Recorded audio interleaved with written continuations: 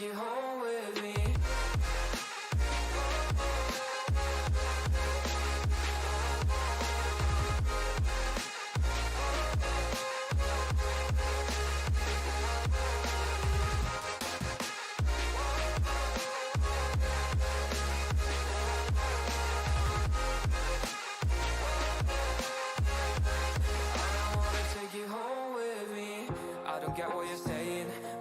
You're playing, can't bother reading your message. No, I'm not here for your show, wasn't asking. But I've been quitting what you're taking. I've been sipping cause I'm making no regrets, I'm not assistant. Just go and be what you were, I'm not missing you, yeah. I'm backing down with all this shit you told me. Just to grab that I met you, damn you hold me down. All my fortune's just been wasted or gone. Oh, you made me feel alone. You thought there's a cure, I went and let you be. Now I know for sure I don't wanna take you home with me. Whoa.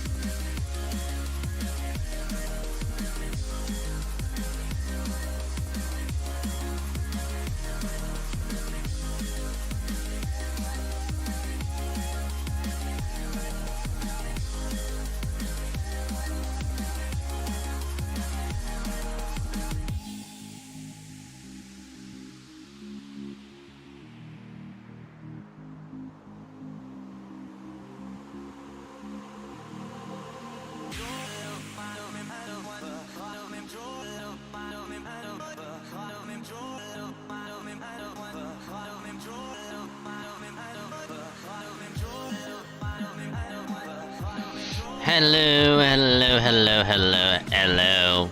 Hi. Hello, everybody. How's it going? Hope you had a great day so far. Hope your Tuesday's been going well, if not good. Cause it's been pretty good. Not gonna lie.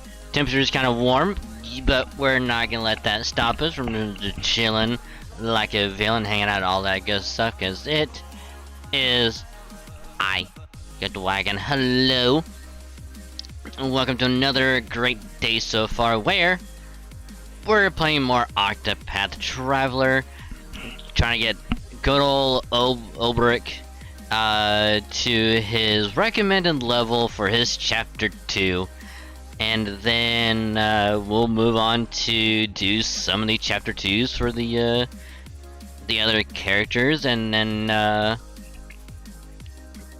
we'll kind of just go from there. So yeah. So normally, we would probably do the same things like last week and the week before, where we would kind of be listening to spooky story stuff and just be grinding it out. But here's the thing. We gotta go to the other places anyway, so I was thinking, in the process of grinding him up to his recommended level, which I think he's 21, and we need to get him to 27. Pretty sure he's 21. I was thinking, we'll just go to each place, get it discovered. That way we can at least fast travel there, if nothing else. And then while we're doing that, we can just get him leveled up, do like the caves for a bit, just kind of chill, all that stuff. I mean, if it does get to the point where it's like we're still like a few levels away and it's gonna take us like an hour or so to get him to 27, yeah, we'll probably just keep listening to the spooky stories for a bit, because why not. But actually, since we're gonna be going to the places anyway, we might as well listen to it from the get-go. Cause like we're not gonna be doing much of anything else except just running around all over the place. But when we do start chapter 2, when we get, cause I know we'll definitely do at least one tonight, possibly 2, depending on how long the second chapters are. Because if they're identical like to chapter 1, I don't think it'll take that long to do their chapter 2s. So yeah, we'll just keep listening to spooky stories as always, kind of walking around, discovering places, all that good stuff. Just kind of have something in the background, to listen to. Which I was debating about like whether or not to have the like the spooky stuff playing again, because I was thinking I would run around and then just have like the game audio and just all that stuff. But since there is a chance that we still have to grind out anyway, it's like might as well. So yeah. Now it's gonna be the entire night is grinding him up to 27, and then once we get him to 27, we'll put Tressa back on the team, and then we'll probably start off with Haunted chapter 2. Actually no, we'll probably end up doing, because we can actually end up doing Tressa's and Cyrus, because they're in the same spot, so we can actually do their chapter 2s first, and then move on and do whoever else. So we could do that. That might be a better idea, actually. But But yeah, that's gonna be the entire night is working on more Octopath, actually doing more progressing until we have to grind out again, because I know for sure we're gonna have to grind out like more levels, all that stuff.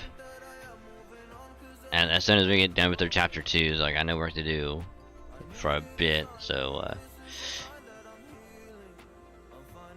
until we get to that point, we're just gonna have fun with it. So yeah. So hope y'all are ready. And again, big hello to you, Theodric, big hello to everyone else. Hope your day's been going well. Pleasure to have you. And just have a great time chilling, vibe, lurking, all that good stuff. Which, if you are going to be lurking, I appreciate the lurk. Just remember, you can either mute the tab or you can turn the volume down on the stream just to mute the stream. That way your review can still count. Helps out a lot more than you think. And I say thank you because you are awesome.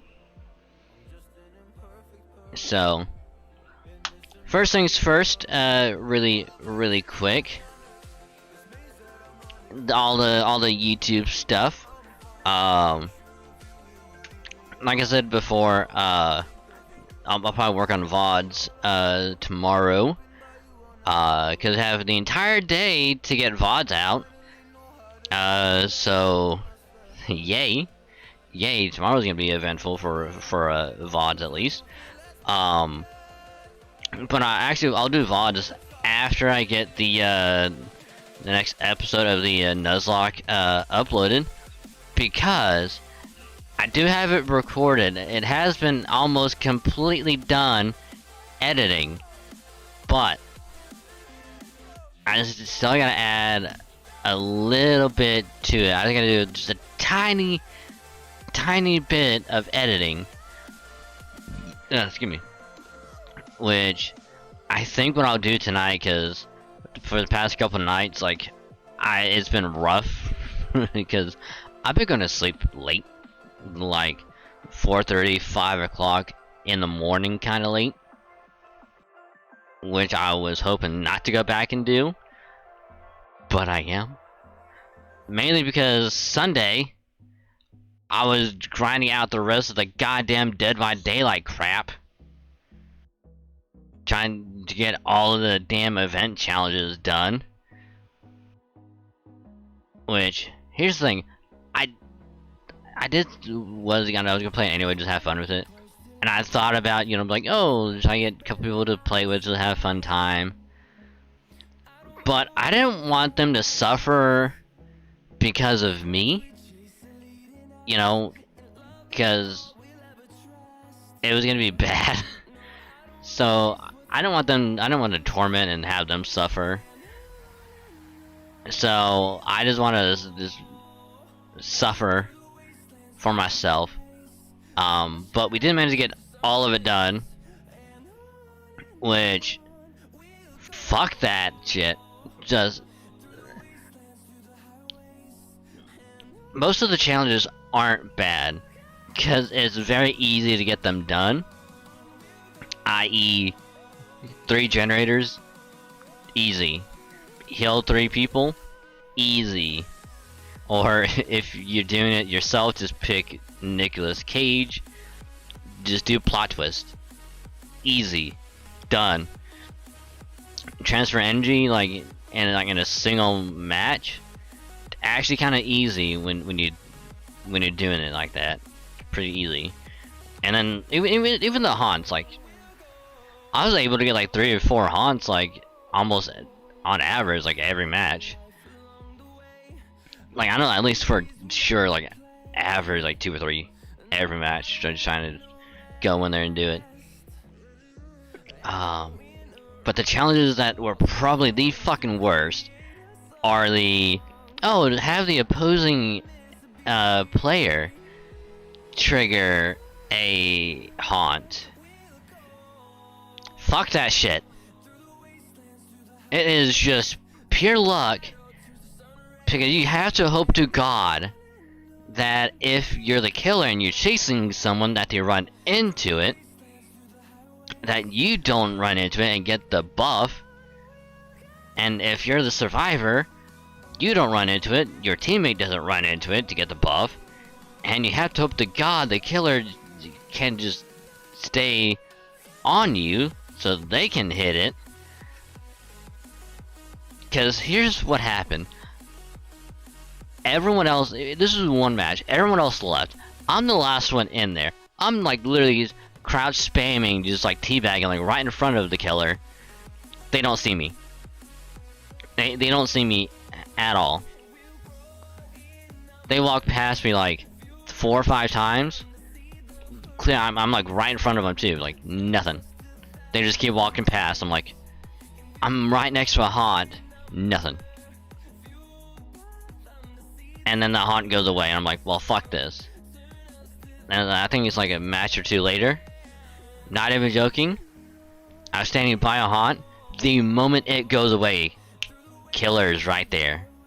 Not even a second after it goes away, killer's right there. And it's the one in like the second page of the event, which is in a little like spiral thing. Yeah, you have to do that in order to complete that one. So it's required to beat it so you can get the whole thing done. Absolutely the worst thing ever, and I fucking hated it. It took me 2 hours just to do that. 2 hours.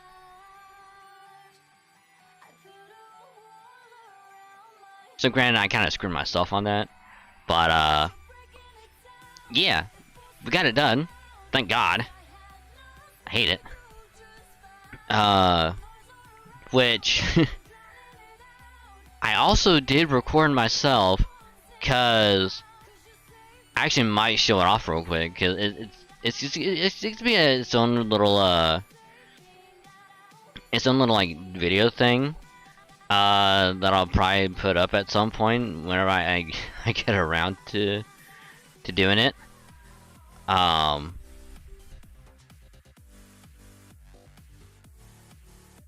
But basically what had happened was, it was the final match that I was doing.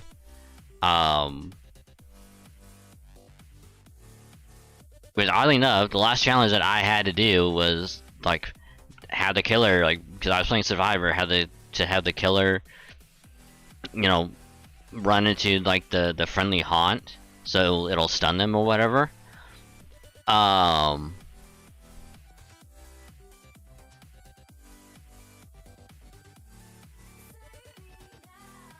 Actually, yeah, this would be a good one. This would be a good one.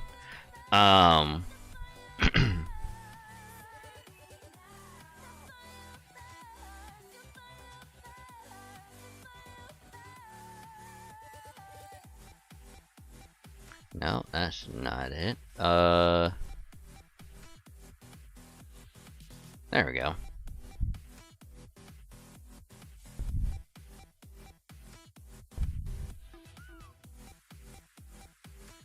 Now, what?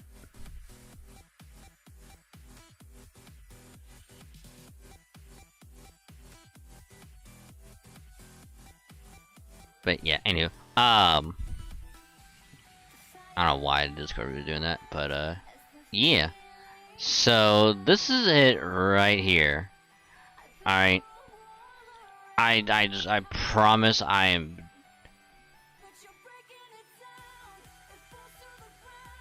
Cause here's what happened. This is going. This is a 10-minute video, by the way. 10 minutes. 10 minutes.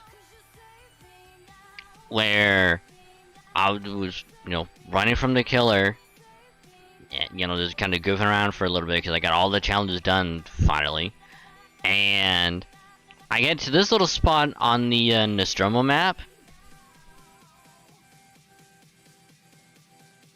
I was stuck here for at least a good 5 minutes before I started to record it, but this is what happened.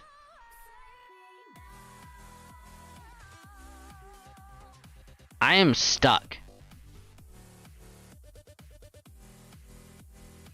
Okay, I was stuck here the entire time, and the killer would run past and not even notice me at all.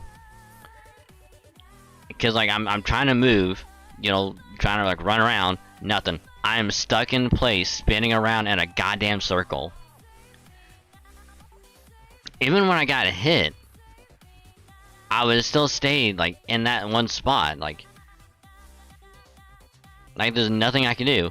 Even like even like another survivor would run up, even when I was injured, and heal me, and I couldn't leave.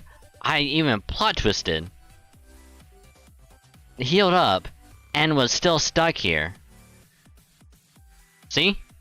Like right here, I was still stuck. Trying to be like, hey, don't heal me. Like I can't move. Even to the point where it's like, oh, see, killer right there.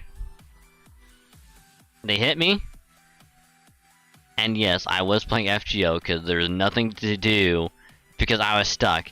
And then the killer runs away.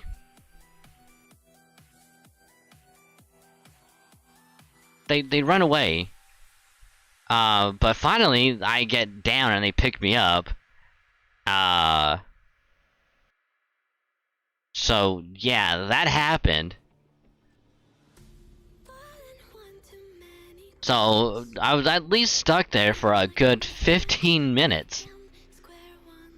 Doing absolutely nothing because there's nothing that I could do. But yeah, so I did this. Cause I thought it'd be funny to kind of record like, oh hey, I ran into this weird little glitch, you know, spot just by sheer accident.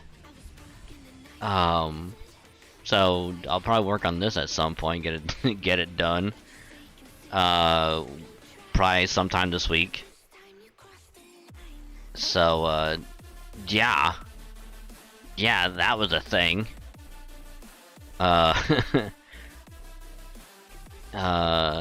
So that happened. Spoiler alert, I actually made it out alive. They unhooked me and I made it out alive. So, yeah, look forward to that. And then, because that'll probably get put up on the second channel. Along with the Nuzlocke, cause like got that recorded. I didn't realize what time it was like when I was editing it last night. And, like I happened to look over at the clock and it was like 4 o'clock. I'm like, oh shit! Like I just need to like a little bit more and then I'll go straight to sleep. So I was gonna do one little bit of a recording thing.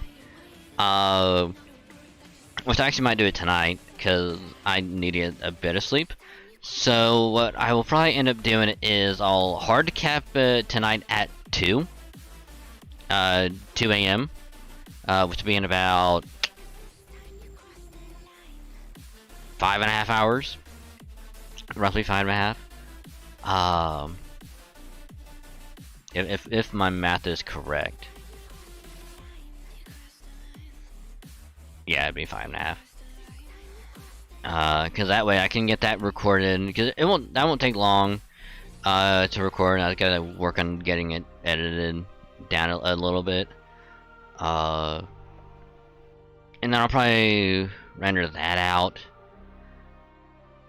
In the morning, get that uploaded and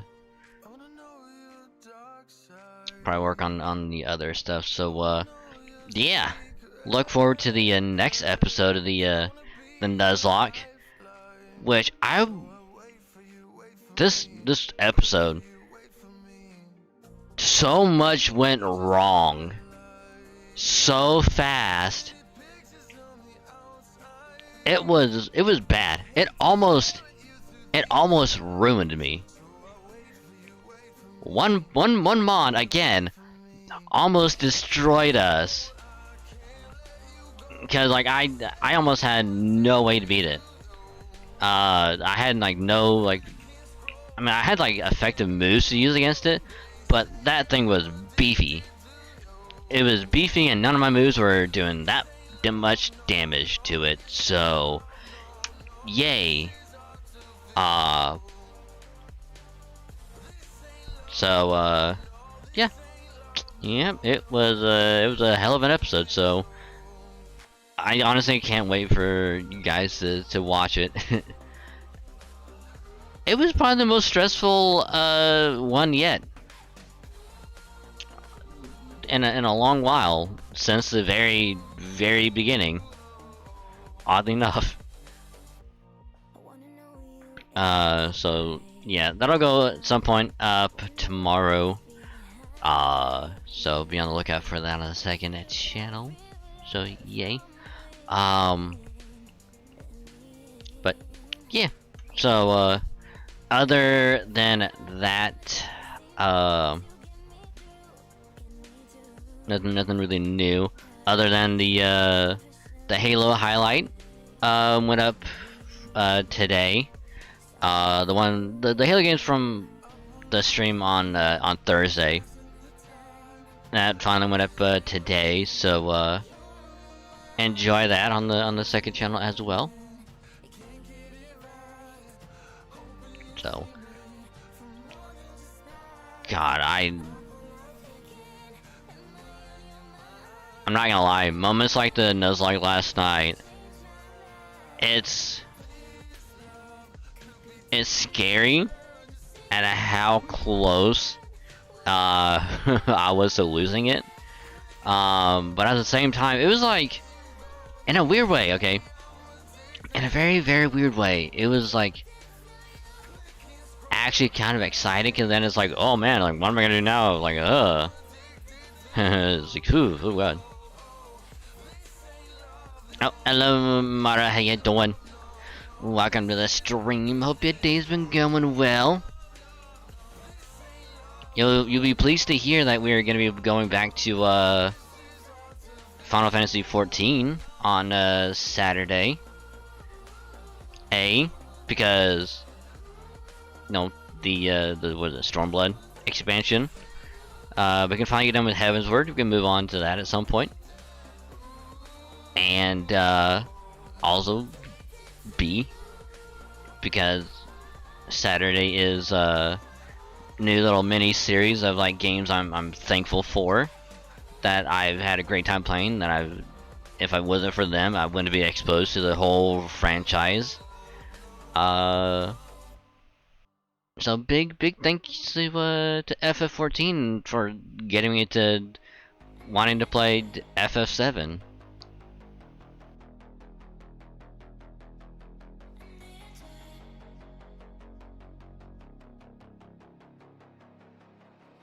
So I was also waiting for the whole patch to come out for the free trial, so I can just go right into it. Which I think came out like a month, like a couple weeks ago, I think. But I've been occupied with like other stuff, so yay. But also, hello Luna, how you doing? Welcome to the stream. Hope your day's been going well.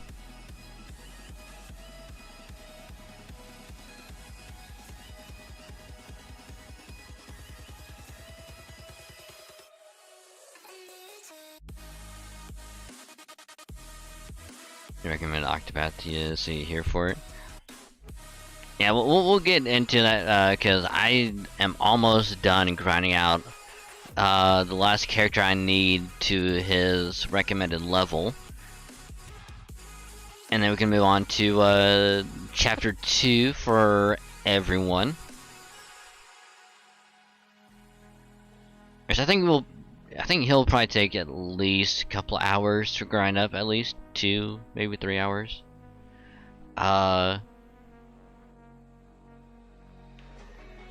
So while we grind him up, we're gonna be listening to more spooky stories, cause why not? Something to pass the time, you know? Kinda go around getting all the places discovered, grind him up, listen to more spooky stuff.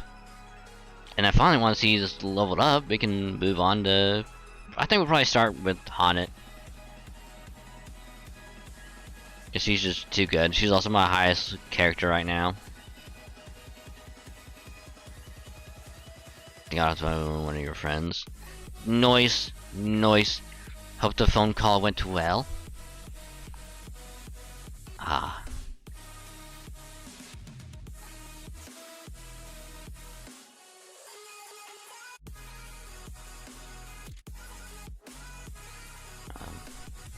But yeah, also, speaking of spooky story, I got food. I was hungry, so I got food. Didn't manage to finish it, unfortunately. So, before we dive in to the octopathing, we're gonna be listening to the spooky. I'm talking about this 2 hours. Noise. It means it was a nice phone call. It means it was a good phone call. Also, hi, bejesus, how you doing? Welcome to the stream. Hope your day's been going well. You came just at the right time, because we're about to listen to more spooky stories while I eat some food.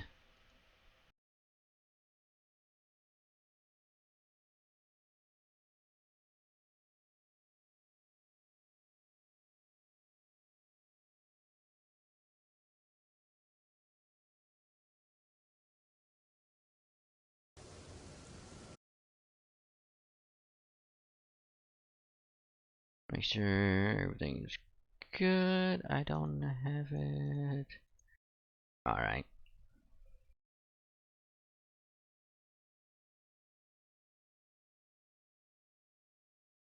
Playing a false start now. Ooh, wow. Call of Duty 3, wow.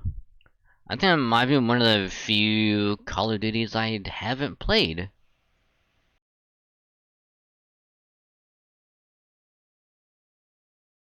Yeah, I haven't played the first Call of Duty. I don't think I played Call of Duty 2.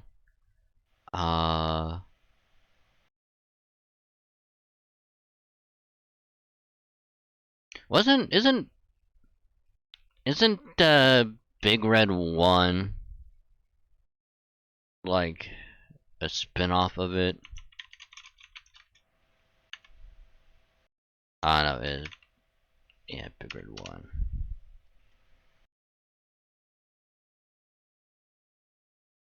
Oh, maybe. Oh, wait.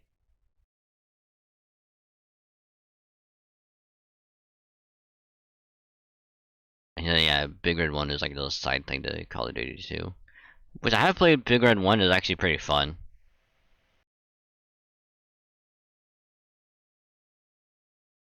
Didn't play the original Call of Duty 2, but did Big Red 1. Actually had a great time with it. So we're gonna get your account back. Good luck. Good luck. All the luck to ya. Hope you get it back sooner than later, cause anyone that ever had that happen, like, it took them a while. So hopefully, you know, sooner than later. Yeah, play Final on PC, but I need to find the record to hear this error responding to veteran. Oh, it does? Ew. Ew. Why?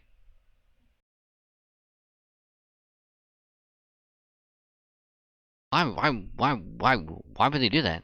That's just bad design. I mean, I can understand if they want you to get through the level as quick as possible, but still, it's veteran. It's gonna be pain. And you have limited ammo. And if they keep respawning, you're kind of screwed.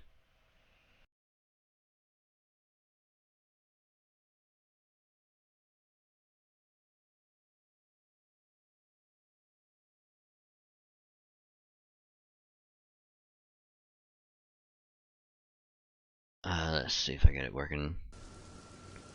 Alright, there we go. Alrighty. Oh wait, isn't this when it wasn't...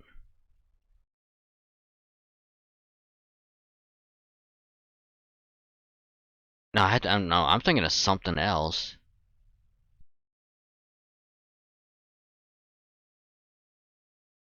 I'm thinking of some other either like OG Xbox or 360 game that was like in a weird way kind of like an RTS like cover shooter thingy majig.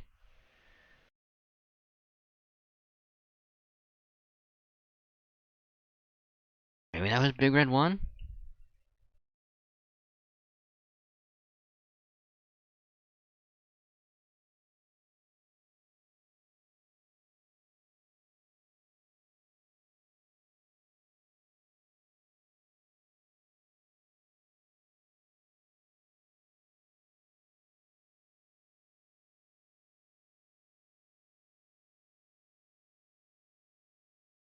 I'm actually kind of curious.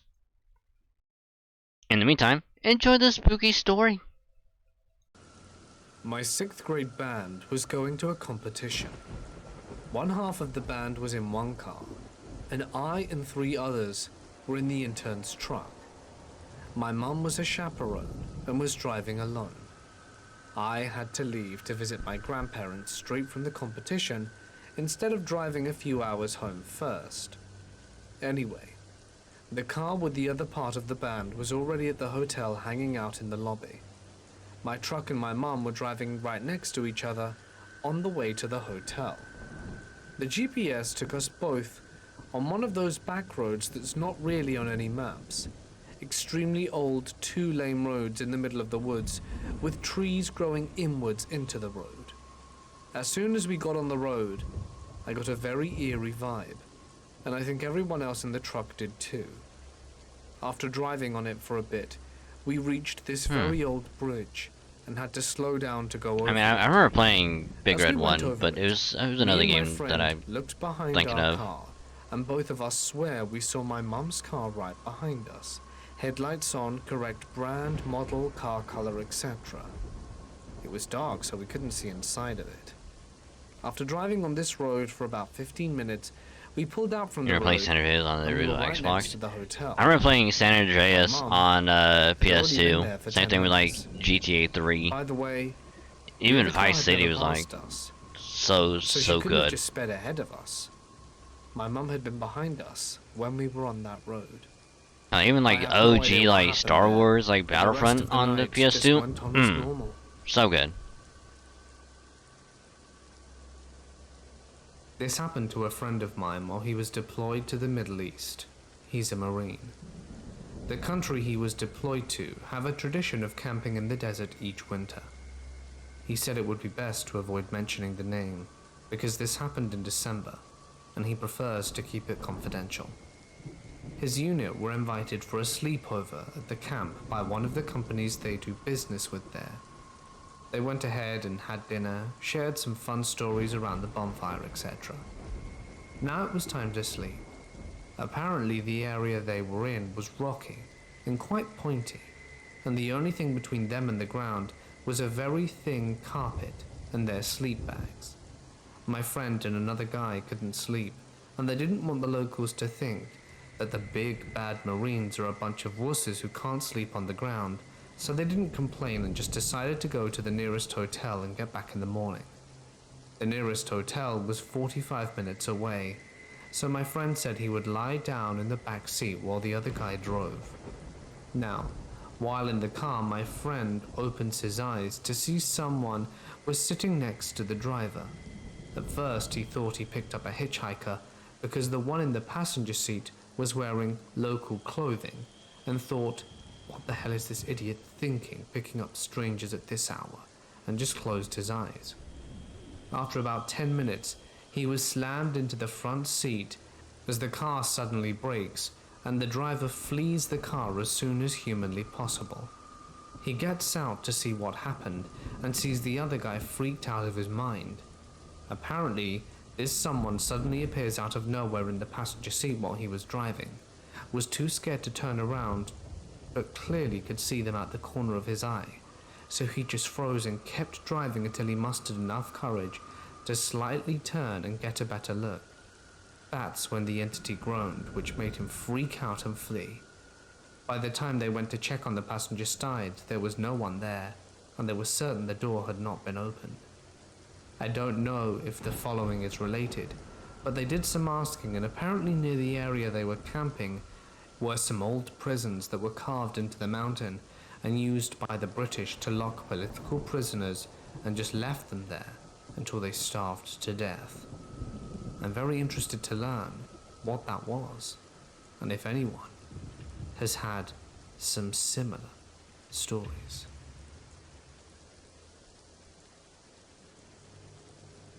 This happened about 5 years ago.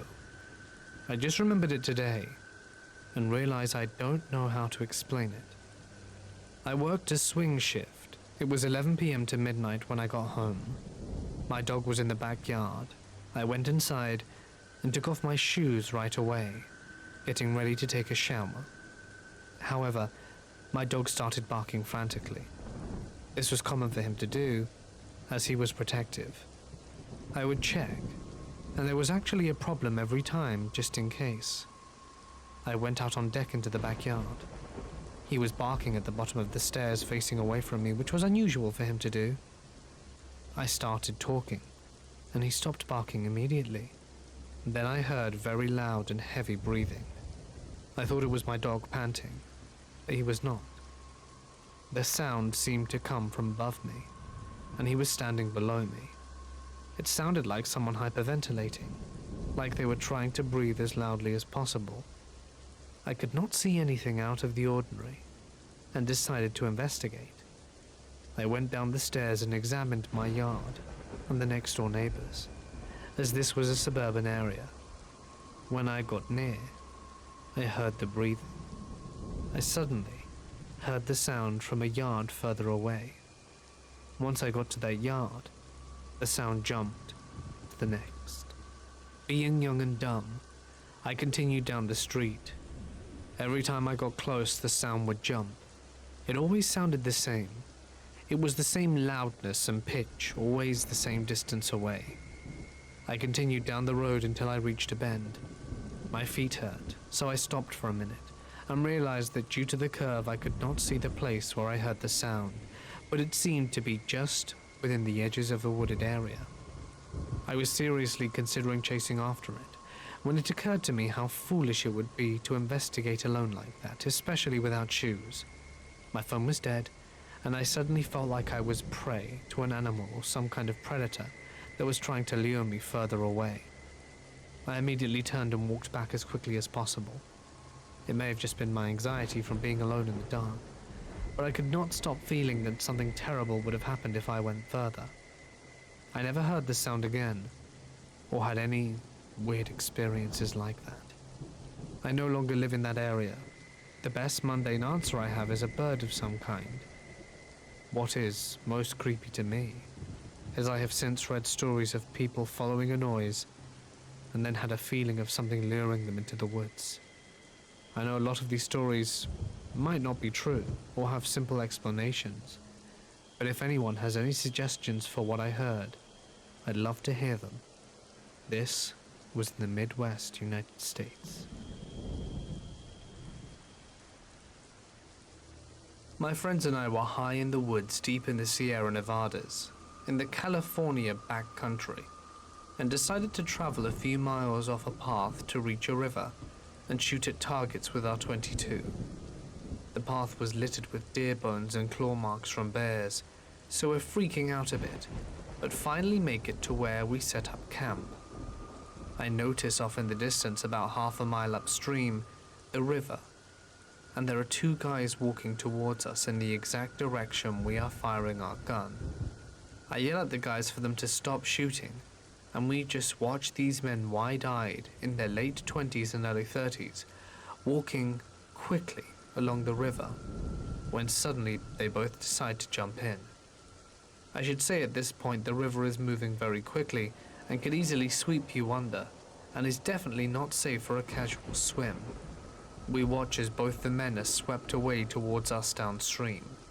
One of my friends, Mike, decides to brave it out and get close to the edge and extend a piece of wood for them to grab onto as they're about to pass. Both of the men latch on, and Mike is a hero pulling them to shore. Everyone watches them catch their breath, and we ask the men what they're doing out here, as it's super remote and at least 3 to 4 miles from the nearest trail, and why they both jumped in clearly deadly water. They give us short answers like, "Oh, we're just boys having fun. Just free swimming in the river, you know," while they're leering at us. Immediately the hairs on the back of my neck stand on end, and every fiber in my body tells me that they meant us harm. We tell them we're going to head back to the trail, and they say that they'd come with us. Given that we're so far away from civilization and these guys are clearly high on something and dangerous to themselves, we reluctantly agree and allow them to follow us. It was the most quiet hike of my life. I felt them trying to feel out if they could take us in a fight. There were 3 of us and 2 of them. We had a .22 but were young, squirrely adults. I don't know how to explain it, but the hike was us constantly positioning against each other with body language without ever directly fighting. They would get close to the gun and try to both be near it, and then we would counter by getting between them and the gun as naturally as possible, while hiking up a path that was littered in bare claw marks and dung. We finally made it to the car and they decided we weren't suitable targets and moved on. No idea what 2 random guys were doing risking their lives in freezing cold raging rivers in the Sierra Nevadas, or why they felt they needed to size us up if they could attack 3 random teens, but I'm glad at the end of it, nothing came of it.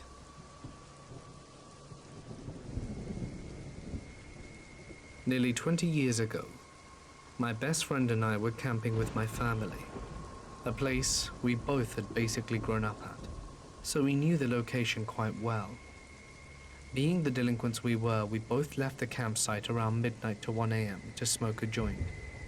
We walked 5 minutes to a park that was on the ocean, with a dense forest jutting up against it. We were on the beach when we finished smoking, and are enjoying the stars for a few minutes when we both noticed something about 150 feet up the beach along the forest trail. I still have a hard time describing what I saw. There were approximately 6 orbs of light appearing on the trail which runs parallel to the beach. They form in a horizontal line and begin moving towards us. These lights are orbs, and unlike a flashlight, they do not project any light. No beams like a flashlight, no area like a candle, none of the trees nearby lit up. They were more like a white light rather than the orange of a candle. Upon them moving towards us, we were both filled by an immediate sense of dread and decide that we're not sticking around. We hightail it out of there. My friend glanced over while we were running perpendicular to the location, and he insists he saw them from a circle and hover down to the ground. Upon discussing it for a bit, we go back armed with weapons and flashlights to see, and there's nothing to note. I have to iterate that this was not in a location where fireflies reside, and even if there was a human element behind the lights, they were moving towards us at a pace people couldn't possibly move through a wooded forest in the pitch dark. I'm in my 30s now with a family, and whenever I see my friend, we still talk about it and shake our heads to try and explain it. What are your thoughts? I work in a pub. It's about 2 miles away in the next village. I usually finish work quite late, 1 or 2 a.m., and have to cycle home. The only route is a small road that goes through somewhat large woods. There's a 1-mile stretch that has absolutely no streetlights. It's pitch black, and as I'm cycling through the woods, I start hearing this loud screeching sound, similar to a small dying animal. It scared the hell out of me, so I started pedaling fast. I continued to hear it, and it seemed as if it were progressing towards me. I used my phone's camera light to navigate, although it isn't impossible to see without it. I point my phone behind me, and I swear I caught sight of some humanoid creature on all fours running at me. Call it mind games, but this was pretty vivid. I continued to cycle as fast as I can, as I'd been cycling long distance from a young age. I'd like to say I'm reasonably fast, yet I continue to hear the screeching and the light patting of footsteps of whatever is chasing me. I try to turn my phone light off, and after a few seconds I manage to do so. The patting becomes quieter, and I hear one last screech from whatever it was, and I have never been so scared in all my life. A few days later, I was doing the same cycle back again. After cycling for a few minutes, I heard the same scream that I heard back then. I was terrified. The first time wasn't just some stupid coincidence. It sounded far away and didn't seem as though it was directed towards me. I kept my light off this time. I assumed whatever did it didn't see me, but I began to pump it home. This is when it gets bad. Throughout the forest in all directions, I heard what must have been at least 10 other screams, all sounding exactly the same in harmony. I honestly thought that was it. I was going to die at any second, but I very happily made it home, and I don't know what it is, but I know I never want to go back there again. For context, our woods have deer and foxes, no mountain lions nor boars. I know what they both sound like, as my house has a lot of woods surrounding it, and they sound like nothing I heard. I can still hear it ringing in my head. I'm so terrified and don't know what to do.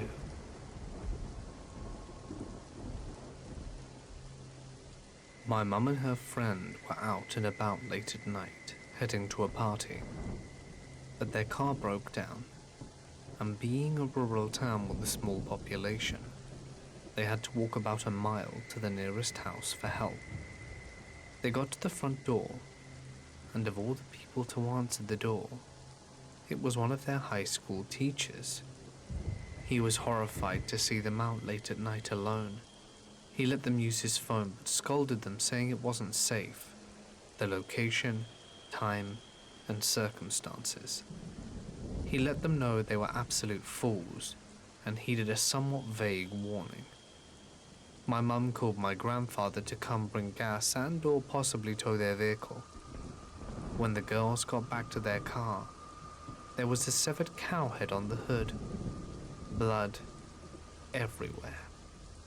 This was near Hermiston, Oregon, apparently well known for devil worshippers. This happened a few years ago, when I was working at my childhood summer camp. I've certainly gotten strange feelings around the area before, but nothing especially malevolent or frightening. My coworker and I were taking our group for a sleep out, up in some shelters about half a mile into the woods and away from the rest of camp. I'm used to being in the woods, and I generally don't scare easy even at night. Alright. So when I woke up in the wee hours of the morning, I set out for the latrines without a Okay, now that second food thought. has been I figured it was around consumed, 4 or 5 a.m. based on the red glow of the horizon. let's The light do fell some softly through the octopath trees, grinding. illuminating the path and the color side of the shelters. The walk was only a few hundred yards, but felt longer with only my flashlight. I was about halfway there before I heard something behind me. Again, I knew these woods. I knew what Dude, most of the animals in the area spooky. sound like, Ooh. from the camp's horses to the local family of black bears. Whatever this was, it was huge. Its presence seemed to close in on me from all around, and I could hear twigs snapping, vines tearing, mud squelching underfoot. Now, I'm gonna pause it real quick, just to make sure I have... Yes, authorized. Jesus, stop bugging me, Discord.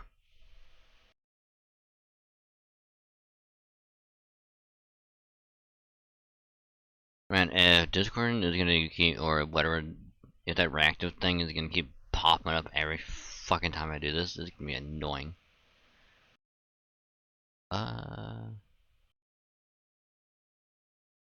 There we go.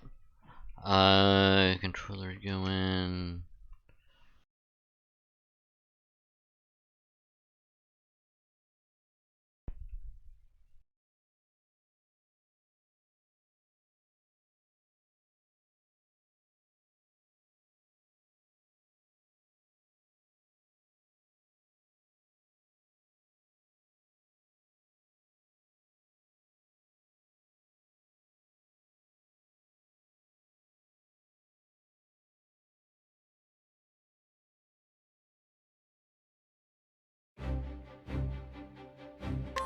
Alright. That's all I wanted to make sure. Cause if it was gonna be coming out of speakers, it would have been a lot better. On uneven path in the But dark it's not coming through the headset. So I walked. I walked like I owned the woods, slowly and deliberately until I reached the light on the side of the latrine. The presence then faded. I was even starting to feel good, confident, like I could keep going, keep walking through the dark wood until I reached the sunrise. I had to tell myself to stop, to turn where I meant to turn, and eventually I returned to the shelter and fell asleep. Maybe I would have forgotten about it, if not for the sunrise. I've watched so many sunrises over the lake, I should have known better. That red light in the woods wasn't in the east where it should have been. It was out on the west side of the pasture, blood red and a little too bright for where it was pretending to be. The more I think about it, the more it felt like I was being herded somewhere. I haven't met anyone with a similar experience, but my friends have theories from fairies to alien abduction. I'm not sure I believe that, but I'll never go into that part of the woods alone. Ooh, peanut butter cookies Again. sound good. Ooh. Man, I haven't had any peanut butter cookies in a long time. I purchased a property and 11 Like a acres long, of woods long in a rural time. part of I'm northeastern actually gonna miss 'em. Minnesota. The woods were connected to a large I don't remember what acreage of brand we would fields normally get, and woods, but about 160 acres. And although we get like sparsely I get populated, like the the generic land ones is or near a whatever, like fairly busy state like little highway. There are some cracker and the housing peanut butter in the middle. developments in the area. Sometimes we They are even get 3 to like 4 the miles away, and the majority of land around our property I guess like are the farm cheese fields, ones as woods, well. and rivers. Every so often, like It's remote, so good. but with towns so close, I wouldn't call it wild by any means. I'm mentioning this because I've heard of many Native American legends of things in the deep northern woods of Minnesota and Canada. But the area in which we live is Alright, not rural, yes, but not the endless north woods. I would like to say I'm not a believer in the supernatural, and I've never been afraid but I of the never woods or had the a outdoors, sweet chili even though I have crispy a healthy mini. sense to caution and respect it because of large bears, moose, wolves, and other potentially dangerous wildlife. Okay, correction. I am Olberic also an is avid hunter 23. and mountaineer, and have experienced many nights We in need the to get him to wilderness. I've 27. had numerous encounters with dangerous animals or situations, so I'm not spooked easily. Knowing my state of mind is important to my story. Okay, so I'm gonna go because many to so-called there and then supernatural straight encounters up. can be explained by people with an already high level of belief, anxiety, or fear, which would not be my case. Well, that all changed after a few weeks after moving in. Oh wow, Alphen is The house way and the land hell had out been there. abandoned for a few years due to foreclosure. Yeah, we'll probably go through so a lot of Stone work Guard needed to be done to all get the it way back over in there. shape. Jesus Wildlife Christ. had grown accustomed to no human presence, and black bears frequently roamed the Yeah, yard like, at night, along with Tressa and many Cyrus other are like woodland right here, creatures. so when we get We done also with found a lot Olberic, of we have to go animal right bones here. scattered throughout the woods, and coyotes were abundant. One night during those first few weeks, we had a rainstorm. and Alright, I let's was go to worried about a Victor's broken Hollow. downspout potentially causing a basement leak. It was Okay, like around we're still gonna be 10 p.m., grinding, it's so I just grabbed this my way. headlamp When and we get headed done, outside we to can just deal with teleport the right there. situation. Behind our house is a fairly large swampy area that divides the woods. I And had we my can listen to back some facing this spooky area while story. fiddling with the downspurt, when suddenly Some I had this spooky. intense feeling of dread. And also kill some It's really monsters hard to get some explain the XP. feeling, but it was like my body knew something was back there. It was very unusual, based on the circumstances, never having felt this type of fear before. I tried to stay calm and slowly turned around to point my headlamp back towards the swamp. What I saw was something I still cannot Never seen the explain. game before. Numerous, glowing and reflecting, staring back at me. I'm trying to think of like the best way You to typically see with a deer or other animal, since they were at different heights. describe it. And when I pointed my headlamp beam directly at them, where you would expect a head to be, there was nothing but weeds and trees. When I turned the headlamp off, they were still there, and glowing. I'd probably describe it as They didn't move. They just stared through. like a Needless to turn-based say at this, I bolted and ran as fast as I RPG could back into the house and explained it away as it with Later that summer, Stardew I Valley was sitting out on our graphics screened-in porch that partially faces the swamp. and actually really good like Close to characters, the west. like really good. It was approximately 11 You p.m. pick when one I began to out hear of what out of sounded 8, like a bear and fighting if you with want or to, attacking a cow. you go around the map, Since there was a get small all 8 farm to the characters, southwest of my do their property, first I chapters, assumed and that then perhaps build a like cow a had little wandered team. into the woods and been attacked by a bear. And of course, like every I really didn't enemy has a know weakness. if You this was something a bear would exploit that actually do, weakness, but it break was their my own shields so guess they based can't on the attack, sounds I was hearing at the time. and It was clearly some you know, kind of roar. typical like Like a RPG bear, but stuff, then you know. Followed by a frantic sounding cow. I just really like Haunted, who's the character This I went on have for right over now, an like hour, here, and it like was perhaps one of the because most horrible sounds I'd ever seen. when you Even though it sounded so strange and almost fight, supernatural, you can it capture didn't frighten me one of the since I had enemies this and have rational them explanation in my head. be on Even your later, side. The same series of sounds happened again the next summer. These first few years, I never investigated the area of the woods that the sounds 3D came RPG. from, as It's it was not my property. I A few it's years later, more I had accurate the to be like chance a to purchase this 2D area and 70 acres to the west, which consisted pixel of the woods that connected RPG. to mine, as well as a few fields, more woods and ponds. As part of purchasing this land, I spent a great deal of time walking around it to get a good understanding of its value and layout. As part of my walk, I was able to get a much better look at the farm's setup to the south. The farm did have cows, as I suspected, but to my surprise, the area they were keeping in was a long distance from my house. much So too I'd far probably for me say to like hear them. any And the like fence older was like also RPG, because extremely it's well-built as well as basically Looking that. at it, there was no way a cow was wandering off that farm. I didn't really think about this fact until recently, but I feel it's best to explain things in chronological order. After acquiring the property, I proceeded to put up tree stands in various locations along with trail cameras in order to prepare for the upcoming deer hunting season. One spot was the hilly woods where I heard those sounds many years prior. Again, I did not connect these two things until now. The area was very odd, as whenever I hiked through there, I always saw some strange new things. One time my son and I found an old game snare tied to a tree, with what looked like dried blood on the tree bark. Another time we found an at least 100-year-old lovely. tree with a barbed wire fence completely spiraling the tree trunk, growing. that's another reason why I love Haunted is because I've also found many tree she- trunks with very large scratches or she has like a not resembling an freaking antler like bone, snow perhaps a leopard, bear. and We she can almost fight always find whenever, dead animal bones in and the it's area. amazing. And even this winter, I found a few deer legs snapped and picked clean. My sons have found numerous animal skulls there as well. As I was saying, I put a game camera in this year, since I'd seen tracks and signs and wanted to get a sense of the best places to hunt. I've placed one out there many seasons and There have we yet go. to capture a single thing on it. Nothing. Oh, My and then son of has course, like posted there a few anytime times for hunting a season, character, and has mentioned the strange hey, sense let of me quiet. probably pause this He's real used quick. to the forest sound. But yeah, it's more like a 2D RPG, like very reminiscent of like older, you know, RPGs, like top-down perspective. But this one is more like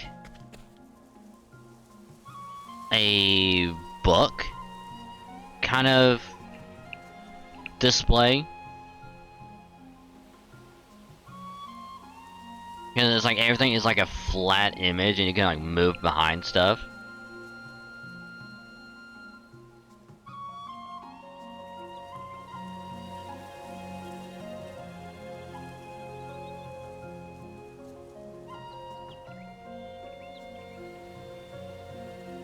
Or I guess, like what GR has said before, like if you played any of the like Bravely Default games on, I guess, like the DS or whatever, it's basically that.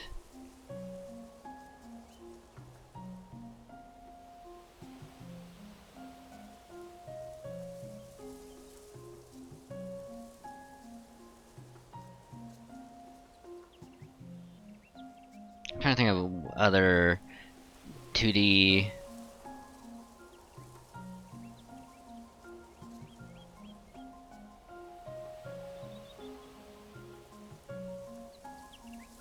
Yeah, I got nothing.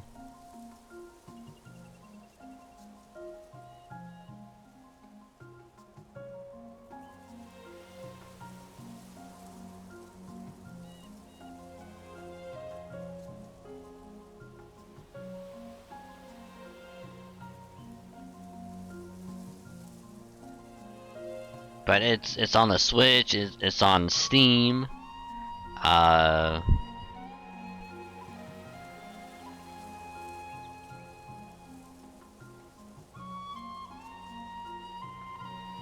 Soundtrack is amazing.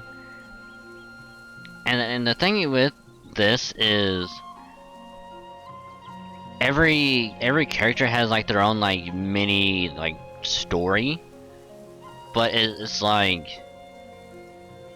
when you go around to the other character, it's like, oh, you're gonna help me with my thing? Like, cool. Like, thank you. And then it's like, hey, I'll join you. Cause like you helped me, I'll help you. Let's go out on this adventure.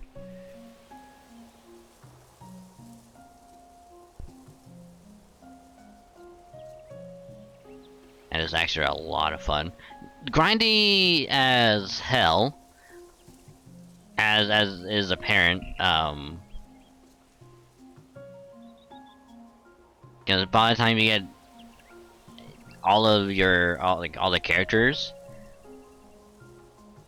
your highest more than likely will be around like 15, 16, and you have to get them grinded up quite a bit just to do their second chapter. Which is unfortunate for me, because when I got done with everyone else, like they're around like level 12 and they got done. Except for Olberic, who was at level 8. So like we have to be grinding him out a lot. So, yeah. Really, really grindy as like all RPGs are. 2D, kind of challenging in some ways. But overall, pretty fun. Pretty fun, I'm not gonna lie.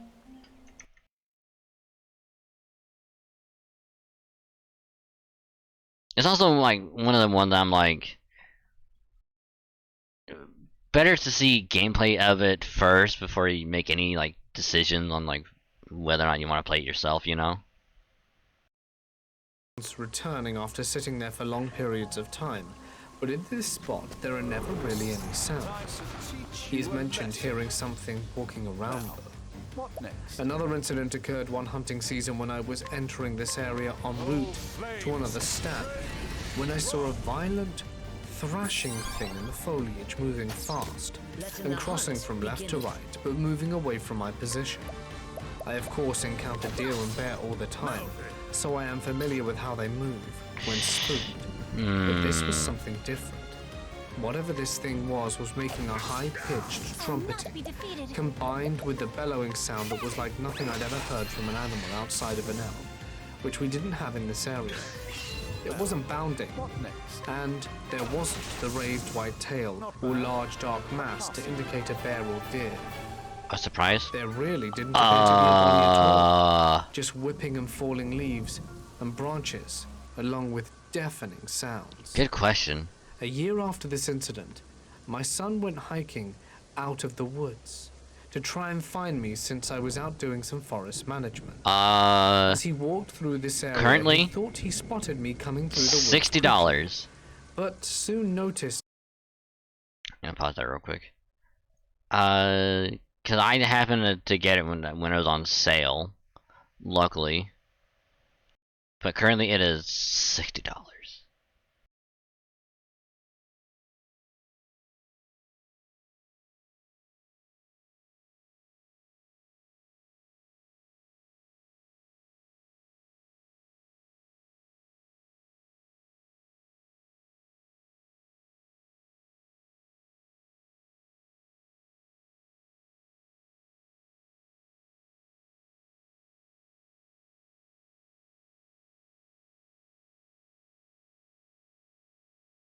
Am I gonna get the DLC for it? Probably not.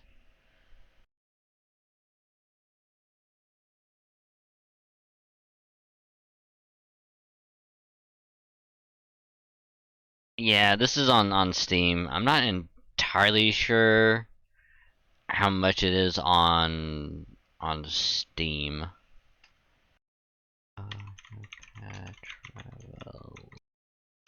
Switch.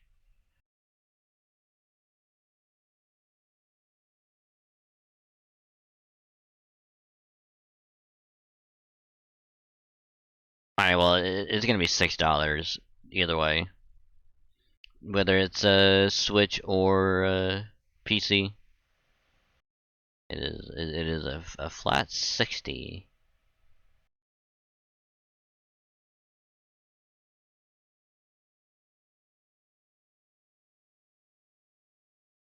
How is East 8 only 40 on Switch?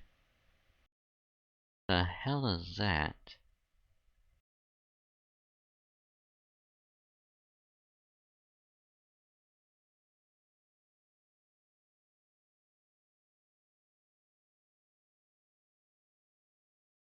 So yeah, it's gonna be 60 for either one. The walk and clothing were not like mine. Whoever it was a lot taller than me, and he described him as extremely thin. He said the person he saw did not notice him at all, and seemed to be walking in a straight line like they had tunnel vision. I mean, unless you can get lucky by going to like GameStop or some like place and get like a used copy for cheaper. Head out that far, as it leads to deep ravines and uncrossable rivers. After he found me and explained what he saw, I quickly went over to investigate to see if we had a trespasser. I hiked for quite a while, but never found anything or anyone. Nice. If someone was there, they either got picked up on the road or vanished. That same year, my son had a friend over, and they went for a late afternoon walk in the woods. As it began to get dark, they made their way back by walking on the edge of the field that is next to this area of woods. As they passed by, they said they saw a figure a little ways off in the trees. Yeah, I'd say you probably wait for like a Steam sale or something. something. To be making some kind of hand gestures. It began walking slowly towards them when they called out, "Hey, hello." He or it stopped still and said nothing. It was at this point the boys sensed something wasn't right and bolted back towards the house. They rushed into the house and told me what they saw, and I of course laughed it off. As the I have my son described the figure as these tall, two as like a, 15 feet, you know, but with skinny arms and his body like the was main dark ones. all over. Not hairy per se, just dark. You know, in case of like do one, and it's like I'll save if I'm trying to do something. I pick second slot, and third is only for like whatever chapter of the character that I'm doing. Me, being the curious and protective father that I am, was worried about it being trespassers, drug addicts, or both. So I told them I would go to take a look. Western's still so they took me wild. to the area Still and pointed snow. to where it was standing, and I headed into the woods. Since it was winter, there was snow on the ground. Oh. I thought it would be easy to find the tracks of whatever this thing was to find out where it came from or went. When I go to the spot, there wasn't a single track or disturbance in the snow. Wait a minute, so we gotta go... There was no way an animal or man could have been here. And not Oh, left any okay, but you gotta go tracks. to the They had left either made it up, to get or they might have played to tricks on me, Victor's or so I Hollow. thought. And then To just this day, move my all the way son to and the his right to friend get there. still swear they saw it clear as day, and I can definitely attest that their fright And then was fast real. over there, move all the way My up wife to had also there. experienced this strange thrashing sounds and other feelings of dread of being watched in these parts of the woods, and generally refuses to go over there anymore. Because I don't know if All this of is on this brings me to Xbox or today, not. where I had a sudden realization It'd be pretty that all cool the if it strange was. sounds, sightings, bones, and events Honestly. seems to be centered around this one area, and I'm just at a complete loss for what it all means. It's all too strange to really bring this up and discuss with people I know around here, but I wanted to share this with you in the community to see if you have any theories or ideas on what we may be dealing with. I'll continue to investigate on my end, but would love to get your feedback. I'll do my best. Growing up, I was always at my grandma's house. My childhood featured a parent with substance abuse issues, and going to my gram's house was the best. I had friends there, and she lived in a really nice suburb with tons of other kids my age. I made really good friends with a neighbor who had woods in his backyard. Mike. We'd often take little lunches packed by my grandma and go into the woods to eat them and admire creeks, birds, and collect pebbles and stuff. You know, kid stuff. This was harmless, and you could usually always see the backs of houses when you went into the woods. I remember one day, we made a pact. Just out of Mine curiosity was in a though. grocery bag and planned to venture out further than before. Ooh, if we can get lucky and capture, that'd be good. And low back pain hasn't set in from Damn it. sitting at a desk for most of your adult life. You literally could walk for hours and probably many miles and not even notice. And eat a terribly made PB&J. Yeah, I don't want to risk it. Completely rejuvenated. Ooh, this guy could get some good That was XP. us. So we walked further than ever. We slid down a hill, and I remember being really scared of this. and Shrine of the hilariously, Huntress. I'm still majorly scared to fall when hiking. I got a little scuffed up, nothing major, and Mike was slightly older than me, so I wanted to seem tough and just walk it off. We walked deep into the woods, and I remember being just slightly creeped out, but not enough to protest. I wanted to explore too. This is western Pennsylvania, and I should add, we weren't in the rural areas of my state, but some of the suburbs do intersect with trails and nature preserves that... Hold on. What is this gonna be?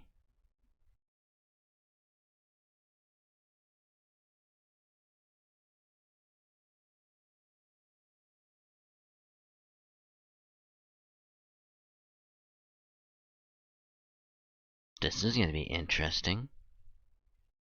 can go on for acres and acres.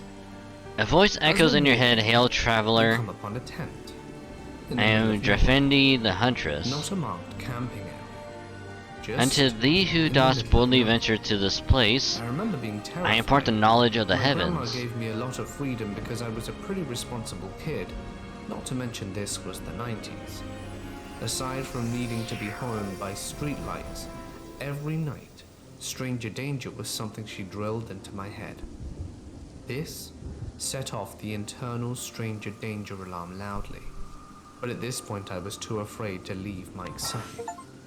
So we approached the tent. Oh my Even though god. everything inside of me is singing to get the hell Okay, out everything of does here. with main menu is like Mike jobs and main menu goes you up can to me. equip a secondary job. I tentatively followed. Yes.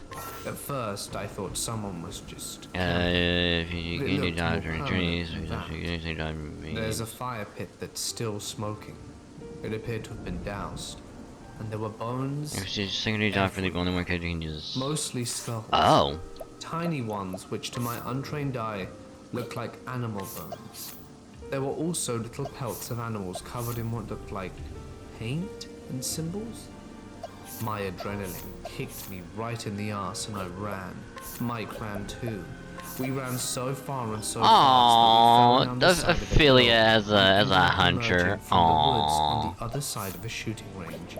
The men firing were screaming at us to leave, which is understandable. And I also was so scared of the tent that I didn't process the real danger that we were in on a shooting range. We definitely could have died very tragically there. So looking back on this memory, I'm wondering, was this something nefarious? Aww. Or could it have been some That's actually kind of harmless adorable. nomad living in the woods? If they I'm were sorry, living in Ophelia, but maybe you're the gonna lone stay Hill a healer. You're Some not game changing they had to jobs. live and eat from. You and The Cyrus, pellets you're with symbols staying of where you are. I don't know. Sorry. This is a weird memory that I can still You ever see saw what clearly an enemy today. in the game by who's trying to spy What do you every yeah, with Matthew Mercer. This happened to my dad. A few years ago, he was working on this large ranch with his cousin for a very rich guy in Texas. It's like He was if gonna they work say, with two "Oh, other people, he's in the game," or ex-militaries, it's like sergeants, he both voices of the them. character, I'm like, Tough guys who had their share of war. okay, I'll The try two and spot soldiers him if had I been on see the him, ranch longer than my dad. or if I like completely forget They about knew it. the ins and outs. It's just like, what One day my what dad minor asks about the character forest, are they gonna be playing? if I'm they like, could go see it or camp someday. I think The I'll sergeant try says they and listen can, and be like, but oh, only during the day, oh, is as this they're not spending the is this night. good old Matt Mercer? My dad's now confused. How two John Wicks are afraid of the dark. So the creepy thing is that the ranch has this night vision cameras in But the it is forest lame, that this take name pictures showing of his voice. movement and deer late at night. I guess The soldiers found two pictures in the camera with two little girls alone. I mean it'd be kind next to a of deer, difficult because way he can past like midnight. I- Since then they don't he step into the can forest modify late at his night. voice like pretty well. They conclude that one of the Um, girls was wearing a Navajo dress, perhaps, in a place miles away Because from he's civilization and a caged property. I have the two he's pictures. the high noon I've seen guy it. in There's one girl Overwatch. about 4, He's gonna be alone in the woods.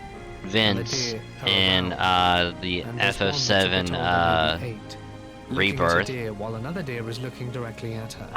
They're not that far away. The girls are practically pet distance from the deer. When Yeah, I was yeah, that guy. 20, I used to work as a pizza delivery guy in a small city in northern Germany. On my way home, I had I'm to obviously drive a used to few trying to say miles his on a remote old state name, but I'm road like, nah, that that's led through not what he forests goes and by anymore. farmland. One night at around 1 a.m., there was a huge thunderstorm. But yeah, he's So I like had to mostly drive like the slowly and deep, carefully. bassy When kind I arrived at of the voice. junction, I noticed a figure standing in the middle of the road. It looked like a tall and slender man in a long black Slender leather man. cloak with a hood. At first, I thought it was someone who had an Dude saw accident the and was fucking looking back. IRL Slender Man. But when He's my about to headlights die. hit the figure, I noticed that the cloak, especially the hood, appeared to be empty. My headlights did not illuminate the cloak like they should have. It was just the lighting reflecting on the smooth, wet surface that allowed me to see the shape. Of course, I floored the gas pedal and went as fast as That's I could. fucking A few badass. miles later, I ran So we into can the just same, or at least a very Randomly similar find figure these again, like all around the standing in the map. middle of That's the road, actually cool. unmoving. This time I didn't even slow down and rush past it. It nearly scared me to death. A few weeks Duck later, Barrel Pictures this time Hollow. without a thunderstorm, but a beautiful warm summer's night, I encountered another creature right where I saw the black figure previous, This is It like a looked who doesn't like a like it giant from deer, something in ways over but two. without fur, and Ah. pale gray/white skin. It was extremely Oh skinny, god. nearly I skeletal. think I know who you're talking about. Fuck, that's gonna bug the hell out of me. And had an abnormally long and thin tail. It ran alongside the road and kept pace with me quite easily as I drove by it. Only when I slammed on the gas pedal and went suicidally fast did it start to fall behind and eventually disappeared into a crop field. The very next day I quit my job and have never used that road again at night. Oh my god, it's Liam O'Brien Oh my god. We were camping at Long Beach, Washington. Oh my god, I know that he's on he's on Critical Role with Matt Mercer. Oh my god, yeah, he's also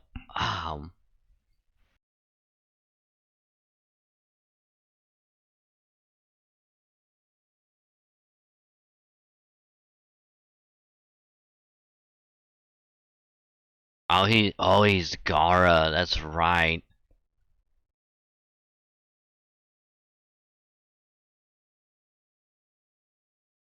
He's yeah, Ukitake from Bleach. Jushiro.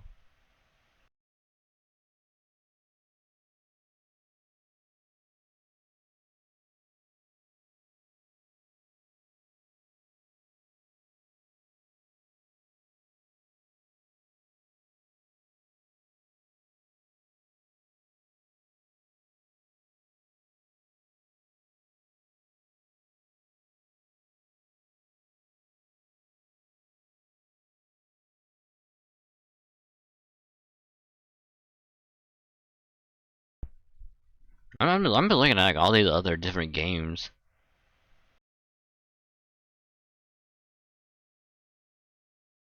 Uh,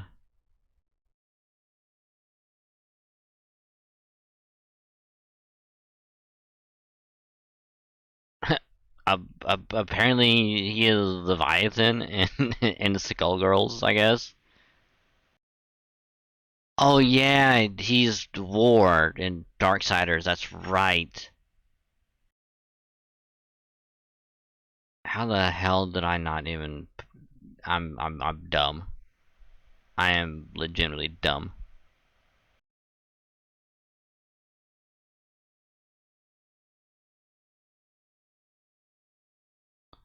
I know. Uh.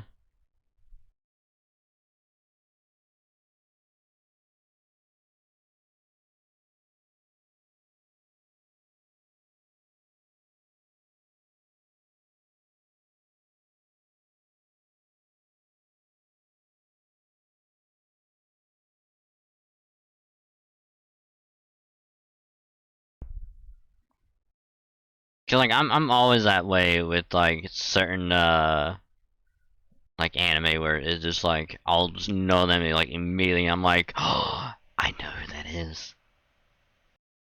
Or it could be like any game. I'm like, oh, I know who that is.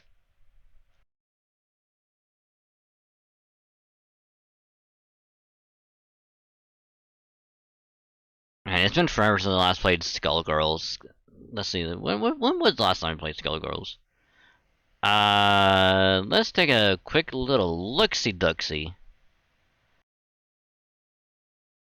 It would have been, oh wow, February 15th, 2022. Which I think I think that's when we played it on stream. I think that's the only time I played it was on stream, and that was it. No, that's funny. I mean, I still like it. It's just other games have kind of got my attention. Or when Johnny was both Dragon and Antagonist Persona 4. I mean, to be fair, he was mainly the antagonist, okay? They just needed someone, you know, because like the main character doesn't really talk a lot, so they just need like grunts and stuff. They're like, hey, since you're here already, you just wanna you don't wanna do that guy too? Which was kind of bad in hindsight, because when they did the anime, it's like, well, you kind of already did the guy in the game, so you might as well just do it in the anime as well. On top of already doing it for Bleach, so yeah, dude was probably working a lot at the time, doing Bleach and Persona and then various like miscellaneous stuff, like Hell, and probably even oh, maybe Devil May Cry, if it was around that time, maybe. But yeah, Johnny and Bosch. Oh God, what's the name? I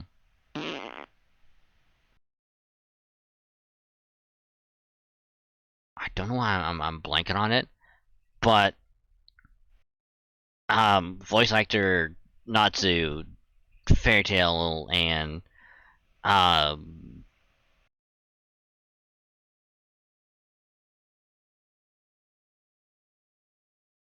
I'm blanking on it. Todd, yes, thank you. And Nolan North and everything. It's like it was like, oh, I wonder who this guy is.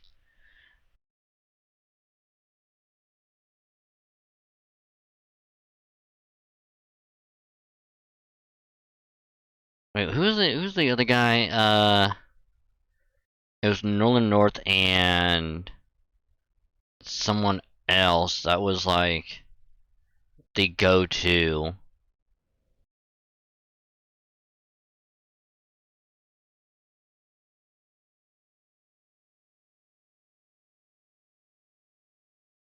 Oh God, who was it?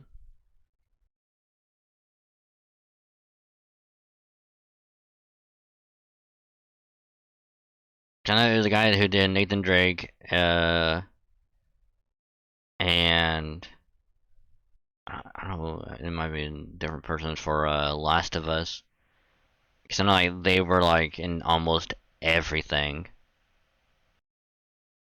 Unless it's the same person, I'm completely wrong.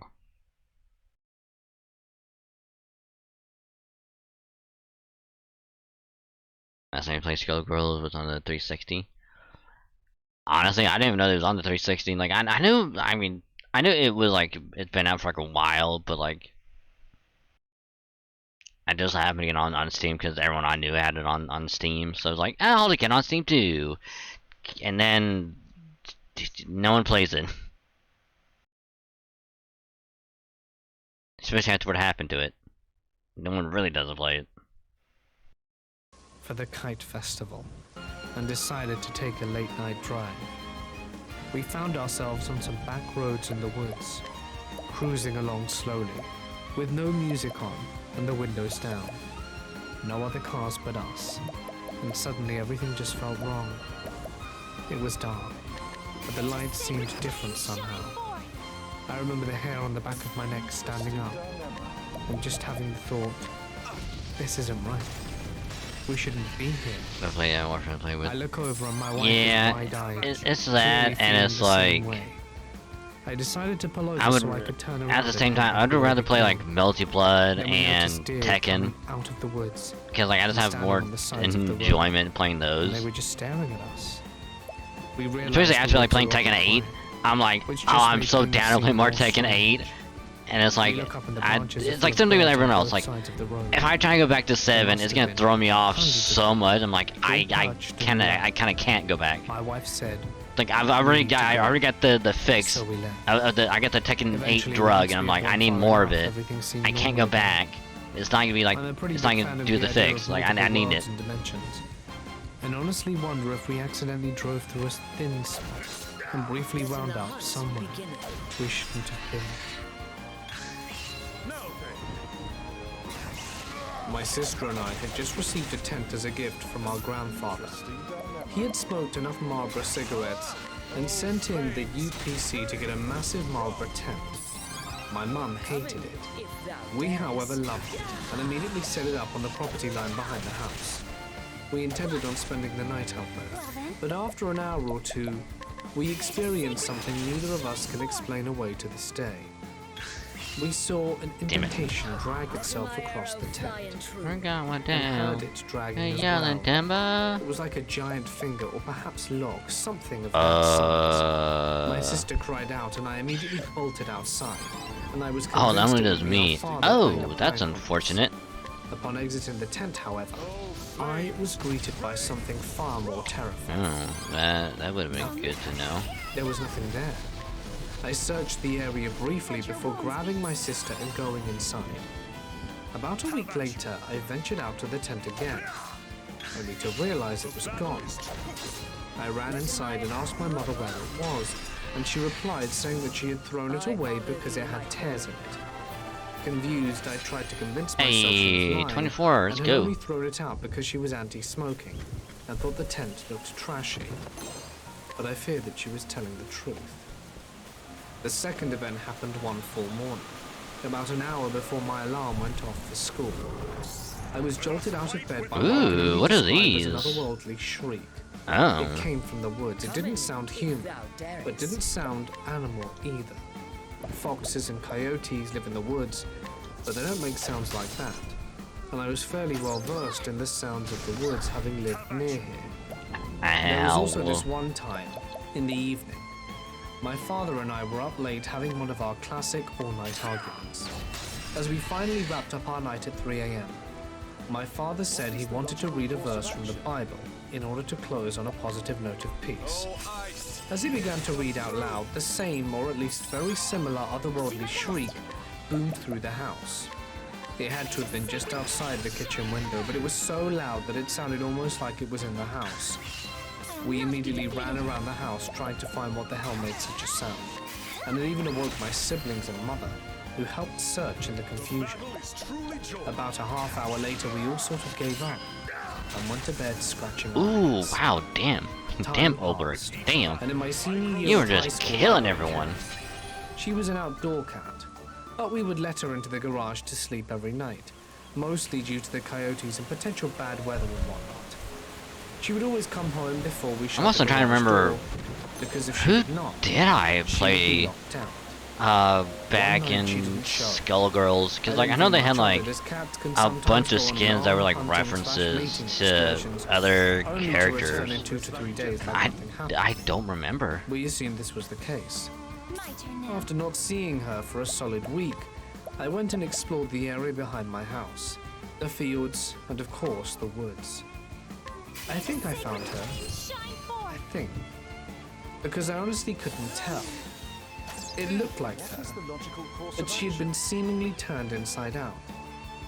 I stared at the remains for about a minute before turning back home.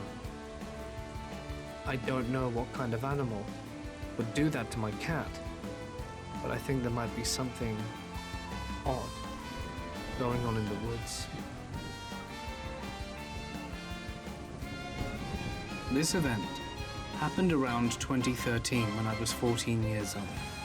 I've never experienced hallucinations in my life, and my family has neither. Back then, the Slender Man hype was at its peak, and of course I wanted to reenact the game with my brother. Slender So I Man? drew some figures similar to the game on some A4 paper sheets and went into the woods next to my residence. It was midday, and my brother, 2 years younger than me, was fiddling with some sticks at the entrance to the woods. Meanwhile, I was nailing the sheets of paper to some trees. Even though it was sunny, I felt like this place had a weird vibe to it this day. So dumb me continued nailing the papers to trees, thinking that the atmosphere would make the game even better. About 10 to 15 minutes later, I started nailing the papers. There's a I problem. came upon an old fallen tree with its roots sticking out of the ground. As I passed it, I felt something strange. Around how going you mean to on. play?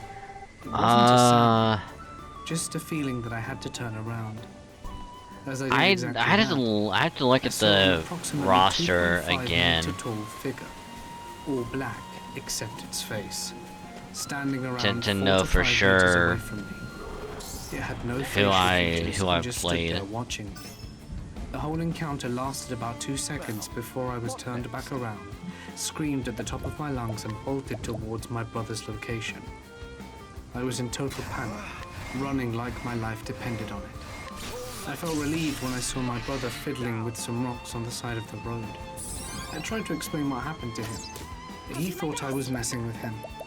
The game was cancelled, and I made sure to stay by his side while taking off all the pictures I'd nailed to trees. I went back to the spot of the encounter Sweep. with her, There we go. examined it clearly, trying to tell myself I'd just seen an illusion or something, but nothing even remotely resembled the figure. I kept this encounter mostly to myself. I never told it anywhere, thinking people would write it off as a troll post or spooky story. My family are also heavily Spooky. religious and Ooh. the whole thing happened in France, in the 92nd department. To this day, I still have no explanation to what I saw. Could it have been an entity of some kind? I didn't get a clear look, but my instincts told me to run. But I'm sure that there was something there. A buddy of mine had just bought a camera and liked playing around with the exposure open. Not sure about the terminology, but it's kind of a technique to make light look stretched and probably a billion other possibilities. So we took a few colored plastic cups and went out to the part of the woods where we knew there was That's a right, I trail had we could business walk on. here.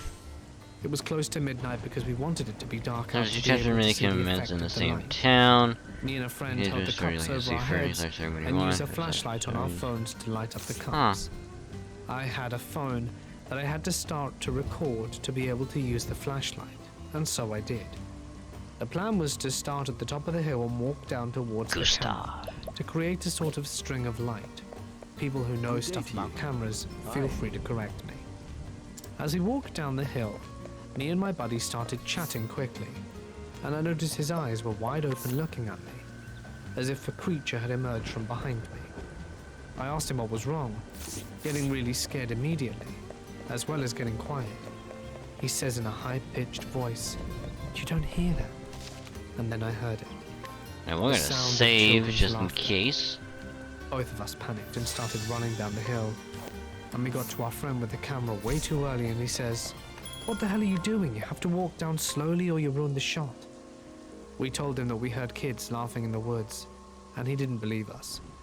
Naturally, I realized I had the camera running, so maybe I caught something and played it back. The microphone picked it up perfectly. 2 or 3 kids around 6 or so in the middle of the woods. No house or guardian or light in sight. Needless to say, we noped out of there shortly after. I would too. If hearing like this kid laughter like right behind you in the woods, When he was around hell nah. 12, was walking through the forest with his best friend. That was like when some something Resident Evil type started shit. throwing Like flying stones at them from the tree line. What next? They ran into the forest chasing after it with their flashlights, but found no one. He's never been back since after dark. Their same brother just a few months ago was dropping a friend off at my grandparents' house as he was driving by our old home, which lies across from the forest. A very old lady was slowly walking across the middle of the road, clutching something to her chest. He thinks she was holding a shawl. It was raining, cold in the middle of the night, so he pulled over and asked if she needed any help. As soon as he did, she began yelling and screaming at him while sprinting straight for his open window, all while holding her arms to her chest. He promptly reversed the hell out of the Dodge. There have been multiple sightings of a ghost lady wandering around clutching her baby to her bosom. Legend has it that she lost sight of her child and he got lost. His body was found several days later, and to this day she holds him in her arms and yells at anyone trying to enter the forest at night. One particularly messed up story there we go. involves a guy that as early as 2016 was studying waterfowl and local birds and followed some Yeah, that's like ducks a off the big beaten hell path no. and It's like deep into there's the woods. kids laughing like out His of cell nowhere. phone mysteriously Uh-uh. died and wouldn't turn on. It was at that moment It's like I'm not a going lady back to came that place walking through the ever. woods, clutching something to her chest. He hid behind a tree and she wandered off. He followed her out of curiosity. It's like As she was animals like acting howling or strangely whatever. in Like his I'm man's okay house with it. Like and raining on top of everything just like to be else. cautious of it, They were but like miles from the nearest trail. And as he followed That's her, some like he like stumbled upon 3 tiny S tier shed-like like houses. horror movie As stuff. he I'm did, like nah. His adrenaline jumped to 11, and he lost all sense of hearing. That's like some like The lady was jigsaw type standing in shit. the I'm like middle of the nah. house, clutching something to her chest, smiling and flashing her teeth. His fight or flight instinct kicked in, and he ran all the way out of the forest for his life. The moment he got away from her, his phone turned back on with 85% battery left of its own accord. Could it have been the same woman my brother saw? Was she involved in turning off everyone's phones at the time? Come to think of it, the creeper was standing near the exact spot it happened when I saw it. Other locals have reported hearing inexplicable shrieking coming from various entrances of the woods at night. Well then, My girlfriend was driving to my grandparents a few months back, and she herself saw a bunch of bunnies what next? in a circle, standing still as she drove by, in the exact spot my mother had years before. Victory shall be mine. There was this one road that cut through a fairly deep forest that had train tracks running perpendicular and were also slightly elevated. Ooh, Pretty fun spooky. if you're in an SUV, because you could get some air. However, if you were in a car, you couldn't see the other side, and if not exactly entirely in your lane, you would crash into an incoming car. Many people died there, and I think there was also some mythology around it, like a Native American burial ground or something. Anyway, we went ghost hunting, as we'd heard many rumors about that spot. And screw me if as soon as we were walking near the train tracks, some bright blue goddamn orbs popped out of nowhere, floating about 4 feet off the ground. It was maybe 12 feet in front of us and around 10 inches in diameter. We looked at each other to see if everyone else was seeing this, looked back at the orb, looked back at each other, and then booked our asses out of there. This is one of the craziest things I've ever seen, and I don't have a way to explain it. Last October, I was in California for 11 days after my brother's wedding in San Diego. I just wanted to drive around the state and visit California places that had captured my imagination over the years, and I love driving almost as much as I love cars. Some destinations, the Pacific Coast Highway, San Francisco, Bodega Bay, where part of Hitchcock's The Birds was filmed. This movie scared the hell out of my now deceased mother. I also wanted to visit Clipper Mills, where the longest audio of Bigfoot was captured one night in 2012. I don't necessarily believe in Bigfoot. Sasquatch, but would never discount someone else's experience, especially if I wasn't there, so off I went. Oh, I Clipper see Mills it's a in the BP. foothills of the Sierra Nevada, about 70 miles northeast I'm of probably gonna kill him a lot Sacramento, quicker doing that. very near the dam that was in danger of falling last year, and quite remote. Question After is, Bodega Bay, can I I... head across the state for my destination, arriving near Alright, so we Sacramento can. in time Nice. for a late dinner. So it's after dark when I set out on the final leg. Very dark. Okay, so Takes me apparently good there's while on a all the twisty, cave turning roads to nearby. find my way there. I wanted to get to this exact spot the person who posted the video parked that night. He never specified It's where a bear! exactly within the video, but I It's a managed to do bear! some digging in the YouTube comments section and related videos, and more or less found the spot he was actually at. Around 11 p.m., I pulled my rented Camry well off the dark two-lane road to avoid any issues with the very sparse traffic. I saw none whatsoever, as I sat in the darkened interior, listening and allowing my eyes to adapt to the dark for about 20 minutes. I heard nothing but assorted insects, and I sat there, saw nothing moving at all. Eventually, not wanting to activate my car's interior lighting, I crawled out the driver's side window into the black night. I army crawled with my cell phone, with no service, and my handheld GPS to find my way back should I get lost in the dark, and the red flashlight I use with my telescope. I stand there, right by the car window for a solid 2 minutes before I screw up the courage to move away from the Camry. Eventually I walk up the road, still not hearing anything but bugs. Suddenly, without conscious decision to do so, I veer right and head up into the What woods. is your My god feet are fucking... crunching pine needles now. And to my mind, Suck I it. sound like Bigfoot stomping around myself. After what was about 20 minutes, I stopped to listen. And added to the insects, I hear this faint screeching sound far off in the blackness. It doesn't sound like an insect at all. What? It has more consciousness. Fuck you. Now, the thorough darkness adapted my mind. and I hear The whispering. battle is It sounds like a person in distress or perhaps a large primate. No! I remain Damn it! still, Damn it, I should hear use the something BP because I small wanted to scurrying capture the around in the damn underbrush. thing. followed a minute later by that same forlorn sound, now closer. It's time to return to the car. As I'm walking back to the car, I hear this spooky sound every 20 to 30 seconds. And now it's Ew, coming spooky. from behind me and in front of me. It seems to have a vocabulary of some sort. Different vocalizations. Oh some my guttural, god, some level high-pitched, and 35? everywhere in between. Tomb is having fun of just the messing with me now. Imperator. I was never so happy to see a Camry in all my life. I started it up before my arse was in the seat, and I think I half expected to see scores of red eyes glowering at me in the headlights from the dark forest. But I didn't. Now spooked to my mind telling me some homicidal axe-wielding lunatic was nipping out of my heels, I went back the way I came at a much quicker pace of the road and in the woods on the other. I barely missed crushing it. It scared the hell out of me right there. I slowed down a bit, the thought of nearly mowing down an innocent mutt overcoming my mind. The same hour down the road towards Sacramento, when I noticed I had cell service again. I opened my Expedia app and found a hotel nearby for the night.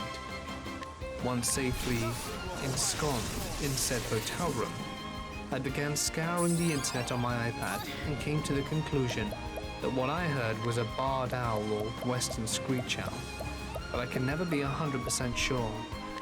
It was very creepy though, This should help. and I'm done with wandering alone in the woods at night, I think.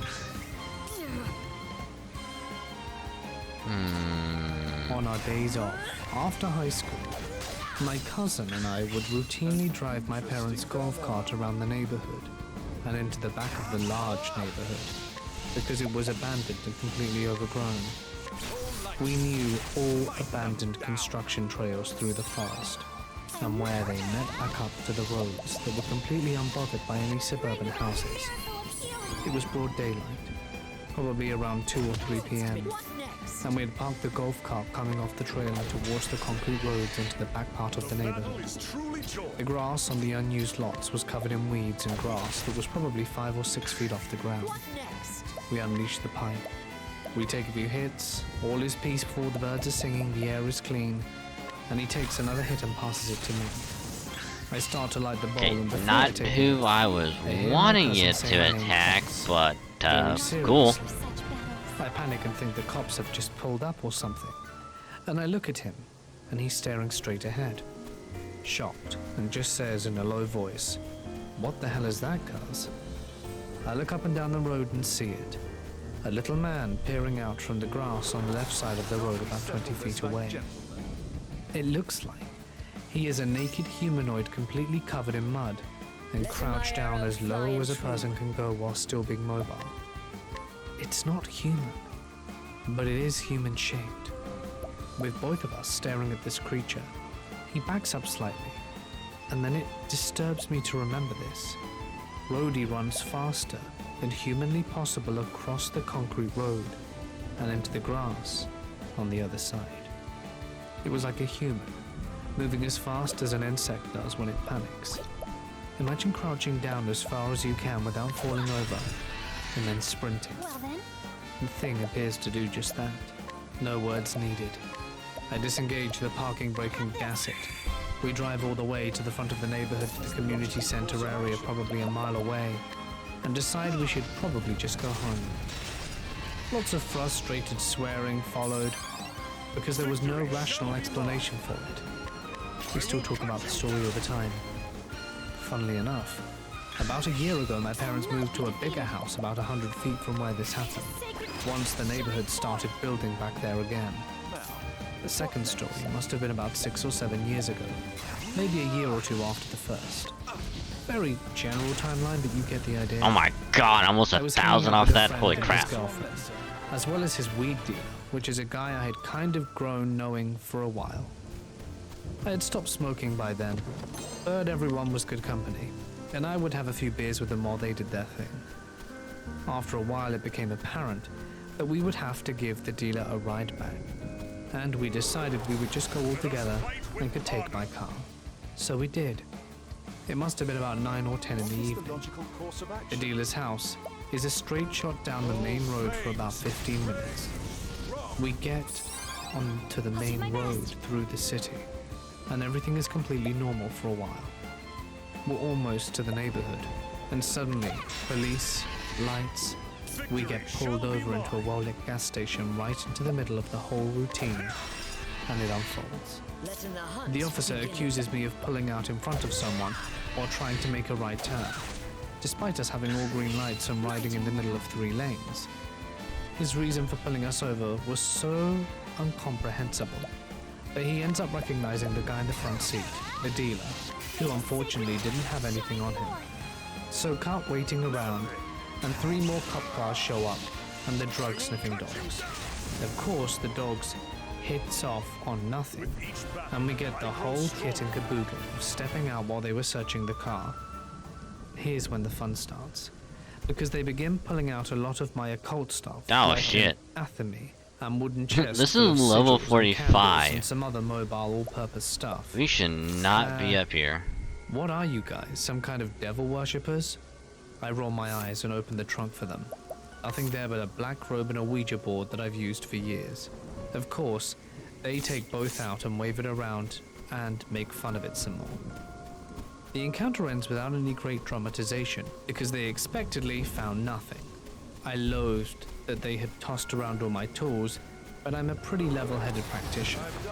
We drive the dealer to his house and part ways and head back to my friend's house to mess around and have beers. I head home around 2 or 3 and go to bed. Let me forewarn you that I have never had sleep paralysis or apnea. I don't dream particularly all that often or spectacularly, and I can't recall a single instance of experiencing a hallucination in my life. So when I see things, I know there's more to it. I don't wake up. I'm still asleep. I feel like my spirit is brought to the surface of a deep water. I open my eyes but still can't see. And there is a really weird noise, a rhythmic whooshing that is bringing me to wakefulness.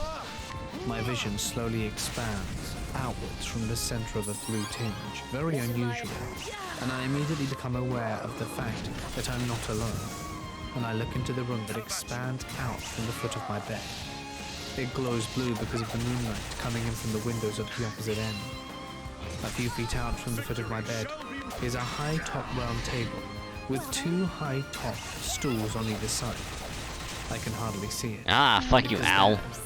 A perfectly silhouetted goat man looking Ew, being, they're almost perhaps even leveled 7 up. feet tall, sitting on the high top stool closest to me is facing my direction, with moose-like Aw, it's a horns, snowman. and the source of the whooshing Aw. is his breath, as if he just run very hard. I can't see his features, That's but he's adorable. obviously looking right at me, and I'm looking at him. I blink. I'm experiencing sleep paralysis, I think.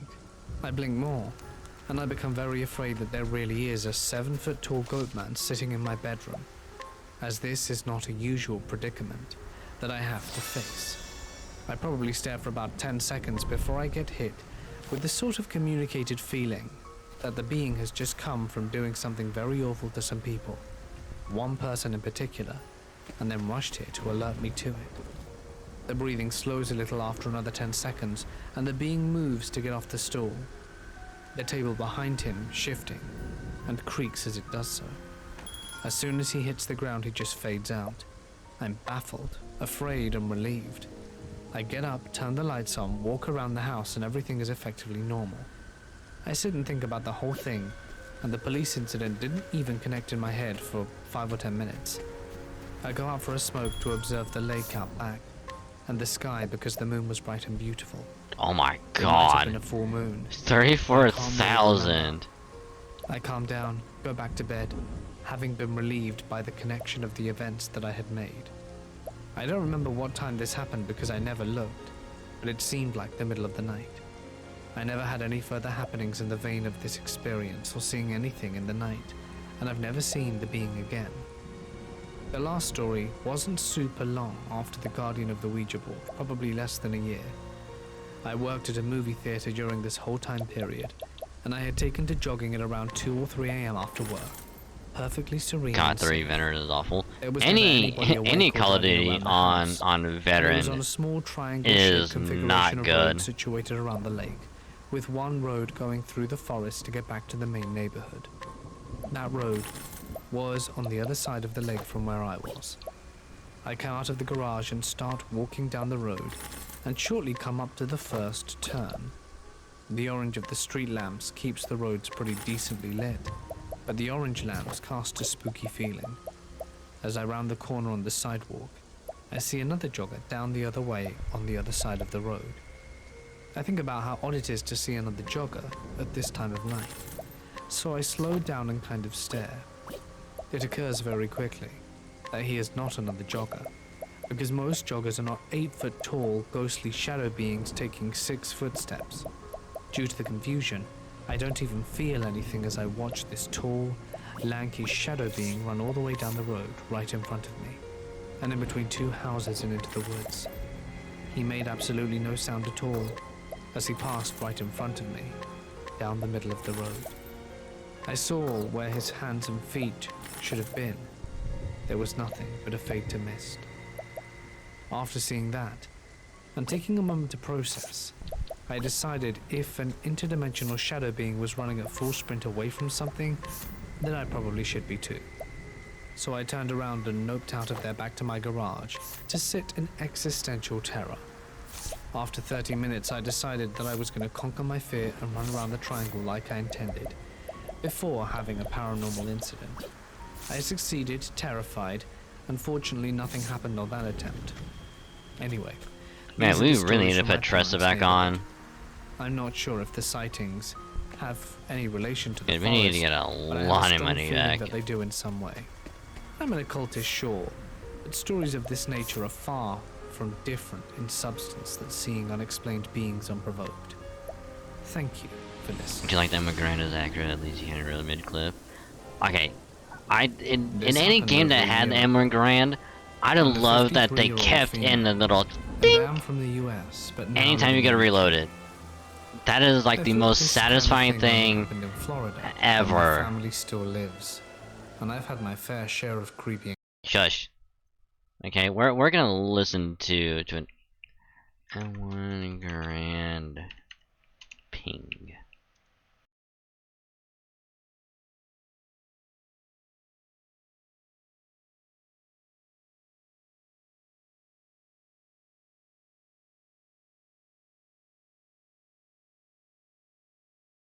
Make sure it's not gonna blow out everyone's eardrums when we do this.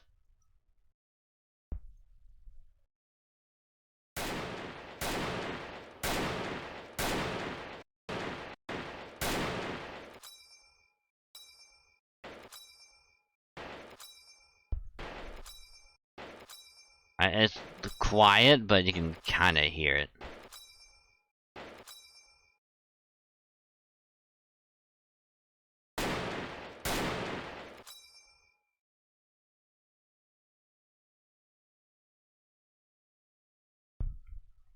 But that little tink, that little ping.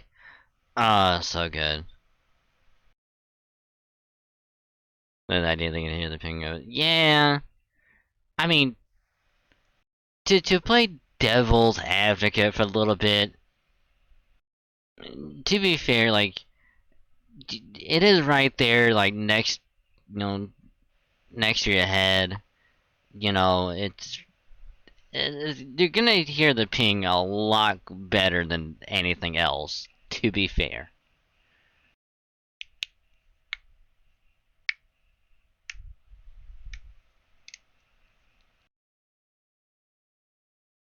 But it's so satisfying, though. Encounters there, but I like to think I'm a tough old bird who doesn't mind helping out a fellow human being. I was driving home with my dogs from my partner's house, as we were still dating at the time, and I had to work the next day and needed my work stuff. He lived an hour away, so it was a long drive home through the rustic English countryside. It was late-ish, but was still light, as summer lingered about on those lovely long sunsets. As I'm driving, I get a call from my son who was living in the US. I just wanted to pull over and touch base with my son to let him know that I was driving and would catch up with him when I got home. I pulled over at the next convenient stop, which happened to be a drive on someone's farm. I wasn't aware of this until after getting out of my car later. I had vaguely noticed a big barn next to the farmhouse, kind of unkept, with no lights on. It's No still nighttime, lights? so nothing overtly odd, I suppose, about no lights on inside the house behind the guy. While I'm talking to my son, both my dogs start to grumble about something. I look up and see a very big, tall, mid-60s to 70s older man waving at me for help. He had the hood/bonnet of his truck propped open and was sitting on a stool next to it. Since I had a mobile phone, I thought that I would offer to call someone to help him. As soon as I stepped out my car, he shouted at me to roll up my window because of my dogs. My babies are about the size of a beagle, and my girl is fiercely protective. So I roll only about halfway up, enough so they can still poke their heads out, but not down far enough so it's an easy jump from the car. Some people are just scared of dogs, right? Even though most farms have working dogs, but okay. As I get to his truck, I offer Trying to to figure out how to get He's to old. Maybe he doesn't to have that a cell chest. phone, you know? He says no to the phone call and says he just needs someone to help fill the radiator because his car is overheated. So me being no stranger to a little light auto maintenance, I look over to see the radiator cap already off. He offered me a full bottle of water to which to perform this top-up. Mind you, the truck was stone cold. As I got to the radiator, it was already full of water. Pesky alarm bells going off in my head even louder now. Yep, At go away. this point, I Run should have away. just told him to call the AA, a car recovery service, or alternatively the police. He said no thank you again, and began to thank me profusely for helping with his truck. He stood up and asked for my address so that he could drop off some sausages, because you see, he was a butcher. Alarm bells are just screaming in my head now. All the while my dogs are not My loudly controller's barking, but you dead. can hear them nervously woofing from my car. Just like in the this woman background is some 20 if she feet doesn't run away from this weird guy. Luckily, he seemed disabled since he was wearing a knee brace and also had a walking stick. I only got close to him once to get the water bottle handoff. I stayed at arm's length and made my excuse to immediately walk back to my car. I've never gotten out of somewhere so fast in my life. After recounting this story to my daughter, she said it was a good thing that the dogs were with me, and that they probably saved me from getting into further trouble. I seriously thought I had just met Leatherface's granddad. Definitely felt like a setup. Who sits outside in the semi-dark like that in the middle of nowhere, waiting for some chance help? You don't really need to wander by. Super scary, creepy. Alright, so I'm gonna get some batteries real quick. Y'all enjoy I moved to my the current stories, residence and with I'll my be right family back a with few some more years ago. batteries. I was around 12 and excited to settle into a new place. The house was new when we moved in, and it was only 7 years old, and there were never any accidents in it or the large backyard. On the border of the backyard was a government-owned forest you could walk through with trails. Our house had a pathway that led down into the forest. Me and my brothers were excited to go there, so a few days after settling in, our dad took us out. The whole hike was normal until we started coming back through the access that was made by the previous owners. When I was going through, I took a wrong turn where the path split. We were near the exit to our property, but I came across a split and took a wrong path. I walked a short distance to where our property should have been, but it wasn't there. I looked forward and just saw a field of sunflowers. The field of sunflowers must have been a large one because I couldn't see the tree line behind it. The field didn't make sense. It was located around where the property would start and seemed to be massive. My dad realized I was gone and called me back. The times I went through the woods after, I couldn't see the split in the path. Somewhat recently, I went through the woods with my brothers, and I accidentally, without realizing it, went through the split and found an empty field with no sunflowers. Both occurrences, where I went through a split, took place in summer. It's just a bit weird. Was it real? When I was about 14, my friend and I went bow hunting on his dad's property. Mainly we just walked around the woods all day messing around. As it started to get dark, he called his dad to pick us up, so he would drive us to his mum's house. His dad asked us to wait at a certain spot right by the road at the edge of the property. It quickly got very dark, and for some reason, I don't even remember why, we waited sitting down facing each other about 50 feet from the road, in a spot that was pretty dense with trees. There was absolutely nothing around here but the road and the trees for at least a mile. We were talking about whatever 14-year-olds talk about when suddenly I saw light hitting my face. It came from above. I looked up, but I couldn't see what exactly or how high it was. It was very focused, white, and only seemed to hit my face, nothing around me. My friend also saw it, and both of us were very panicked and freaked out. The light hadn't come on, and then moved to my face. It was on me from the moment it came on. It shone for about 3, maybe 5 seconds, and then went back off. There didn't seem to be anything in the trees or above them, although it was damn dark, but we were both convinced it came from the trees. We heard nothing, even though the night was super quiet, and we both said nothing the moment it appeared. We booked it to the road and waited for his dad. I'm still freaked out by this some 15 years later. This encounter happened about 3 weeks ago, right around the time lockdown was in its prime here in Australia. I'm a 23-year-old female living near Byron Bay, about a 20-minute drive away in the surrounding hinterlands. I was born and raised in the city though, so I like to think my judgment of character is a bit finer developed than country folk.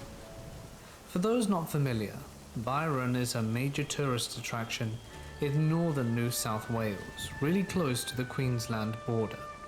It's a beachside town known for its laid-back lifestyle. Because of this, we get a lot of passers-by, even a little bit further out because of the nice views and rich bushland. And it's not unusual to meet a few odd people here and there. There's also your dose of strange activity, i.e. backpacker Theo Hayes' disappearance not long ago. If you're interested in learning more about the case, The Lighthouse is a great podcast about it. Lots of people up here have their theories on it, ranging from cults to just straight up cold-blooded murder. In my suburb, it's still quite rural. On our street, there are about 5 houses total, covering a good couple of 100 acres. And at the end of the street, there's a path. Alrighty, I got batteries again. So yay! Is about 5 minutes, and the path leads to 2 destinations. The first destination is about 5 minutes into the track, at the top of the waterfall. Just hear that click, just every time it goes in, you can just stand on to look out whenever the waterfall and stream. you gotta put the little cover on it and The just be like second is a. about another 5 minutes down the track, which is the waterfall itself. Most people keep Whatever, I to the think left of the kind of guy named waterfall and will sit under it in the PFC cave, Buffer. as the almost non-existent clearing to the right of it is quite inconvenient and tricky to get to if you aren't That's planning me on getting anytime really I wet. play This is important later. a support I class, used to like, go down there quite often to write in my journal and I to didn't clear nickname my head. everyone My Buffaho. favorite place You know, it's is like just to the top I of the am waterfall. I'm your I'd number 1 climb through support, the fence next to the wooden Mr. platform Buffaho. and sit next I to will the buff stream on you, the rocky face I will that buff covers you, either side of and the I'll buff stream. all of you. The view was nicest there, and I also like to sit facing the wooden platform, so I could keep better tabs on my environment. Buffaho. This particular day, I went down and coming up to the track, I noticed a camper van parked with lots of tools and rope attached to the roof. I couldn't see anyone in there, but just had a bit of an inkling there was. So I gave the car a pretty wide berth, social distancing, but also my ever-present paranoia thanks to this and other true crime subs. As I passed, I noticed the side door was Did I open, put in- which did I put them quickly in slid wrong? shut. Straight up, I thought it was pretty weird. Don't It's tell me I illegal to got set up camp dead there. batteries. And also, we Don't were in a tell period me. of essential travel only, so I wasn't really expecting to see anyone down there, except for a neighbor going for a stroll. However, I passed it off as a triade, wanting to get out of the house into nature for a bit after work or something, and kept going on. I went to my usual writing place, but as we'd had a bout God of damn it. pretty heavy rain in the few days God prior, damn it. the stream was full. and I I'll wasn't be out right to back. cross it. See if I So can sat on find the same batteries that side aren't as the dead. wooden platform about 10 to 15 meters away. I wasn't there for long, maybe 5 minutes of writing with my headphones in when I heard something. It sounded like a bird over my music, so I went back to what I was doing. But then a few seconds later, I saw someone out the corner of my eye coming onto the platform. I ignored them and tried to go back to what I was doing, partly because I was in a pretty foul mood and wanted to be left alone, but also because it's not really common for anyone to talk to each other out in the bush, apart from the occasional, "How you doing?" passing someone on the back track. So I thought maybe they were on the phone. No. He yelled out to me again, which I ignored, and then again I got the feeling he wasn't gonna let up. So I feigned surprise along the lines of, "Oh, sorry, I didn't see you and couldn't hear you over my music." He was in his late 30s to early 40s, a pretty ordinary looking dude. The rest of the conversation is hard to recall verbatim, but essentially it went like this. "Are you gonna jump off the waterfall?" "No." "Why not?" "Because I don't know how deep the water is." "Good answer." It seemed pretty harmless, and I assumed he was just visiting the falls for the first time, so I tried to cut off the conversation by going back to my writing. Okay, He didn't let up, however, and this is where it started to get let's a try bit weird. these out. I was already feeling quite unsettled by his presence, as he wasn't very focused on the surroundings, and more on See me, if, which is pretty strange considering the if these entire world work. is in a state of encouraging no communication. "What, are you one of those nature people who likes to come out here by yourself?" "No." "What are you doing out here then?" "I'm just trying to clear my head and write. It's nice out here." "Am I bothering you?" "Yeah, but whatever." Honorable mention to my ADHD for making me always susceptible to saying the wrong thing and pretty much incapable of lying. There was a bit of a lull here, both of us just kind of sizing each other up. Me just really wanting him to get lost, but also not being too worried if he did try anything, as I had a large stick with me, and it was still pretty warm out, so I always carry it because of snakes. "How did you get here?" "Oh, I just climbed down off the path and through the fence." "No. I mean, how did you get here to this place?" I walked. Pretty long walk to be out here by yourself." "Not really. Seem I to live have a just talk up with the you. road." Something About this what? The response batteries or changed me something having a unexpected. buffalo? But, as we were pretty far apart, it was Because a the bit answer hard would to be figure yes out either why. way. Regardless, I wasn't vibing the situation at all, and was also kicking myself for making it glaringly obvious to some random dude I was out here alone, and for not having told my Both. family where I Yeah, was both. going. Answer is yes. Guess I'll leave you to your writing. Oh, This come found me a on! lot, and once again, just What the asked him fuck? up as a passerby. The view's a lot nicer under the Oh, waterfall what if the you follow the path. fuck? Oh, I don't know if I could go alone. There could be some people Are you down there fucking waiting kidding to me? mug me. You'd have to come with me. Like what? Son Who of a says bitch. this? Especially to someone you've just met Okay, in the middle of apparently we nowhere. No, have... probably just someone no having a batteries. picnic or a swim. He stood They're there all for a dead. bit longer than I would have liked, staring at me, and then finally left me alone with an "all right." God damn it. As he headed back up the path towards the parking lot, Son of a fuck. and I assumed he was going home. I still felt Alright, a bit well- uneasy, so I turned off my music completely and tried to go back to my writing. Some time I'll passed, just leave but I was alone. struggling to concentrate, No. which isn't unusual. but it wasn't my usual restlessness.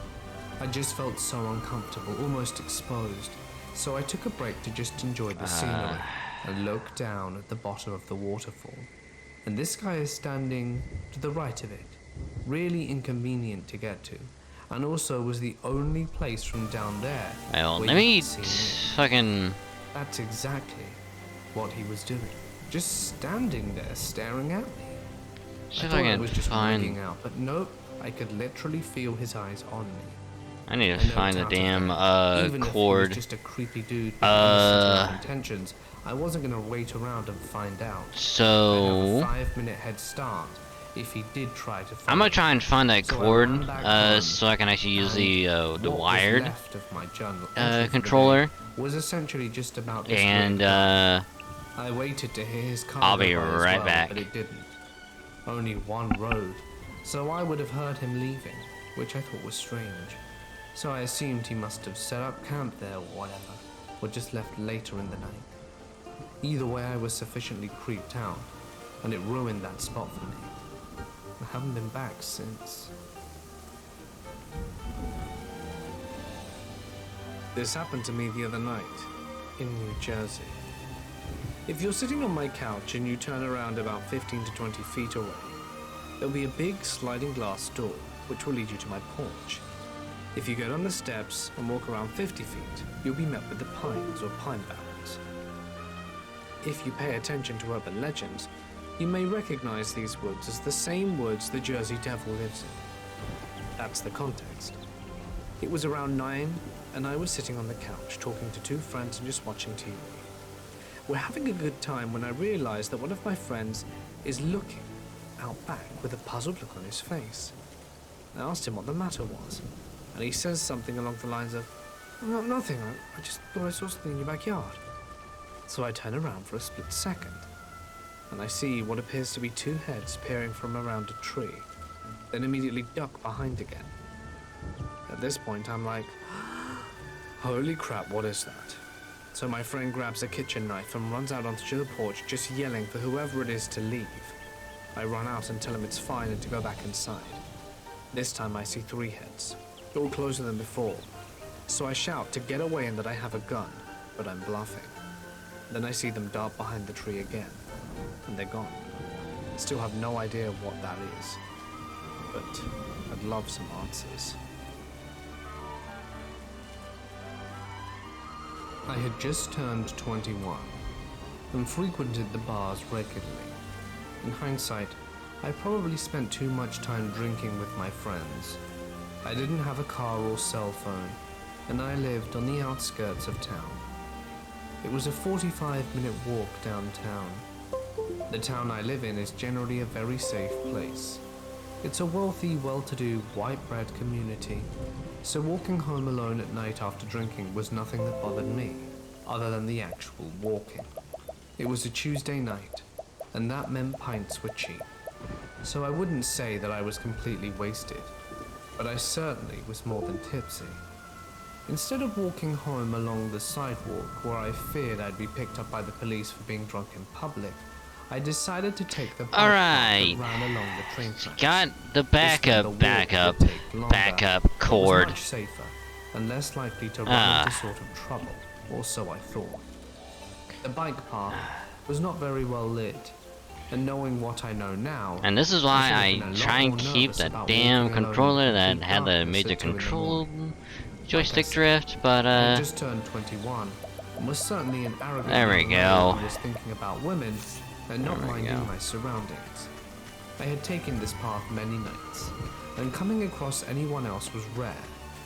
If I did perchance come across somebody this late at night, most of the time it was just another drunk college student who had the same thoughts as me.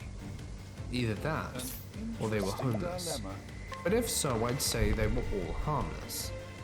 So this night as I'm walking, I noticed further down the path that somebody was walking towards me. actually I can't go He that way. wore a Alright. large hiking backpack and had his hoodie pulled over Can you his live higher head. than next to you? It was so dark I couldn't Alrighty, see their sounds face. good. I could really only just So thank barely you for make out their joining, Luna. It was a pleasure to This have you. person's gait unquestionably I hope you revealed enjoyed to be a both male, who I figured the was probably Octopath just and the spooky It was stories. odd to see somebody walking towards downtown. And I will through a catch you mall. later. So rest well, sleep When I well. got really close to him, and we were about to cross the path. This person just stopped dead in his tracks, and I could tell he was staring at me because his head just followed me as I walked by. It creeped me out a bit, and I certainly felt like it was a bit odd. Ooh, there's As I another continued to thing walk, around here I somewhere. shrugged at the situation. I didn't feel right. Something in my gut made me feel wrong. I stopped and turned around to see this person still staring at me. What?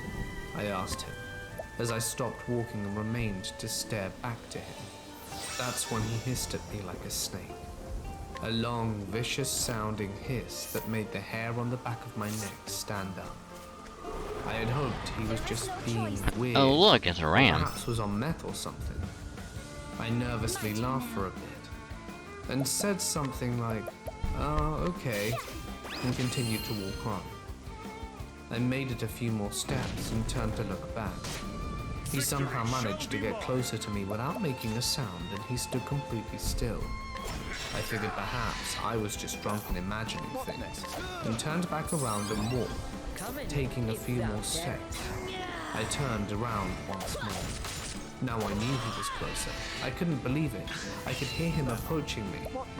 What unsettled me even more was how every time I turned around, he managed to stop and stand completely still. Are you following me, buddy? Once again, he let out this creepy hiss and just stared at me. Now I was freaked out and had this strange sensation that I was some sort of prey. Hey, piss off, man! I now yelled. In No, hindsight, not this was a asleep. bad idea, Bastard. because I already felt like I was some sort of target. And the last thing I should have been wanting to do is provoke this sick and twisted individual. I started backing away at this point, not taking my eyes off him. He just stood there hissing. The hisses were getting longer, louder, and more malice was apparent in him. As he started to hiss louder and louder, Oh wow, he began that to did a engage weird in some buff. sort of Okay, pursuit. cool. At first, there were basic steps, and I backed away further. As he started to hiss louder and louder, he began to engage in some sort of pursuit. At first, they were basic steps, but the further I backed away, the more he sped up, taking bigger steps towards Oh, me. Hollow I said, Throne. "Forget this," to myself. I'm getting out of here. I noped out of there and began into a fully fledged run, and he started running after me. I could hear his heavy boots gaining on me, hissing like a cat, growling like a dog. I feel his spit hitting me in the back of the neck. "Get away from me," I yelled, and I might have peed myself a little, I was so afraid.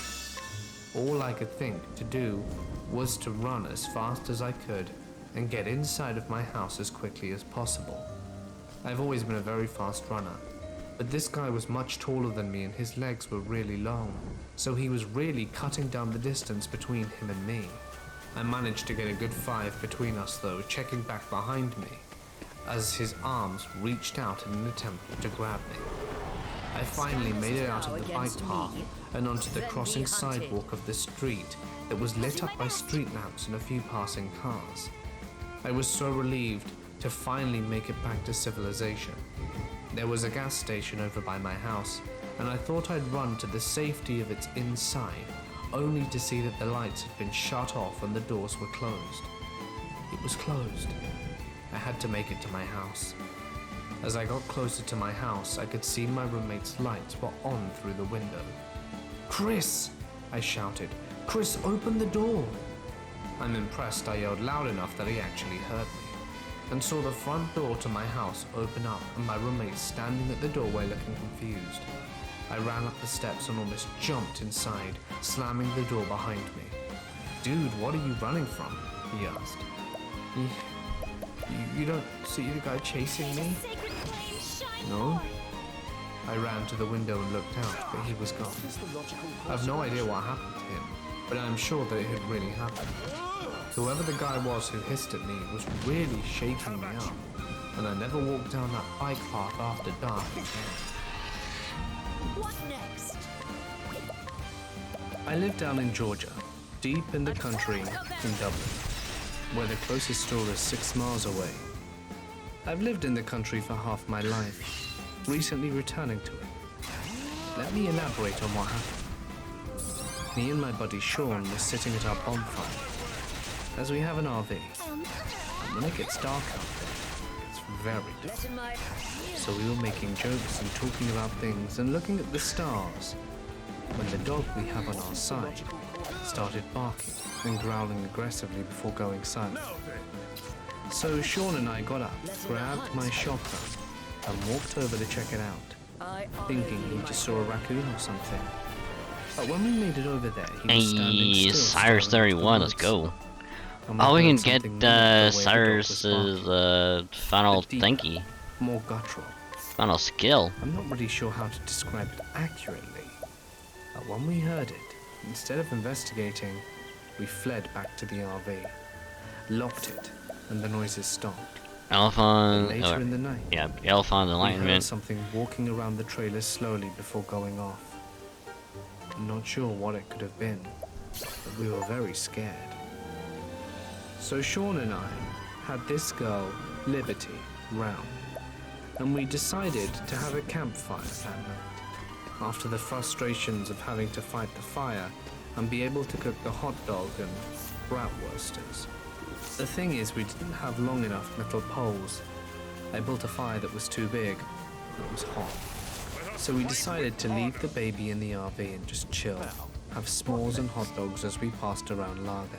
Not the We baby. started hearing noises that sounded like laughter in the woods, similar to mine, and a bunch of mumbling, before all was quiet. The dog wasn't doing anything, and it hadn't barked all day or night, so we were freaked out of it, but decided to stay outside and be ballsy and make jokes. But it stopped, and eventually, we cooled it back down and kept talking at the campfire. Then the motion lights behind the RV turned on, and went to go check. There was nothing. So we went back to our seats when the motion lights next to the dog pen turned on, and something dark was laying behind the dog fence, covered mostly by the hill that meant the road. You know how roads have sewer systems, and the ground dips before coming back up again. And when the lights turned off, and I shined the flashlights over there, nothing was there. So once again, pretty much paranoid, we returned to the fire, which was almost out. And Liberty said she saw something to the side, which we sort of ignored, as she was quite scared and has schizophrenia. So between her demons, which she already sees, and what was real, we couldn't tell. After that, there were no incidences for a while, before I turned to my left. There's 2 trees right in front of the dog pen, and I decided to flash the flashlight over there, and I saw something duck behind the tree. Something big and dark, which at that point we decided to call a night. We went back inside the RV, locked and shut all the doors and windows, and I had covers too. Ooh. I'm sharing this with you almost immediately after it happened, and we're unsure what's going on. This story was relayed to me a while ago by a close friend of the family called Cliff. Okay, It now we're takes in place Noble in the Court, 1990s. Therian. At Eels Lake, Ontario, Canada. So Cliff was out one night, making the rounds on his ATV, drinking at the local hunting camp. Sometime in the early morning, between 1 and 5 a.m., he decides to head home. When he pulled into his camp, he noticed that someone was standing out by his small woodshed, bordering a tree line. When he dismounted his ATV, this person approached him and asked to go on a nighttime walk through the woods and up to a clearing we called the mountain. He instantly recognized the voice as his wife's and agreed. At first he had to run inside and use the toilet. His wife protested, saying that he could just go in the bush along the walk, and that if he went inside, he'd just rile up the dogs. Still he refused, told her to just hang on for 1 minute, and ran inside to banish an eldritch horror into his septic tank. After finishing his business, he noticed that his dogs had been absent this whole You know time. what? I'm gonna Checking to use see if that they were- for a while. You know. And anytime I had to use the restroom and someone's like, no, just hold it, no, it's like you can hold it for a little while. I'm like, no, I have an Elder's horror that I need to bomb it just into the septic tank like right now. Because otherwise, what's gonna happen later in the car ain't gonna be good.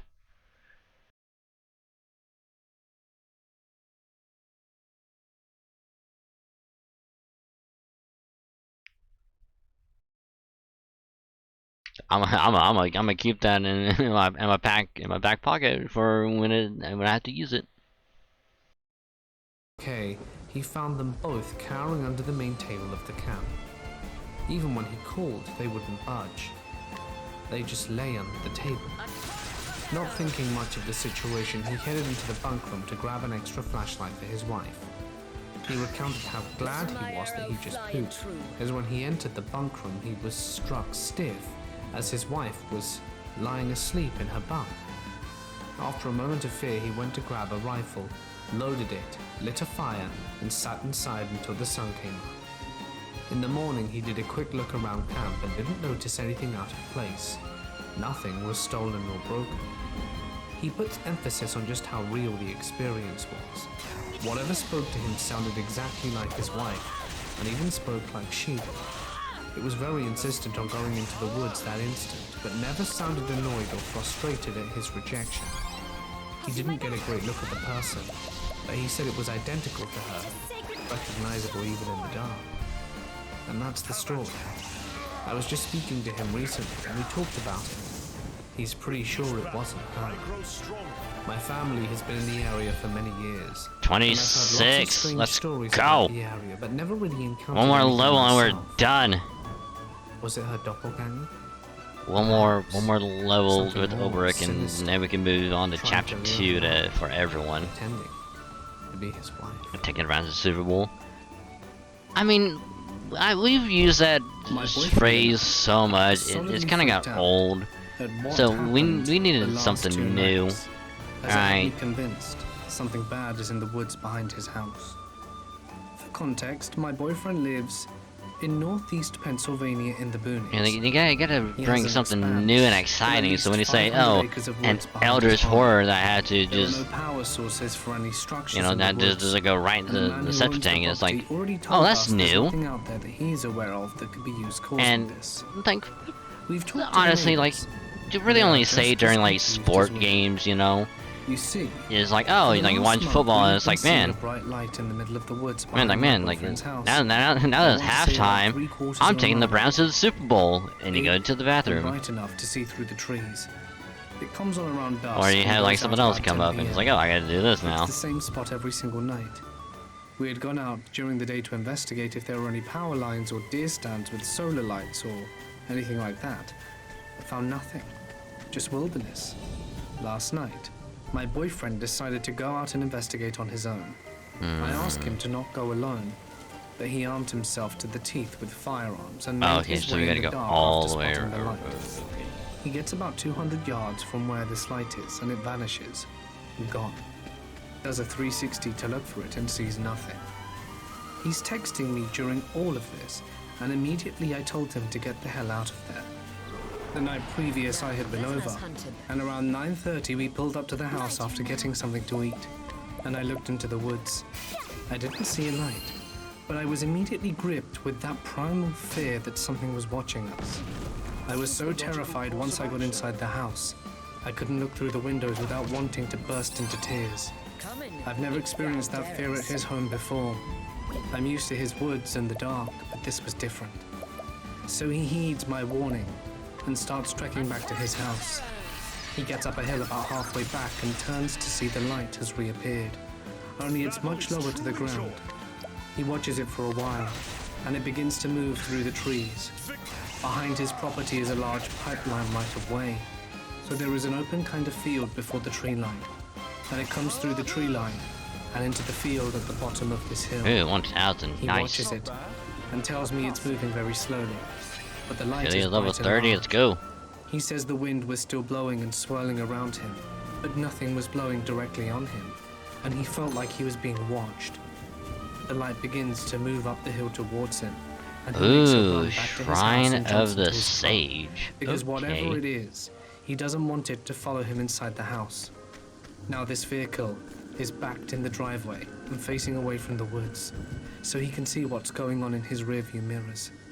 He sits for 10 minutes and says, the eerie feeling is Voice gone. echoes in your I head. tell him to wait. Hail, He traveler. begins to see some flashes of light. I am He's on Elfon the phone with Scholar me at this King. point, and he sounds scared. And to thee who brave and dost boldly fearless. venture to this place, I've I never impart heard the him this knowledge far. of the heavens. Then he says he saw a figure pass in front of a mower he has sitting in the yard that he can see in his rear view. It's here. Something's here. This rifle isn't going to do Let's a damn go! thing. He sits in silence with me on the phone.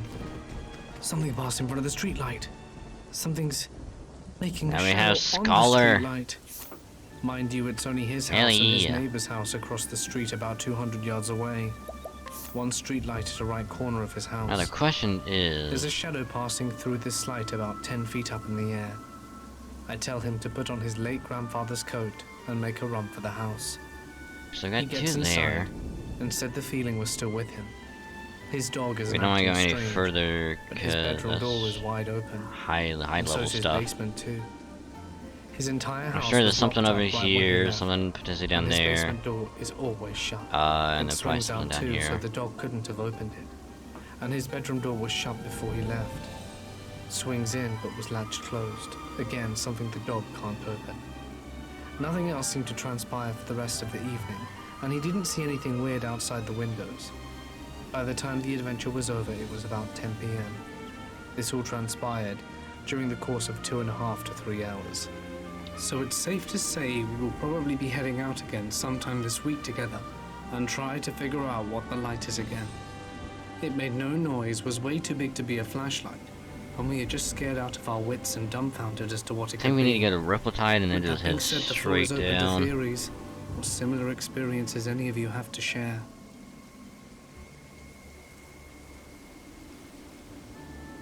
I was solo pitching for a long weekend in the Pacific Northwest, and one day was in the rare part of the trail that is closer to civilization, so there was a higher chance of other hikers and campers being around. I saw 1 or 2 people, but was mostly from afar, and as it was nightfall soon and getting cold, and I was getting deeper into the woods, I knew the odds of seeing someone else were highly unlikely. I was hiking around a small pond, and was going to set up Sorry, camp you're gonna nearby bother me. when I heard some shuffling noise behind a small rock/boulder. It was a repetitive noise and got louder and then quieter, but never stopped at all. And basically, if you're a regular hiker, you know a noise that does not fit the woods when you hear it. I took out my 2 knives that I carry when hiking and slowly walked around the boulder, honestly not knowing what I'd see. What I did not yeah. expect to see, and was very shocked to see, was a very attractive couple in their 20s going right at it aggressively on a blanket. Obviously they were Ow. as shocked as I was. I come Ow. upon someone else, and they freaked out and yelled, as did I, and as they covered their bodies into their clothes in a panic, I awkwardly apologized, picked up my gear, and sort of just jogged off into the woods, passing their tent that they had pitched along the way. Also in another part of the country, I bet that one guy was pitching a tent, if you know what I mean. I thought I saw a bear once, and it turned out to be a giant pile of mud. I wonder if that couple is still together, and if they tell the story when they get drunk at parties like I do. Choice. I live in rural Western Canada, and have been hiking in the swamps all my life. I almost never run into people, but all kinds will drive out here to dump their trash. Lots of poachers too. I almost never find trash deep in the woods. It's mostly near roads. I've gone on many night walks as well, Okay, but sweet. saw nothing odd on those. When I was a child, my brother and I found a skinned bear with no head dumped in the ditch. We live out in the boonies, so I suppose the poachers thought it was an okay place to dump it. It certainly gave us a real fright. We thought it was a human at first. The skinned, bare hands look pretty human, especially if you don't know any better. I've seen a dead boar inside of a dumped freezer. This one was really wild to me. So I've never seen a boar in my life. 800 to We don't level get up. them wild That up might here. take a while. So it must have been from the farm, too lazy to dispose of it properly. It had hair and tusks. I've also seen ribs inside of a dumped washing machine, too small to be human. I once found a trash bag beside a tree that had a cross etched into it, and there was a cat in it. I suppose they couldn't be bothered to give their cat a burial, but the cross was a nice touch. Aside from that, I've seen bear and moose, and I hear about people saying if you smell garbage in the woods, it's a Sasquatch. If you smell death and trash, I bet money that it's a grizzly, and you should go home, because they can smell you roughly 30 kilometers away against the wind. If you can smell them, they already know you were there a long time ago. Be safe, and always carry bear mace and tell someone where you're going. Have a compass, and make some noise when you're out. While cougars are dangerous, they are rare and spook easily. A bear or moose is much more likely to cause you harm. Coyotes are almost always harmless unless they've been breeding with wolves. I think there's only one confirmed death from coyotes in Canada. Coy wolves that were guarding food. If you don't know I anything need to about straight bears and are planning to go hiking where they are prevalent, please look up bear safety and never feed the bears. They might just take you as their next meal as well.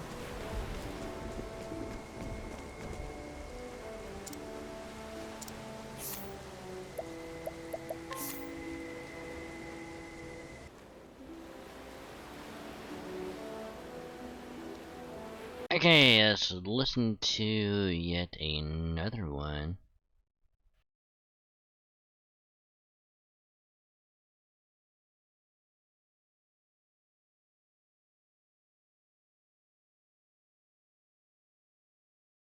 Hundred true, terrifying, scary ghost stories for Halloween.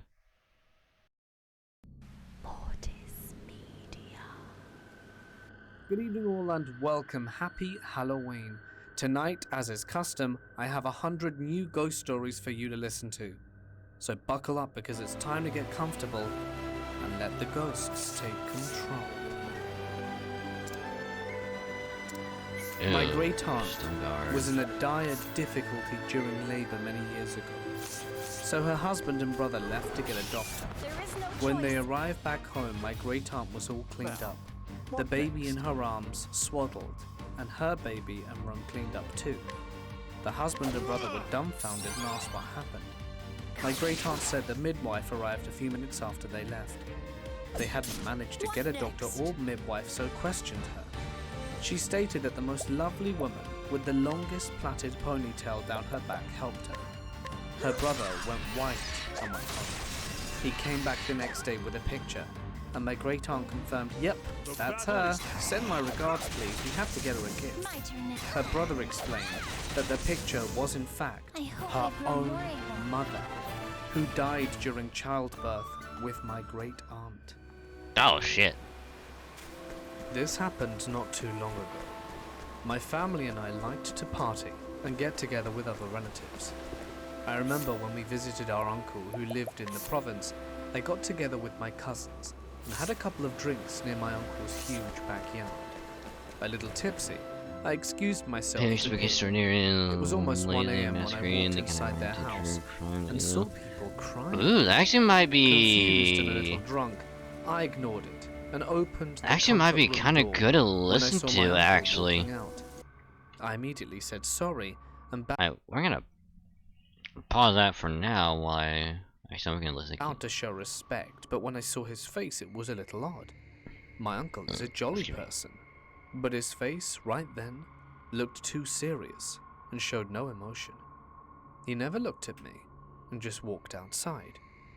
I assumed he wasn't in the mood and maybe a little mad, So I just proceeded to do my business in their toilet. When I got out and walked close to my family who were still crying, I overheard something that chilled me to my core. My uncle had passed away last night from a heart attack. I froze and chills ran up my body. That can't be right. Ooh. I just saw my Ooh. uncle a little while My ago. girlfriend and I were driving And home yet, one night. he wasn't alive? I never mentioned this to any of my relatives. I feel like they'll be way more spooked than I am. My grandfather died in 1995 due to emphysema and other health concerns. He was in his early 60s and left us prematurely, as he had many people who loved and depended on him, including many young grandchildren. I was only 4, nearly 5 at the time when he passed, and I don't remember much from this darker time in my life. But I do remember his funeral extremely vividly. I was in a funeral home that has multiple parlors and many hallways throughout the building. I remember being outside his parlor and seeing him across the room. We locked eyes.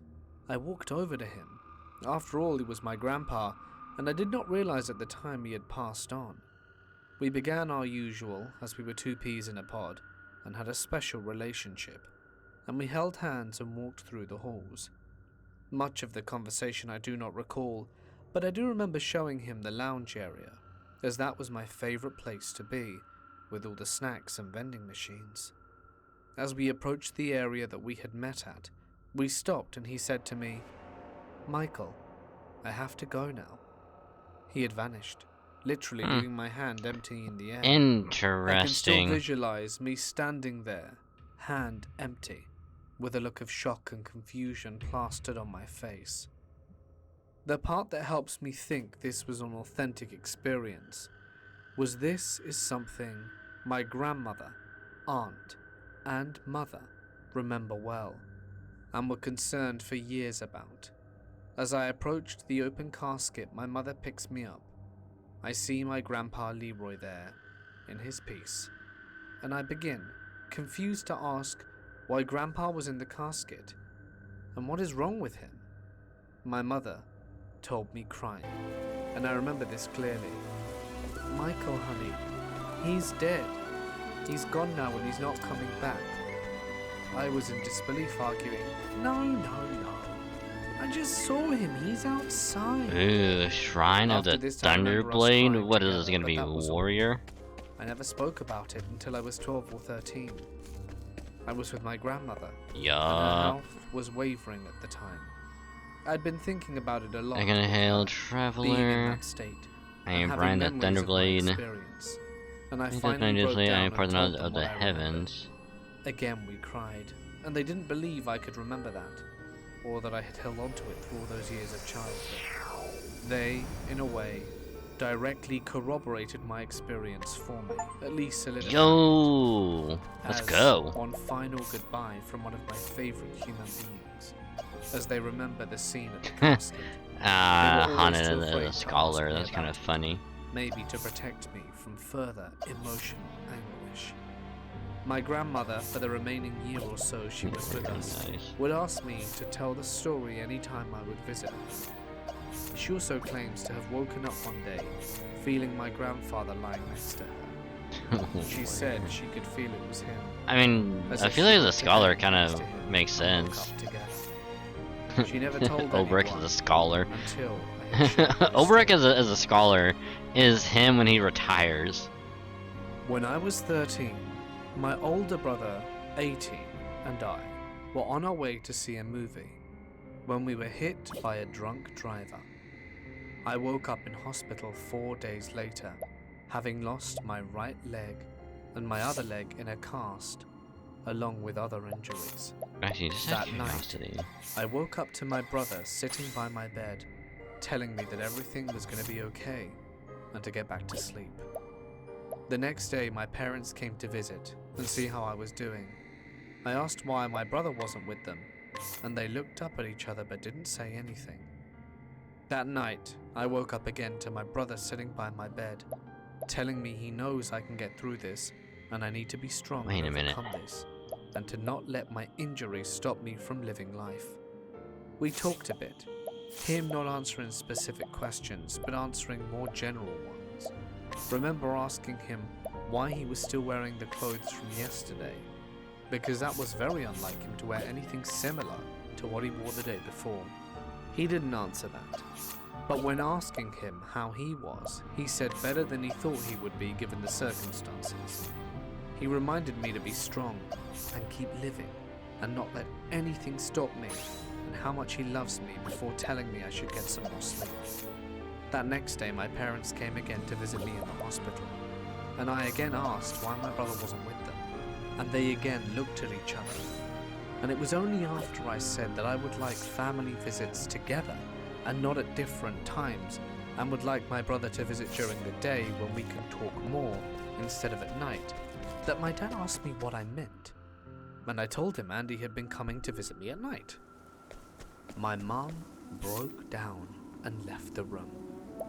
My dad then told me that was impossible, because Andy died in the accident instantly. It's not much of a sword, but it'll And have to argued about do. it, and ended up having to be sedated.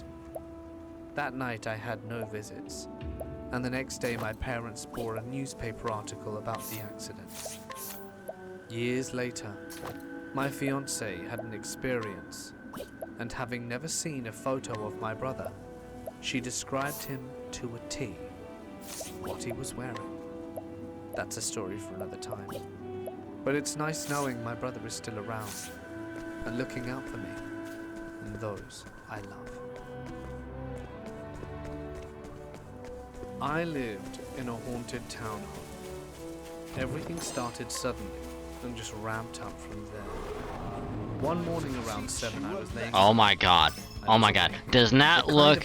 Does this not look like No, it isn't gonna happen. the fucking thing? And I was relaxed, but I was literally about to get out of bed. Does this not look like, I was facing the wall, turned to face the other way into the room. My eyes were still closed. But as soon isn't as her I name like faced the Nina? other way, I got a Yeah. distinct whisper of a little It's girl fucking riding my Full face Metal. saying, The, I shrugged that one off as a mind trick, but then it happened another time on a different morning. Same oh god, what's the name of it? situation, I am blanking hard on it. This time the whisper was the unmistakable, Chimera. and it said, It is, "Now does it that's not the look way. like it? We can go towards the light." After this one, I started sleeping on the couch downstairs, but the bathroom is upstairs. I started getting this sense That of son of a dread from that bitch. staircase that got so bad I started peeing outside at night, like I would get everything I needed for the night downstairs, and didn't even look at the stairs till well into daylight. Then the nightmares started, nearly nightly. I would have dreams that I turned the corner or go up the stairs, and there would be a little girl standing on the stairs. She was dressed in early 90s era clothes, probably around 7 or 8, and was severely burned. Now bear with me. I had a roommate who worked the same job as me. This job required 8 Okay, days that in the did field every nothing. and our schedules were opposite, so we were never there at the same time. He went to work, I was alone for a week, and then we'd switch. I had not mentioned any of this to him, so he's off shift and home alone at the end of the week when I see him for staff exchange. And he tells me he's been getting nightmares about a ghost girl on the stairs that's burned up. Ooh. Then he tells me he was just sitting on his bed on his laptop, and he saw out of his peripherals something small just kind of drop behind the screen. He said it was like it materialized from above him, as he was not under any Oh my shadow god. or anything. When he That- looked behind the screen, there in the bed was a little girl's plastic hair clip that was half melted. I get home, and I'm not looking forward to a week in this place alone, but what else could I do? My roommate had left the hair clip on the coffee table, and I had meant to put it somewhere away from me, but I was exhausted and ended up falling asleep on the couch. Letting the hunt That night, begin.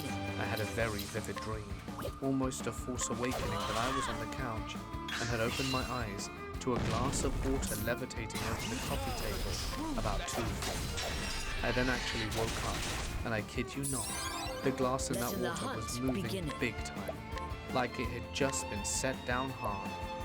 As I'm processing this, I noticed Oh! it was gone. I looked everywhere for it. It vanished from the center of the coffee table. Shortly thereafter, I moved out. Asheville, North Carolina, for those Letting interested. my arrow fly The true. Woods Townhomes. 41%. My mom always said she never believed in Yes! ghosts before this house, but it made a believer of her. After the initial manifestation, it was like the house exploded with activity.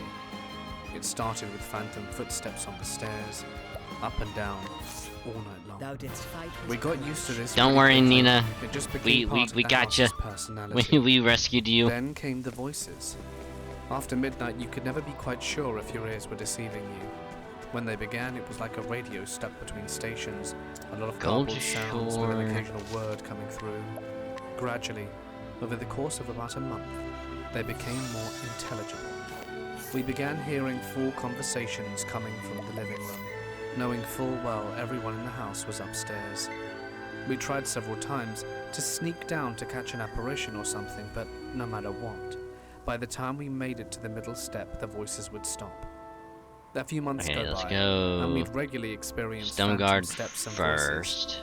random things going missing and turning Then up we're gonna go somewhere back, go totally straight random. up Taps to Gold and knocks, Shore. but have yet to catch another Gonna fast apparition. travel My here. mum started a new job, Go straight working down. nights, so she always missed all of the activity and explained away the rest. She Go couldn't there. explain the And then ghostly by girl that in the point, basement, but she's Olberic sure if she thought should about it hard enough, be in she could come up with theory. something. This part is relayed from her to me. One night, At I came 27. home early from work around midnight, and it sounded like you were all up there in the dark having a party. I was mad at your dad for letting you stay up so late, so I busted in the front door ready to chew you all out. But the living room was empty, all the lights were out, Come in, if and thou you're all darest. upstairs asleep. I thought about how I must have been hearing the neighbors or something, and carried myself upstairs and got into the shower. While I was showering, I heard what I thought was one of you girls going down the stairs. I hollered and told you to get your ass back to bed, and I heard footsteps run back up the stairs towards your room. I didn't hear anything else, so I figured whoever it was went to bed and finished my shower. Battle is truly joy. I got out and was drying off when I heard footsteps coming up the stairs this time.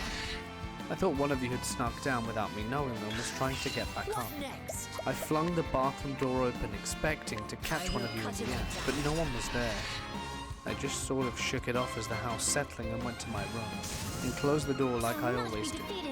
Got dressed, and when I went to crawl into bed, I noticed the door was open. I figured I must have latched it wrong and went to close it again.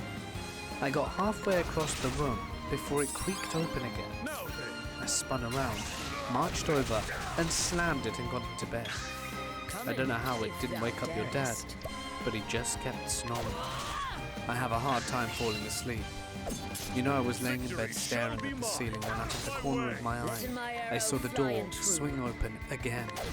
And now I'm pissed off because I think the latch is broken. I get up, turn on the light and go look at it. It seemed to be working fine. So I close the door and jerk on it real hard to make sure it stayed so, and it did.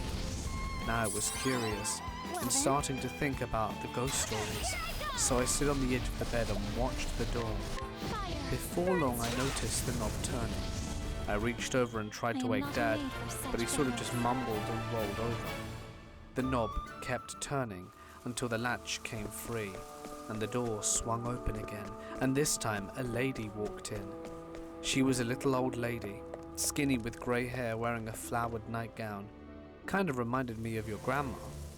I froze for a second. I was too shocked to do anything else.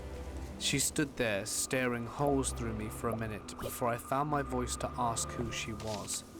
She didn't answer, just stood and stared. I freaked the hell out for a minute.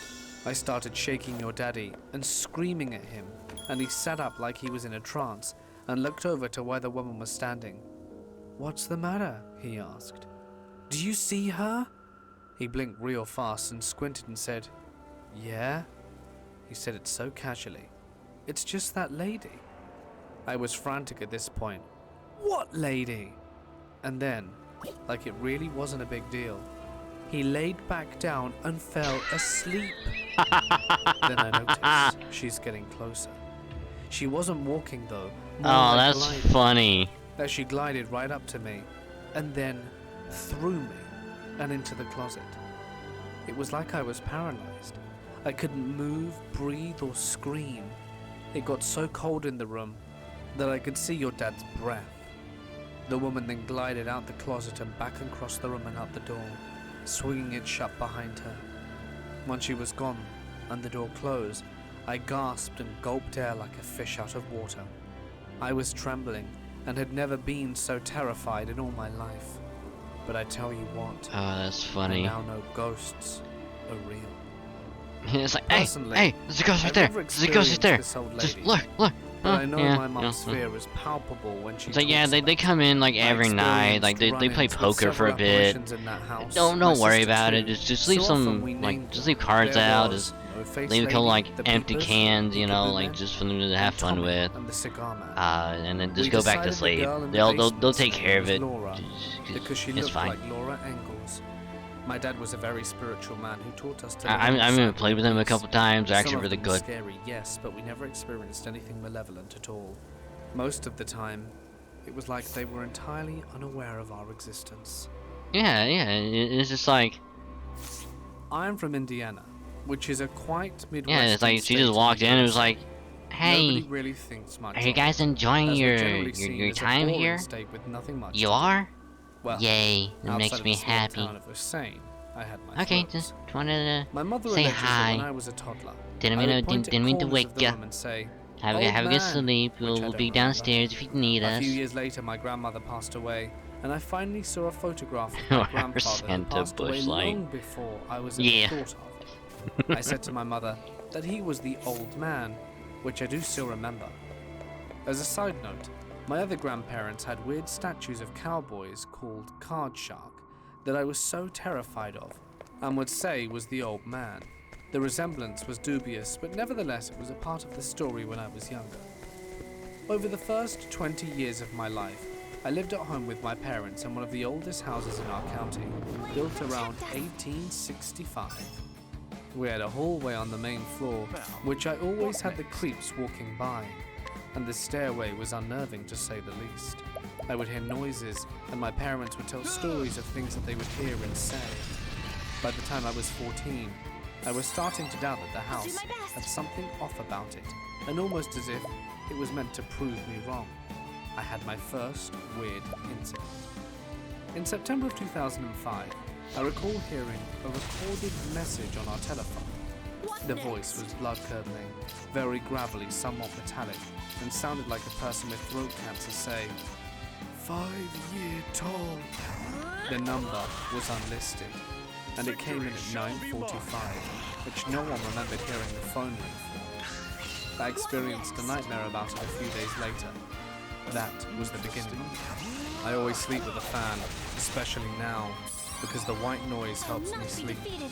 Well, on April 6th, it was cold, and I kept the fan on. Around midnight, I awoke to a frightening white apparition of what appeared to be a man, glaring me down beside my bed. In a second, I was able to deduce this before my covers went over my head.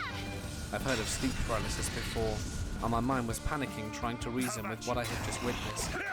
Just as I was assured that I was There we experiencing go. sleep paralysis and hallucinations, the experience grew worse. The entire second story Oh yeah, of we our can get house some had original hardwood skills. I floors, and I forgot. heard footsteps go from my bedside to what I believed to be the other room. This was not sleep paralysis. This was something far more sinister. I was frozen, unable to bring myself from under the covers to turn on my lamp. A few minutes later, and the slow, creepy footsteps returned to what I believed to be the foot of my bed. Then I heard something I'll never forget.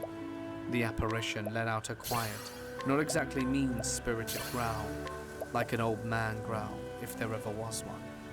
And that was the end of the experience. I woke up to see the apparition again in September of that year, but since it was in front of a window where I could see car lights from, I shook it off as just that. And it didn't happen again until November 21st. Oh boy. I was in for a real surprise. I even remember the dream I was having. I was driving a red convertible Ford Thunderbird through the desert, 99,999, and an Jesus unknown Christ. passenger in the front seat made the ground. I head back in April.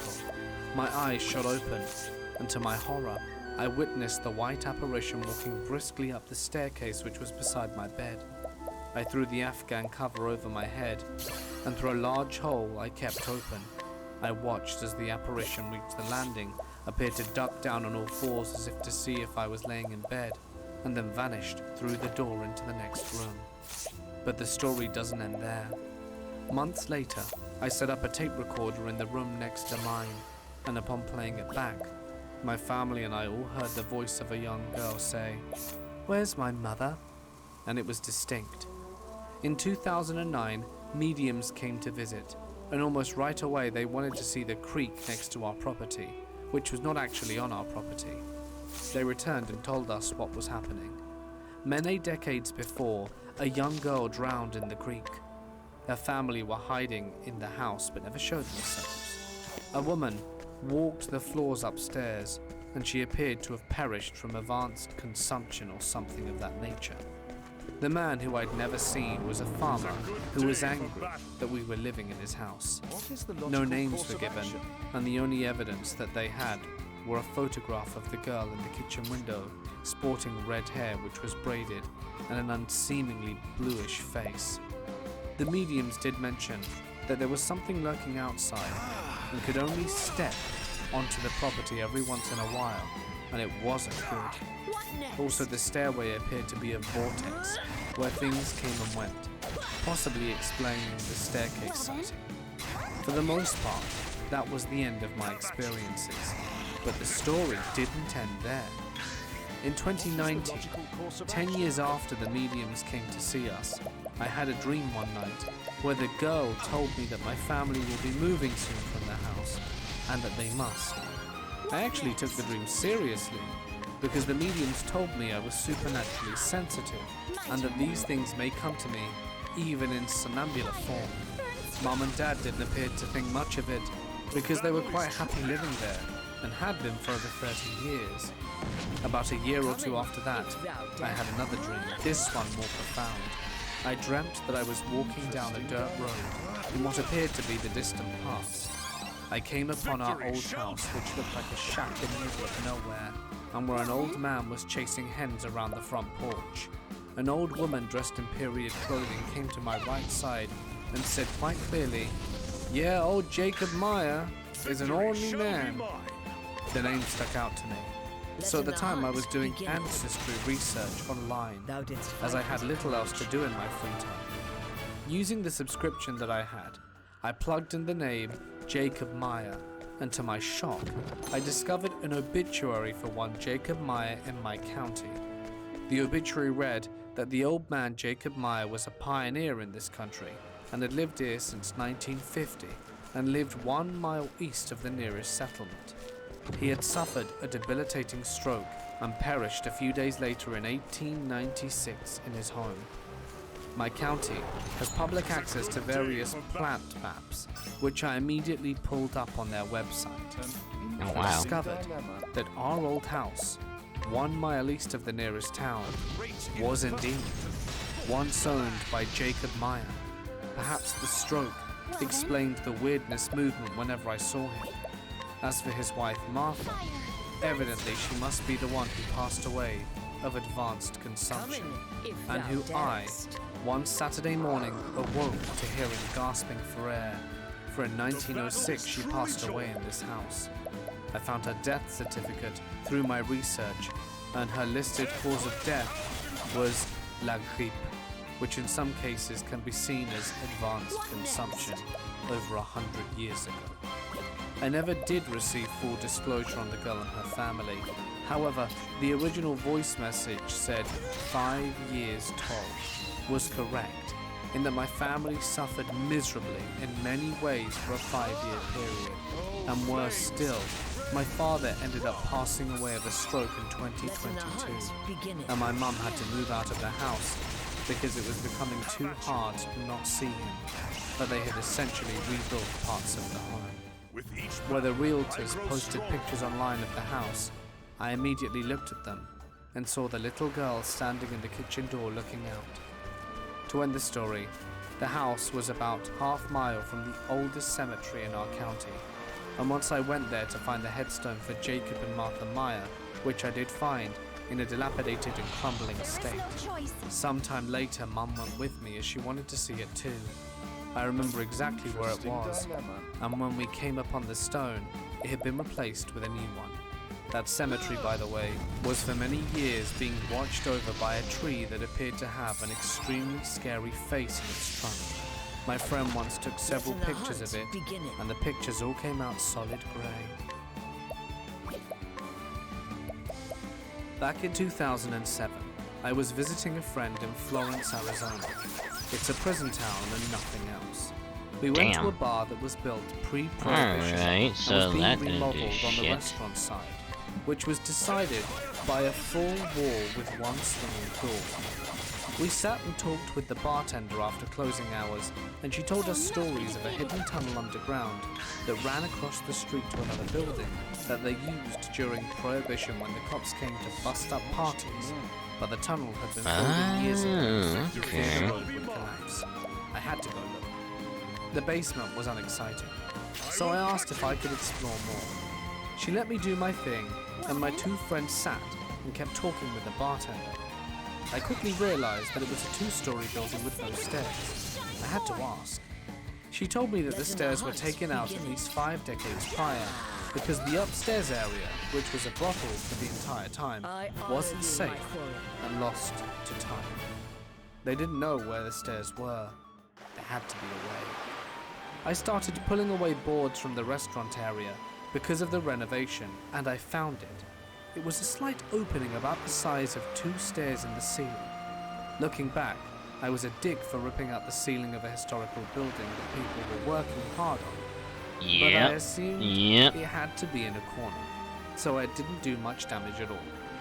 So as I lifted my head into the next story, I could smell the dusty crap of half a century smack me in the face.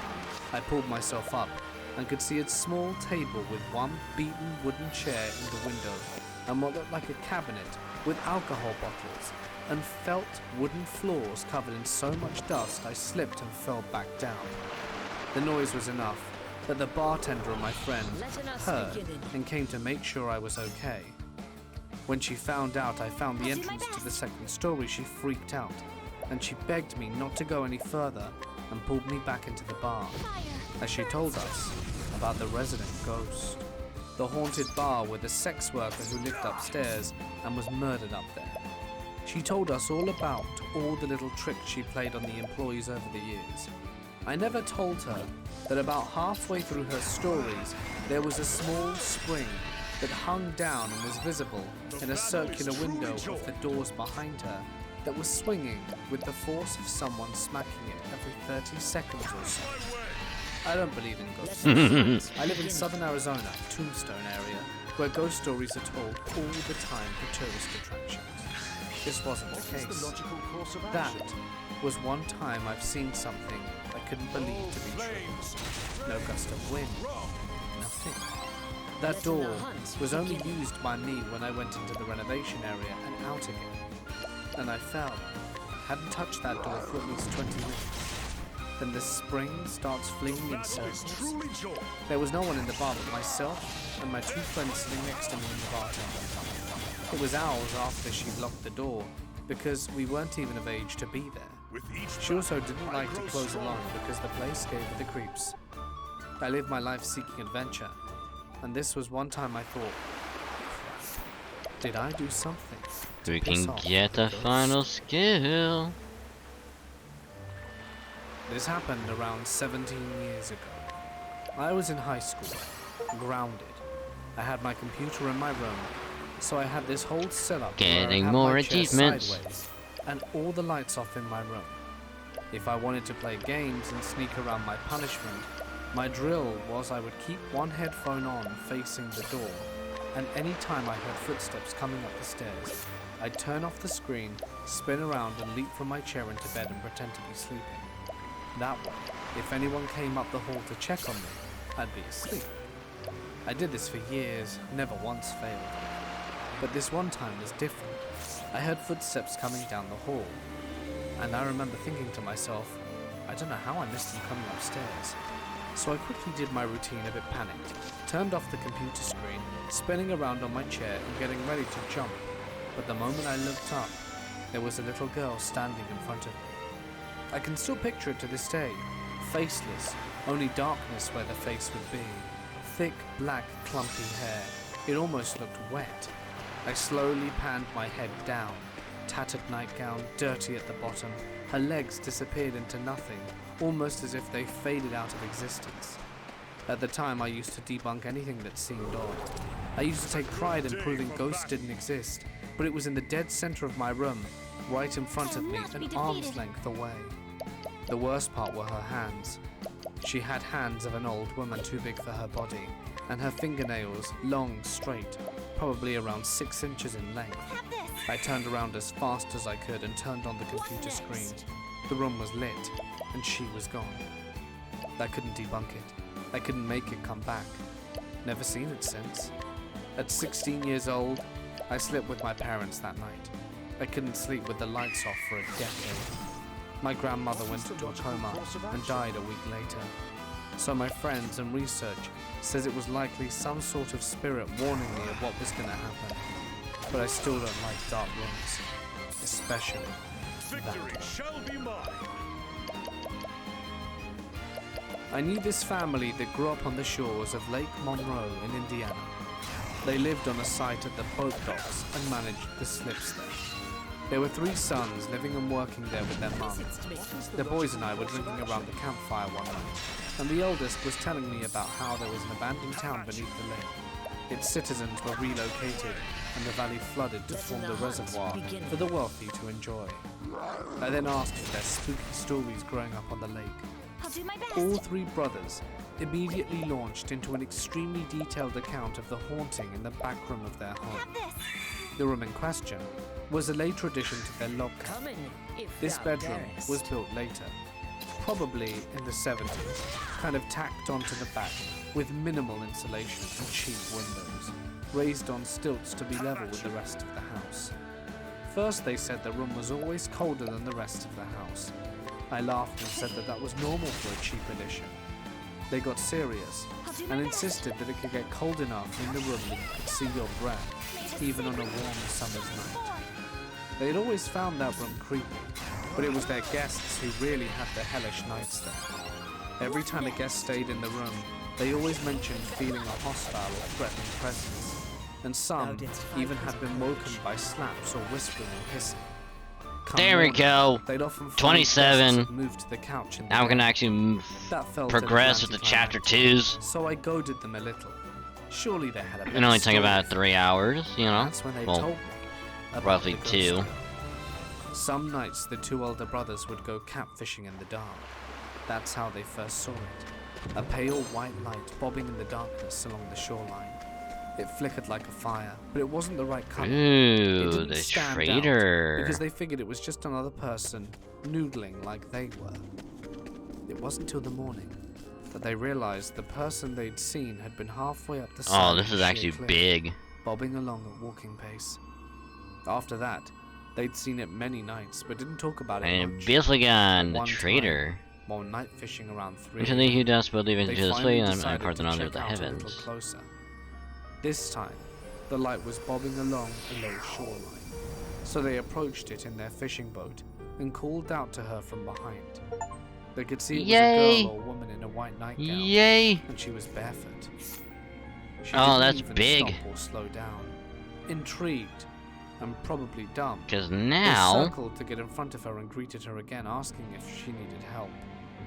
They swore to me, in that aggressive way that young men do when they're actually scared, that it was a little girl in a white nightgown with we no could probably face. actually do I was told this story in 2013. affiliate on the as shores of the Lake traitor, Monroe by and a then when we bunch get of boys Tressa who had back on, previously she been can trying to be act macho the and flow. backup But when this topic came up, their scholar. demeanor palpably changed. I know the details aren't terrifying, but it was the delivery that got to me. Either they had rehearsed this their whole lives, or was something that they had really experienced a few hundred feet from where we were sitting. Back in 1978, my grandfather's oldest brother died, Uncle Ollie. I knew him as a kind of gentleman who had his leg accidentally But oh my god, cut we off finally got during a him train 27. accident. Holy crap. Several members of our family were railroad workers. Okay, all we gotta do is get Every the time my Gold grandfather Shore, would take me over to Uncle Ollie's, rest, he would give me a brand new crisp $2 get Tressa back in, I thought they were and then we neat can because move of the red on. ink on them. Uncle Ollie would also encourage me to knock on his wooden leg. It must have been in the fall of 1978 when my uncle passed away. I remember the air being chilly when my grandfather would take me over. After he passed away, my grandfather would repeat the same routine once we got to the house. Get the newspapers off the lawn, then go inside the house and get the keys to Uncle Ollie's car. Then go into the garage and crank up his car, drive it to the top of the driveway. The last time my grandfather took me over to Uncle Ollie's house was in the most bone-chilling and hair-raising event of my life so far. When my grandfather got to the part of cranking up Uncle Ollie's car, he drove the car to the top of the driveway. The driveway was sloped and hard to climb since the garage was in a valley beside the house. My grandfather got out the running car to check the mailbox. As I was standing beside the drive, which was in between the driveway and the house, all of a sudden the car started rolling backwards with no one in it. I watched in horror as the car picked up speed, rolling down the sloped driveway. The car rolled right back into the garage. To my surprise, there was no crash, bang, or boom. The car had stopped all by itself and was still running. My grandfather ran down to see what the hell had just happened, while I turned around and looked to the top of the attic window and saw Uncle Ollie smiling, the creepiest smile I had ever seen, and waving at me. Until then, I had never seen him smile, and realized had I seen him smile before he died, I would have asked to never go back over there. It's been 45 years since this happened, and I remember it like it was yesterday. Karina wasn't This happened to me driven back to in come down property 2017, did. Sure, make when it I was simple about sort to of turn 18. nuisance, but For a bit of context, this understand will that. be important.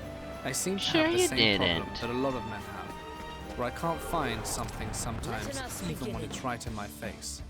This deeply annoyed my mum, and any time that I would ask her to help me find something and it would be in plain sight, she would just pick it up and throw it at me playfully and roll her eyes. Back to the day in question. My mum had just been pulled off life support after being pronounced legally brain dead. The choice was up to me, and I knew that she wouldn't want to live like that. So, on the evening of the day, I had to tell the doctors to pull the plug. My uncle, who had come from another state to help me get the affairs in order, had made scalloped potatoes for dinner. After I'd finished eating, I went into the kitchen to put away the leftovers. I put the casserole dish they were made in the oven and walked to the pantry to grab the cling wrap. I looked for a minute or two and couldn't find it. In my emotionally raw state, I began to lose my temper and loudly exclaimed, "Where the hell is it?" After a moment or two, I saw a swift blur of movement above my head as the cling wrap flew off the second to top shelf and hit me square in the face, but not very hard. It took me a moment to process what had happened. I stood there in complete shock, and then I kind of broke down in the middle of the kitchen. I had tried to think of anything it could have been to convince myself it couldn't have been her, but I've come up empty. In my college, there is one haunted suite in one of the old dorms. It's completely blocked off, and the only way you can break in is through the suite next to it, which ironically was a designated party suite. A student ended their life in that suite nearly 30 years ago, but has never left the residence. Owie. Eventually, none of the other suite mates or anyone Oh, else could thanks, live in it, Olberic. so the college blocked it off. My My dude friend just once sneaked saved into that us. suite with a bunch of other people. She said the whole place was empty as expected, except a single chair in the middle of the common room. That chair was said to be there so that the student spirit could sit and not bother people around it. Some people said it was the chair that the student used to take their life.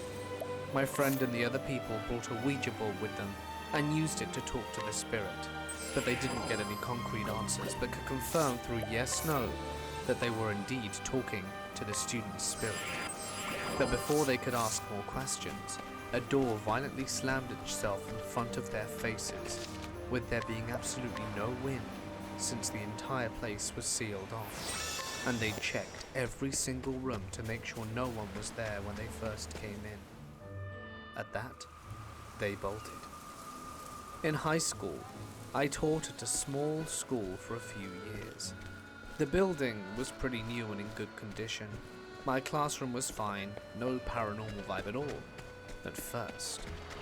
A few months into the school year, I brought in 2 portraits of 2 politicians/activists to hang on the wall, a man and a woman. I taught social studies, and they were very relevant to my lessons. I hung them on 2 pieces of metal drilled into the wall using round hooks. One of them, the portrait of the woman, kept falling off the wall. Is this for I had the floor chapter carpeted 3? so that it wouldn't get damaged, but it was just Is there annoying. chapter 2 My is co-workers here? joked that there was a sexist ghost haunting my room. None of the windows in this entire building could be opened, so I couldn't blame it on the wind, and they fell when I was in the room with the doors closed. So literally I had no idea what could have caused it. One day I was not in the mood, and as soon as I heard the portrait fall one more time, I cursed the ghost out, saying it was disrespectful towards the female activist. I didn't actually believe there was a ghost haunting my room. I just yelled into the void from frustration. After that, the wall clock that had been fine suddenly began to fall down multiple times a week. One day, one of my co-workers, whose room was next to mine, pulled me into her room and told me this, that both our rooms were probably haunted. The person using the room before me was very uneasy and always found excuses to not be alone in the room. Before I came, her room was very... I actually might One put time, Trissa the as hallway a camera hunter captured footage of the door because it has a turning little by itself, hood on it. while I actually kinda like absolutely no that. person was even near that wing. After I came, my room became the active one, with all the stuff falling off the wall. I was moved to a different room the year after, and never had an issue. Later I found out the school building used to be a dingy orphanage. Perhaps that might offer some insight What into is why that? the events occurred. I was invited over by some friends to play some board games one day. It was late at night, and it was raining pretty bad. We just finished a round of Cards Against Humanity, and one of the friends started talking about ghosts and her experiences with them. She then tells all of us that there was a girl that lived here before that took her own life in the closet next to the bed. She told us that sometimes when she sleeps, she can hear a soft cry coming from the closet. It's been a while, so I can't remember if she said she experienced anything else, but that's what stuck with me. She said if you put your head on the door, close your eyes and listen very carefully, you can hear her cry sometimes. Well, that's exactly what I did. Nothing happened for a while, till everyone walked out the room to get the pizza we ordered. I closed my eyes one last time before I was going to give up, and I heard her. It was a whimper, like a very, very soft cry. The kind of cry you'd do if you were around people and didn't want anyone to hear. Immediately I jumped and went to tell everyone. They Okay, ran. off to Clearbrook. One by one, they tried, but no one heard a single thing. Everyone gave up, so I went back to the door, and after a few minutes I heard her again. Such a soft cry. I was heartbroken. I put my hand on the door and felt so much energy. It's something And I've never felt before. moving And down. find it really hard to explain. I moved away from the door, and we were heading home. Hold on. I wanted to check to make sure I wasn't just hearing Hold it, things hold there, before I Roderick. left. I didn't hear her. We went back home and talked about it. It was such an interesting experience. Just love to know Actually, we might have what's to behind it. go up Last night I was towards snapping some photos. Warwick. I have a 3-second delay from the time I press the button until I see the flash. I've sold things online in the past, Uh, and when I got to these Halloween ghost earrings, I sold them. I was sitting on the sofa, and I had the item at arm's length against my Let background. us hunt him. When I pressed the button for the image capture, The hunt the second beginneth. before the flash, there was a woman's hand that waved at me. One quick left to right motion in front of my lens. I was stunned. It was darker in color, but I could tell it was a woman, and I could see the normal movement and impression of the bones in the hand. A normal yet ghostly appearing woman's hand. Very bizarre. Make it make sense. Nothing unusual showed up in the photo though. A tempest of ice shall reign. As a local water treatment specialist in rural central Pennsylvania, I've had some unique experiences while in some pretty creepy locations. Turns out water treating equipment is usually in the basement, along with those things that we often feared when we were little kids. Nearly 13 years ago, I was an apprentice to a soon-to-be retiring tech. The man was solid, noble, and not really someone you'd mess with. oh, wow, that is Our a day's lot. work schedule took us to Utah House. The softener needed repair, and of course the basement. We had our tools and headed down to a very obvious circa 17 to 1800 set of steps. Dark as night and musty. Already something felt ugly. They use the same I had a nauseous keys feeling overcome me, sometimes. and thought it just must have been the food we ate previously. My mental worked, with me looking over his shoulder, holding a flashlight, when from somewhere in the room... Oh, you're talking about, I'm not whatever... kidding you. I wheeled around with that light fast. Talking to about the see game that what you're it could have playing? been. The old tech spun around with me at the same time, and in the narrow light cone emitted by the flashlight stood an old woman in complete Victorian attire. Noble. My mentor hightailed it up the rickety steps before I knew it, leaving me with a speck. Isn't it like God of War As where soon they as my foot hit the first step, use like the I same shined the light motions like back towards 50 where I was times? sitting. Of course, she was gone. The old mentor was waiting for me in the kitchen when I finally reached the top, and I must have looked as pale to him as he did to me.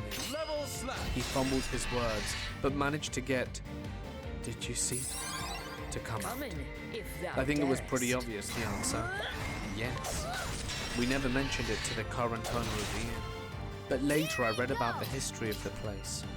I don't know who the old woman was, but in hindsight, and I mean true hindsight, as that's where she was to both of us when we climbed out of the basement, I don't think she meant us any harm. Wait, is a rifle string? I'm not even sure she meant Oh, to scare us. Now that I yeah. reflect on it. don't they use the Kinda same sad thing or that like she's something caught there somehow. really, really close? In I had a like weird all of them, experience once in a shower. where it's In a like, home we didn't oh my live in god, as a child. this our friend, taking a the shower guy, When suddenly I suddenly got a got weird feeling ambushed of and now being he's up against a wall and it's So like I you have got to out and shoot put on the a towel enemy and to started save drying him. off. Because But if I you had a don't do it in feeling the that next looking at the keyhole in the 10 door, seconds, they're gonna die. and there staring at me was an eyeball. But the strangest part was that the eye didn't appear to be on the other side of the keyhole at all. It appeared to be in it. I know it's a bit I of jumped an up and got dressed exaggeration. quickly. There's only like 2 Told seconds. my but mother, and she told you me can after get it. talking to the last owner that they had a son who liked to watch people in the bathroom through the keyhole, especially his cousin or sister. This boy perished recently. Way more scripted than that. Oh, is it like, oh no, let's Me and my walk little down this sister hallway. Sitting in the living room, having a conversation. Totally about some nothing nostalgic going memories we on. shared in our previous Oh house. no, The room they. was silent when she and I both witnessed this foggy. Let's looking go figure into move this across door. the room. This I oddly could see the shaped, upper part of the body decorated easier door. than the lower part. Surely nothing We will both looked at happen. each other in disbelief. Creak, creak, I creak, remember her creak, mouth creak. open in horror. Looks good. I asked her if Let's she just go saw what I in. saw, and she nodded. It felt so surreal. Oh I no, wonder what it there's could a be. person there. Hopefully we don't get attacked. Ah, So, pal, there's a mission. San oh Juan, no. I'm getting attacked. Oh no! Caucasian, young, stubble beard, sandals. Somebody help wearing me. a brown monk habit with this hood over his head. It wasn't crowded. It was a lovely autumn day. I've seen him several times. I also Goodness. said hello to him, and he smiled with a lovely set of teeth. A hippie, I thought. He didn't answer, turned the corner, and then he was gone. His feet made no sound as he walked. I asked the clerk at the souvenir shop why he's always Or walking like around. better yet, it's like one of those There's a stool in like the Catholic rail church. shooters in a way where it's So, like, is he a visitor like me, or you does he know, work it's like, here, oh, or does he here's come this to little service? brief period, like She sort of blanched, here, saying like, there's oh, people here who comes the ask, next but big he like doesn't work or action visit. section. It's weird. Oh, okay. So I'm not there for services or Components prayers, they but put when it's jam in on your church, face. it was beautiful, with some painted scenes of early California people, Yes, as well as the usual the Catholic famous. statues of saints. Oh, As well as I the got distinct musty smell, hit in the as arm. well as the feeling I of now being have watched. jam I said smear out loud, across my "It feels eyes. sad here. It's crowded. Many people in here?" Then I left. That evening, And I it's was in like, the it's like, kitchen alone, is this washing up really some needed? dishes It's like, and the counters. I just got scraped in the alone in the arm entire because of house. this tree. It's like, I heard a clatter yes, you need the of jam. crystal beverage coasters in the living room. Smear, Was it an earthquake? smear, I went into the dining rub room, it there was in, nothing there. rub it But in, one coaster smear, fell from the Simba. coffee table. I picked up all of them and brought them to a place on the counter. One of the coasters slowly rose from the counter and was suspended by itself. I look around, I'm alone. There's no wire or other way it can do this. I'm like I feel half paying very attention to scared, the but story. instinctively know it's a spirit. I should not let it frighten me, because it feeds on emotions, and I Letting the said in a hunt calm begin. voice, very slowly, "Put that down." It does. Then I wonder, what next? I have to make it leave. I don't want a spirit in here. I've got to be polite. Thank you. What else can you do? If you want to really impress me, do the rest of those dishes. Guess what happened next? Nothing. The other spirits I've encountered were one at the local library during a drum circle. I heard it singing like a Native American. No one else heard it. Another time it stole my thumb drive. I said out loud to please return it, that I really needed it, and it suddenly appeared. It stole other items from me, and I wasn't going to let it steal more. I asked the librarian about why my things were stolen, and this time it did return my thumb drive. She was Letting my arrow nonplussed, fly and true. and told me the basement had a ghost that sometimes does steal from patrons and employees. The but hunt no one was ends. allowed. I see much prefer the rifle butt animation of There's the another contact local melee. library with I don't know. It used to be a very I don't grand know, house when it was the residence of one of the It might famous just be families in the me area. and like It was newer burned down, then rebuilt to stuff, be almost the but same as the original house. I The kind of house is now a prefer library like the with knife several melee modern because modifications it's like it's restrooms, faster and it doesn't take up as offices, much time elevators, and the it doesn't bookshop. look wonky as When I hell. go there, I feel someone is watching. Because it's like, oh, I was in knife, the basement one knife, time to use knife, the restroom. and then it's like, oh, let me I just stopped smack to you with see the if like the any of rifle. rolling Uh. carts had used Uh. books for sale, Uh. and to see if I wanted any. When I smelled tobacco, It's like there's just no knife and move smoking on, around. just knife and move on. It was No, it's empty like, except for me. guys, there's a The whole only motion light of was the just hallway. swinging and your the bathroom. entire body, just Then I heard a crackling radio station, an old-time music. or it's like you had to a like band somehow from the bring it down, like 1930s. The like a doors weird, to the like, offices and classrooms were closed, uh, and the like windows you're in rolling a each were boat. Like, dark, oh, let me just like there being no bring this lights. rifle up and just I smack you went up down, the like just staircase rowboat. to the main checkout desk and told them I smelled smoke and heard music. Was there a movie being shown? Or an event taking place? Just then, the same crackling radio sound with faint 1930s music You know what? sounded. Anytime I There, do play you hear like that? a game The and it has librarian like said she did, but there was no event. She said like it a happened motion from where time you to like the time, butt or like the like a and the weapon. tobacco I'm just gonna call it like is the from a rowboat pipe and from it's the like, person oh, who used time to to live rowboat. there. She sounded very calm and matter of fact. Thank you, I said. I'm going now. Properly It shoulder was a rifle little to awkward. reverse grip knife. I've had getting several light other in there. occasions of Let's try this spirits making strange. themselves known to I me mean, since I was younger. But yeah, those are stories for another day. yeah. I don't know, I think I might I've just always believed in be. ghosts, but it was solidified How was it right like? after my dad died. Very suddenly. I think it might just be like My so brother and I used were to young just at the like time. He was 4 trying to and I get was this 9. like So especially in people like got us toys multiplayer, as it's just gifts like when he passed. just having But we were stuff still that grieving. done like really So we quick put so them in I my don't mum and dad's die bedroom like until we filled up for playing with 3 them. seconds later. The night after the funeral, a jack-in-the-box my brother got started jumping out of the box and playing music every hour on the dot.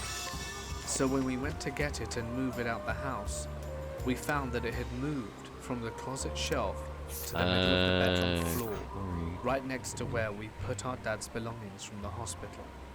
Keep in mind that my mother hadn't slept in that room since the day my dad died, because she couldn't bear It'd be the thought of really laying in the bed weird without me. if to get to So we had no Saints idea how Bridge or why it was moved. we have to go and why it went here off every hour on the dot. and then just go down As and soon as wraps we moved it all out the way house around. and just set it on our porch, it never did it again. I'd like to think it was So my let's dad go letting us to know he's Quarry okay Crest. and there with us by scaring us, because he loved scaring us and making us laugh when he was alive. On a separate occasion, Watch the cutscene I while also dead. had my niece. She was 6 when these things happened, and she was born a little over 2 years Sir? after he died.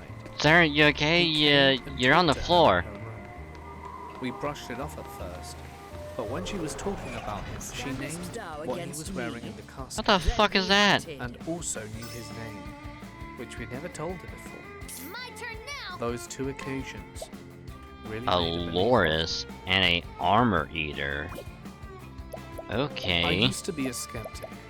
I don't believe in the supernatural, in God, or anything like that. Although it sounds cliche. Since I've been living in the colonial city of Querétaro, I've started to doubt, seriously. It all began when we went to explore the back of a friend's house who owns a restaurant in the center of the city. There, all the houses are old, and this house was no exception. My friend, 2 other friends, and I were there. Suddenly, my friend and one of the friends stayed at the threshold of one of the doors. I asked them what was wrong, and both claimed there were ghosts there. I scoffed them, telling them they were crazy, and continued on. I didn't see or feel anything. Let's do this. Both insisted that they felt something. I guess because they're sensitive to the paranormal, which I learned recently. Every time I wanted to go to that place for dinner, my friend refused. She said there was a very negative energy there. I went back many times and nothing happened. The only thing I could witness with my own eyes was during a New Year's Eve party we had there. 3 of my friends were surprised by something. I saw how a strand of one of their curly hairs inexplicably remained horizontal. I didn't think anything of it. In fact, I found it funny. They just laughed nervously. And that was the only thing that happened that day. Now that I remember, it was surprising, but I stayed in denial. Sometime later, when I had the chance, I asked the owners of the house if they'd also seen or felt anything strange. They replied that they hadn't Ooh, personally. 1,000, hell yeah. The only incident was when they were renovating the Sideways bottom on the floor of the cutscene and house, it feeds and back to they the some unearthed point a after it tombstone finished. that was Wait. over 100 years old. They also So, told me many customers and employees of their you watched restaurant had made comments about something cutscene lurking in that part of the house. sideways, The only concrete story came so from you my had to original tilt your sister, head who told me he had seen a just to little girl, watch it and he normal, was really scared to the and point then of when it quitting got the done, job. it's like, A few years oh no, you have to passed, do like and I like to visit this whole downtown part all craft over beer again. bars at night. I chatted with the bartender at the bar while talking about craft beer most of the time. One time, the topic came up, That's and he unfortunate. told me that near closing time around 2:30 a.m., he saw a man leaning against the wall next to one of the refrigerators at the end. That is really, He was really just standing unfortunate. there as if he were drunk, but he wasn't a real person. Not He said that the Orwell apparition didn't passed speak or do anything, was just there. I don't think that's the way we need to go. 6 years after moving to this city, my friend accompanied me to another Uh. craft beer place, also located in the downtown area of the city. We had an event, and after it ended, she sat alone at one of the tables while I went to greet and chat with the other attendees and friends. Might as well Suddenly, go this she way. called me and asked to please leave.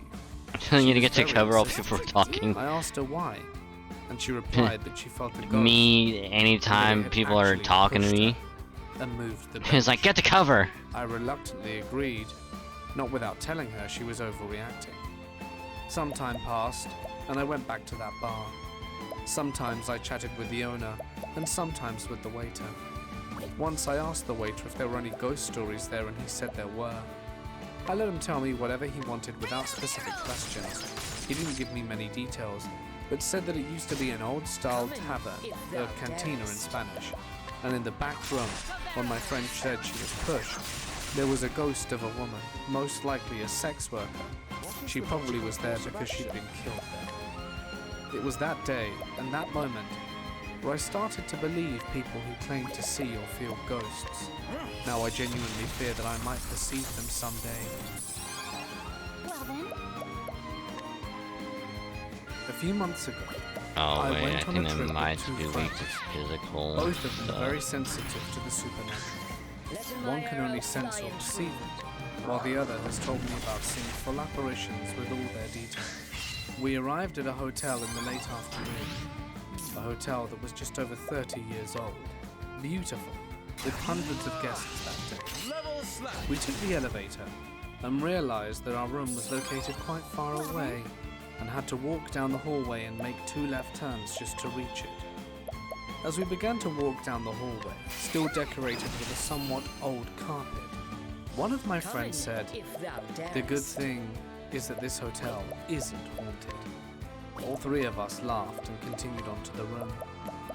The next morning, we headed to breakfast and ran into the housekeeper Oh. hall. We Damn! greeted her with good morning, and one of my friends asked her, "There were no ghosts here, right?" The housekeeper just stared at us with a nervous laughter. "Or are there?" She laughed and quickly told us that there are. She told us that on the upper floor there's a ghost of a night guard who died of a heart attack. Several people have seen him making his rounds. This on one's that pretty floor. jank in Of course, general. on its own. I mean, it is Then an she told us older about the Call of maid who Duty, died in so 45.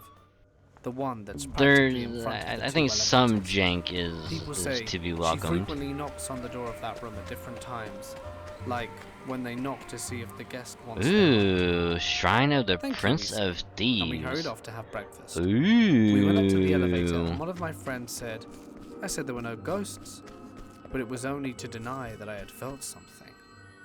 The next evening, we Ooh. returned from our city Voice activities echoes in quite Handheld tired, but I Traveler. still wanted to I spend am some time in the Aver, hotel Prince of lobby. Thieves. We walked down the long I hallway don't to the believe in through elevators, this place and impart and the when we knowledge of the arrived, heavens. I pressed the down button. Shortly after, the bell rang to signal the elevator had arrived. Da da da The da. left-hand elevator door opened. The elevator was empty, and the light was off. Noise. I'd never felt anything like this, and it I scared think me, so I hesitated all that's to get in. left. The friend who was with me said, "Oh, that's really strange." The elevator door closed its door, and we heard it go Is up a floor, then down again. I was waiting for the other elevator to arrive, but it didn't. Instead, the left elevator returned. I think all we and have opened left its is door again, Cleric but this time the light was on. I truly felt goosebumps. or the Something Apothecary that had never happened to me in such a situation, and more so because I don't and believe in ghosts. How frightful. Dancer. Could it be the maid from the room in front of room 45 playing a prank on us? We waited for the elevator to leave, and for the right-hand elevator to arrive so we could go down without fear. I really felt something strange had occurred. How could the lights in the elevator go off? There was a small switch located next to the floor buttons, and then, when it went up and down, who turned the light on if it was empty? The ghost night guard? We returned to our room after spending some time in the lobby and shaking off the spook, and we told our other friend, the one who sees ghosts, what happened to us. Oh yes, it was definitely the ghost of the maid. She never used the elevators or went near the elevator again. In the last few days we were there, she used the stairs on the side of our room, even though we were several floors up. When I was 15, Affiliate Thief is the actually movie kind of funny. Paranormal Activity came out. My friend and I decided to try the Ouija board. We spoke to this guy named Frank, and I remember he used to say messed up things Hey, like, Frankie. "My mom is standing behind you, and she doesn't like you. I'll overdose on pills." Just weird and crazy dark stuff. But my friend and I both thought we were messing with each other to try and freak each other out. A few weeks later, I was sleeping Also, in I bed. think my I earlier had a shelf statement above my head of having to go that my all the way grandd's back teddy to from here primary school was sitting on. The and then teddy had going been there for down years without being moved, and there was a to get dresser with a mirror to at the Saints end of my Bridge. bed. I woke up to the teddy falling on Otherwise, top I of go my head, here. and when I would wake up looking directly into my mirror. And go And there I saw down. a girl brushing her hair in front of my dresser. I rubbed my eyes numerously, and instead of her disappearing, she became more clear. But the more I stared, it was like I was looking at myself when I was even younger, as she had thick auburn hair, but was wearing a very old style nightgown. Soon I realized it wasn't, and I hid under the covers, and after checking numerous times to see if she was gone, she finally disappeared. Fully What's the freaked me logical out. course of action? We stopped doing the Ouija board and did other normal teenage stuff. I never told anyone about what I saw at the bar, but a few friends put it down that I was seeing things and I was still dreaming. Fast forward 11 years, I'm 26 now. I picked up my sister and was driving her home, and she randomly started talking about when my friend and I played with the ball. And she's like, Josie, my other sister, swear you brought something into the house. And I shrug and I'm like, why do you think that? And she replies by saying that she used to wake up seeing a girl brushing her hair in front of her. I slammed the brakes and was like, what? And she said, yeah, just brushing her hair. I confessed that I saw her too and always thought I was dreaming. Anyway, That's not we both creepy haven't at seen her all. for many years, which I think is lucky. No, because that's there not. wasn't That wouldn't be anything in the creepy in the house. But I do admit, slightest. it does freak me out, and I really don't want to see her again. I'll do my best. My mum used to work the night shift at a hospital before she retired. Years ago, she had a terrifying experience that she recently told me about. During one of her shifts, she held an elderly patient that was in the ICU getting ready to pass. Oftentimes, my mum would sit and visit with her patients during her downtime. The woman was crying, so my mum held her hand and asked her what was wrong. While still crying, the woman said that he was Wait a evil. minute. She said that he was evil when he was alive. No, we have to. He's I think we have just to as put evil Darian now. back on. Damn it! Confused, my mum asked if the lady was talking about her husband. The woman told my mother her dead husband made her life a living hell, and now, on her deathbed, he'd been in her room for days tormenting her. He told her he was here to take her. She said he had been standing in the corner of the room since she was admitted to the ICU. My mother offered to pray with the woman, which she accepted. The woman What's the logical eventually course of passed, action? but had told my mother before she went she no longer saw her husband and was able to go in peace. When I was little, maybe 7 or 8, I had my first paranormal experience.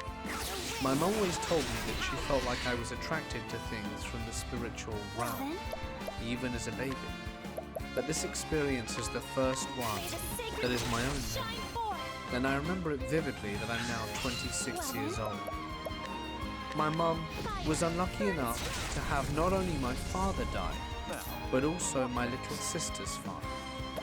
My father passed away due to a car accident, and my sister's dad tragically took his life after a severe battle with depression.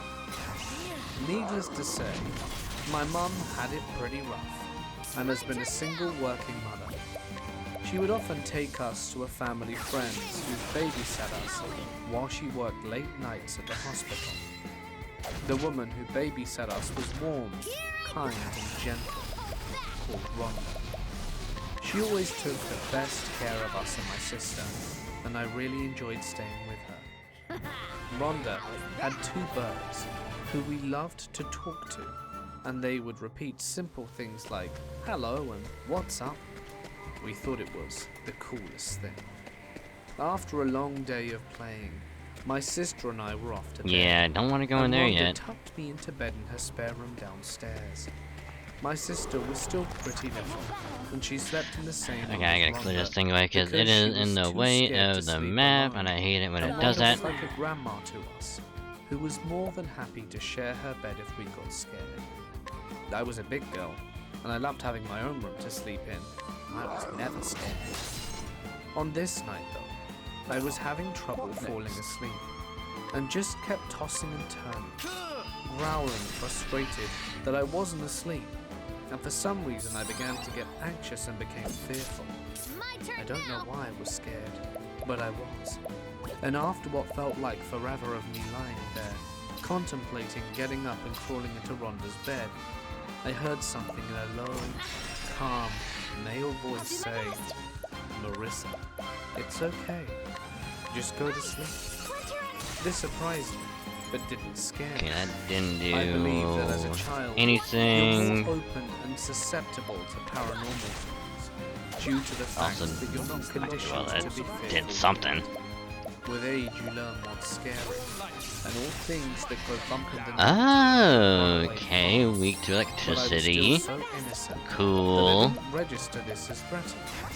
Actually, this calmed me down, and I started to feel very tired. The flame Just guides accepted us what the true. voice told me and went to sleep. The next morning, Rhonda made us breakfast as she always did. She sat across from me and sipped her coffee that I always asked to sip for, because if I wasn't already a strange child, I also had a taste for coffee. She asked me how I slept, and I told her that I was really scared and that someone told me to go to sleep. She looked at me confused and asked me if I had a dream that someone was talking to me. Then I told her no, I was awake. She said it was probably the birds talking again, and I told her that I was sure it was not.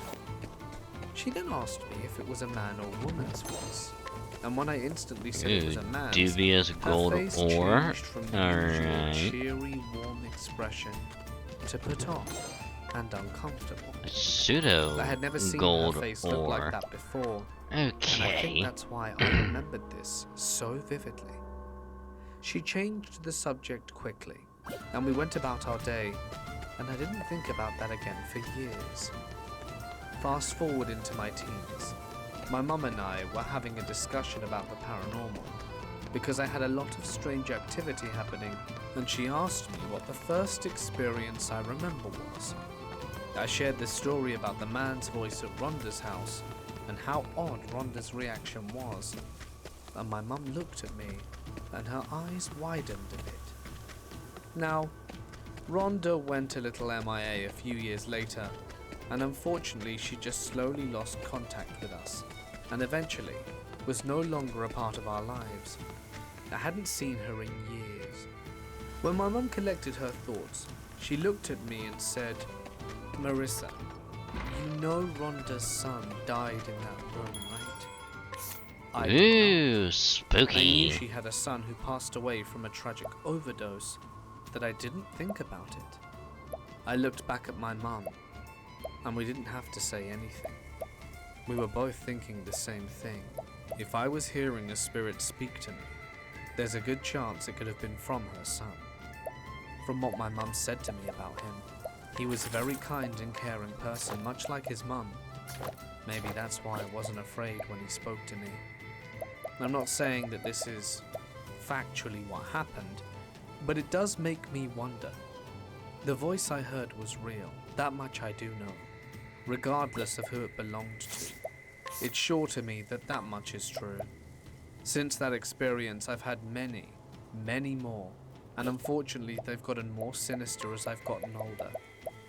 I've got very, very dark for a while, and witnessed things that you would probably only see in horror movies.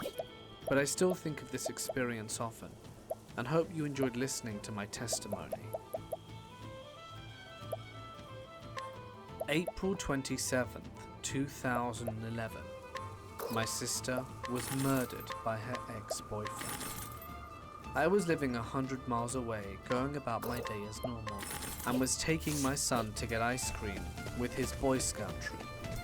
Between one stoplight and the next, she appeared in my passenger seat. We both saw her and started talking with her. I drove to the corner where the bank was. The Dairy Queen was next door, but when I turned the corner, the shop wasn't there. It looked like an empty lot. So I drove in a circle trying to find the shop, while still talking with my sister. We drove for around 2 hours looking for this Dairy Queen, until we pulled up to the same corner again finally. Then suddenly she turned and said, "Thank you, I can go now." She then opened the door, exited, and disappeared.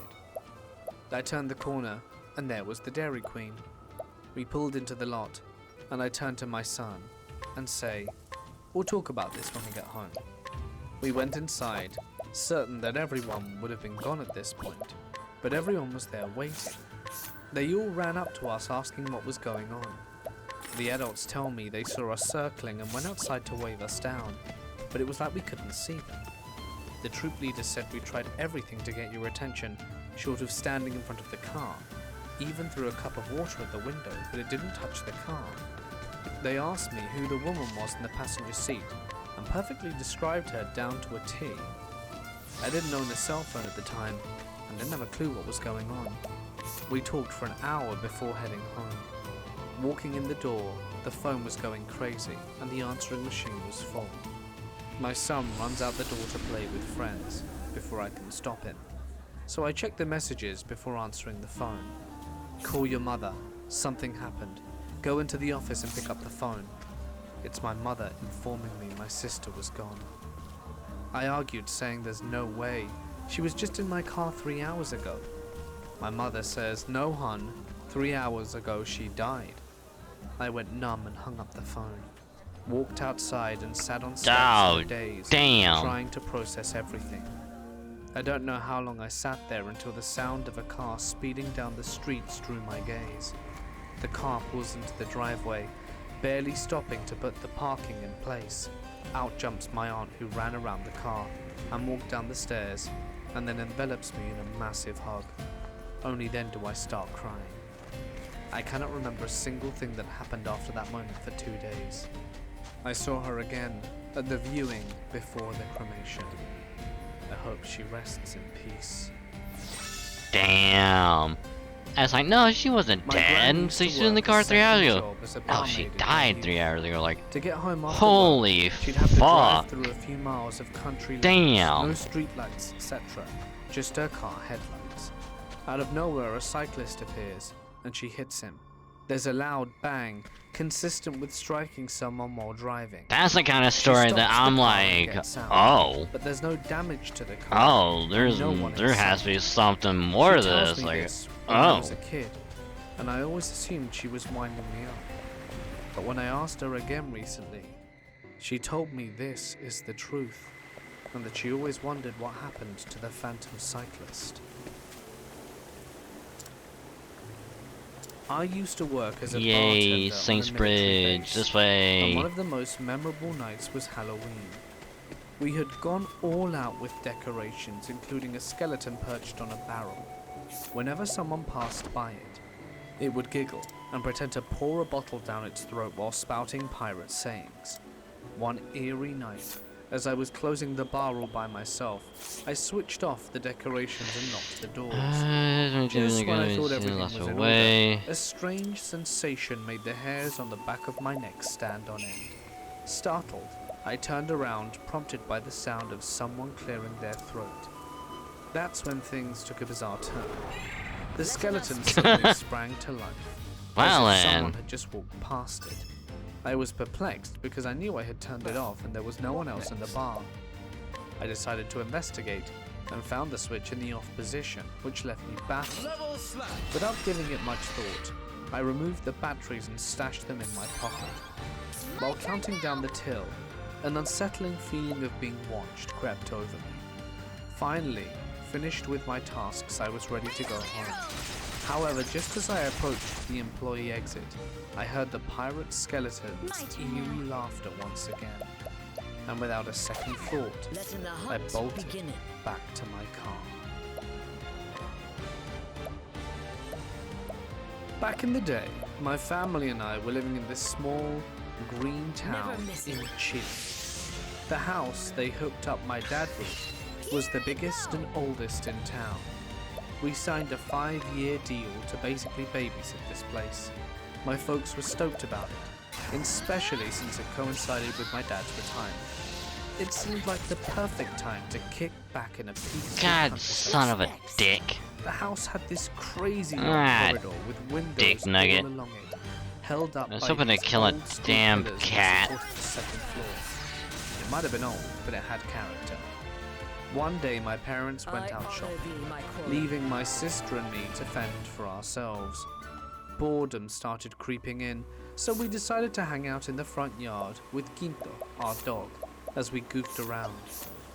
Then I noticed Quinto kept stopping and staring at the house for a few seconds, and getting back to playing with us. I tried to see what was up, but I couldn't spot anything weird. We kept at it for a bit, until I glanced back at the house and saw this ghostly white figure peeking at us from one of the hallway windows. It had a human-like Yeah, shape, but definitely lacked any discernible don't want to be features doing or a thief characteristics. yet. It was a flat white silhouette, almost faintly luminous, and as fast as I saw it, it had hidden behind a pillar. I freaked out for a moment, but then convinced myself it was probably some reflection or whatever. Trying to play it cool, I looked at my sister, and she gave me this creepy look and asked, "Did you see them?" That sent shivers down my spine. We spent the rest of the afternoon outside, eagerly waiting for our parents' return. Over time we did some digging, and found out that back in the 1880s a rich lady lived in the house. She had all kinds of illnesses.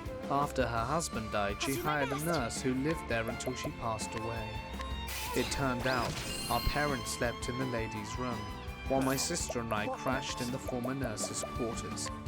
Our contract only lasted 3 years, but man, those were some weird times. Despite more paranormal occurrences in the house, that was my first experience there, and my first one ever, and the only one where I actually saw something. The other times were just strong sensations of being watched. Every person who came to that house, even visitors, felt the same way. Even the dogs would be on high alert and bark at empty spaces. Thankfully, I bet it's probably nothing weak as to terrifying fire, as that ever happened. Thank God. isn't it? We moved to a duplex Oh house no, it's not. that had been vacant since the owner died. We don't know if she died there or not. At first, my partner and I would notice the kitchen lights going on or off while we were in the living room. Then, the light panel covering the bulb would come on and bounce noisily in the kitchen. This happened several times. My partner nailed it back on, so that would be the end of that. I'd be napping, and I'd hear footsteps with hard soles and the garage door opening. I realized my partner only wore soft-soled shoes. I was sitting in the living room and I could see down the hall, and I saw a mist or cloud of smoke drifting from the spare bedroom to the master bedroom. I was napping in my bed and felt someone sit next to me, and the mattress went down. Later on, my daughter felt this, and so did my partner. The stronger vibes began during Thanksgiving. I have these 2 old lamps that were at my grandparents' house. They are beautiful, but I don't Okay, turn we'll them on save real because of the old quick. wiring that they were plugged in. During Thanksgiving, I saw my daughter looking in the mirror, and the one lamp near her was turned on. Then on my birthday, which was a week after Thanksgiving, my partner and I are in bed asleep at 3 a.m. The other lamp light comes on. We sat up and looked around, both of us annoyed, and he got out of bed and turned it off. He gets back into bed, and we start to sleep, but the light switches on about 2 minutes later. This time he gets out of bed and removes the light bulb. Regarding the previous lamp that turned on when my daughter was there, I called her and asked her if she switched it on. She said no, that it just came on, and she thought it was set up through a system to turn on. We no longer live in that residence. I wouldn't say our house is haunted, but we do get visitors, and I'm very sensitive to the other side. I always know when there's a presence near me. My ears perk, the hairs of the back of my neck stand on end, and my back will tense up. I have a few stories to share. Oh, I When we did first the moved wrong in, we move. had a ghost dog in the house. I did the One wrong time I was one. getting ready for work, and I heard what I thought was my dog's nails walking behind me on the linoleum bathroom floor, followed by feeling a cold, wet nose touch the back of my leg. Not bad. I turned around, fully expecting to see my dog behind me. But nothing. No one was behind me. I walked out the bathroom, my dog nowhere in sight. She was all the way in the other room laying on her bed. Another time my dog was in the bathroom with me, and she started growling. Ooh, Shrine of the Healer. Seconds later, Ooh, I hear the sound nice. of what I can only describe as the sound of a dog scratching itself and making its collar jingle. We only had one dog, Hail and she was right in Traveler. front I of am me, staring Doder in the direction Chatterbowl. where the noise was coming from. He does Every now and fully then, there's this way part of the I knowledge of feel the a heavens. presence down the hall. We have the and in our cleric other now. bathroom, Oh, there is that hallelujah. feeling old man. He's never done anything to scare me, but I definitely feel him. Oh, that's apothecary. Fuck. My husband and a girlfriend of mine were in our living God damn it. and all of a sudden the sink in the bathroom. Oh, I was turned so full blast expecting the That freaked fucking me out. cleric. because we were the only ones. No, in we the got house. the. Oh. When I was a kid, I would always feel That's as if something was right unfortunate. behind me. I'd run up and down the stairs more often than walk because I'd feel scared. Here's the One night I thing. woke up. My room was pitch black. When we Yet unlock in the middle of the cleric, room I'm stood a putting that tall on silhouette Alphen for of what I sure. thought was a man. I reached over to the I'm light putting next that to on my him bed, and 100%. it immediately got unplugged. I just hid under the covers till morning. Ah, damn. Some other time I woke up and felt like I was being tickled. Am One I gonna time use involved a dream. like apothecary as like a The dream second was a job? vision of Jesus on a for cross, any followed by a character? loud No. flash and a bang. This repeated a total It's of just 5 not as times. good. Then I woke up Cause feeling I pain can in literally be my stomach, running as if someone was punching me. Ophelia, I was 13. Scholar, Scared crapless. Cleric, Later on, I and learned get my both brother just would also be even feel better. touched.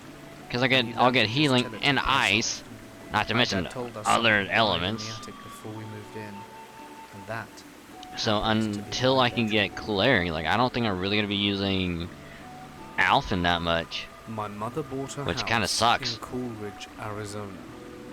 Her house wasn't very far from the Casa Grande ruins, which is 1,000 years old and reportedly extremely haunted. I moved in with her Yeah, during we'll the save pandemic, just to be safe. and I only stayed there 8 months before I had to leave because it was so undeniably infested with spirits. What is... My Oh, first the chest. experience Alright. was with both my mum and dad. We were Of all course three it's in the dark. kitchen, cooking for our annual Christmas Eve party.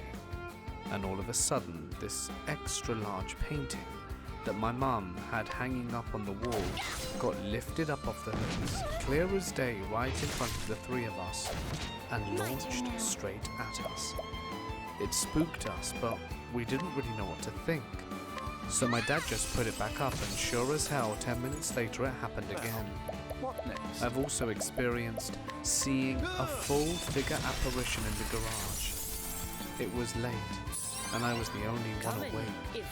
I went to the garage to grab a beer, and out of the fridge, as soon as I turned the light on, there was a huge Native American man standing there staring at me.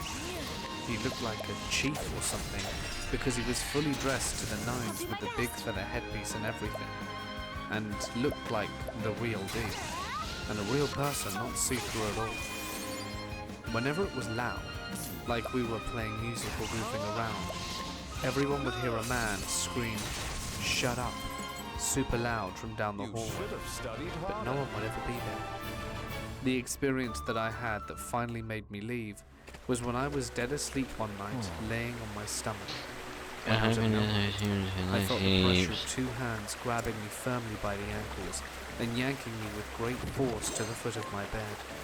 When I turned and looked, no one was there, but I got the feeling that I wasn't alone in the room, and that someone was very angry with me. Oh my god, it's another cat.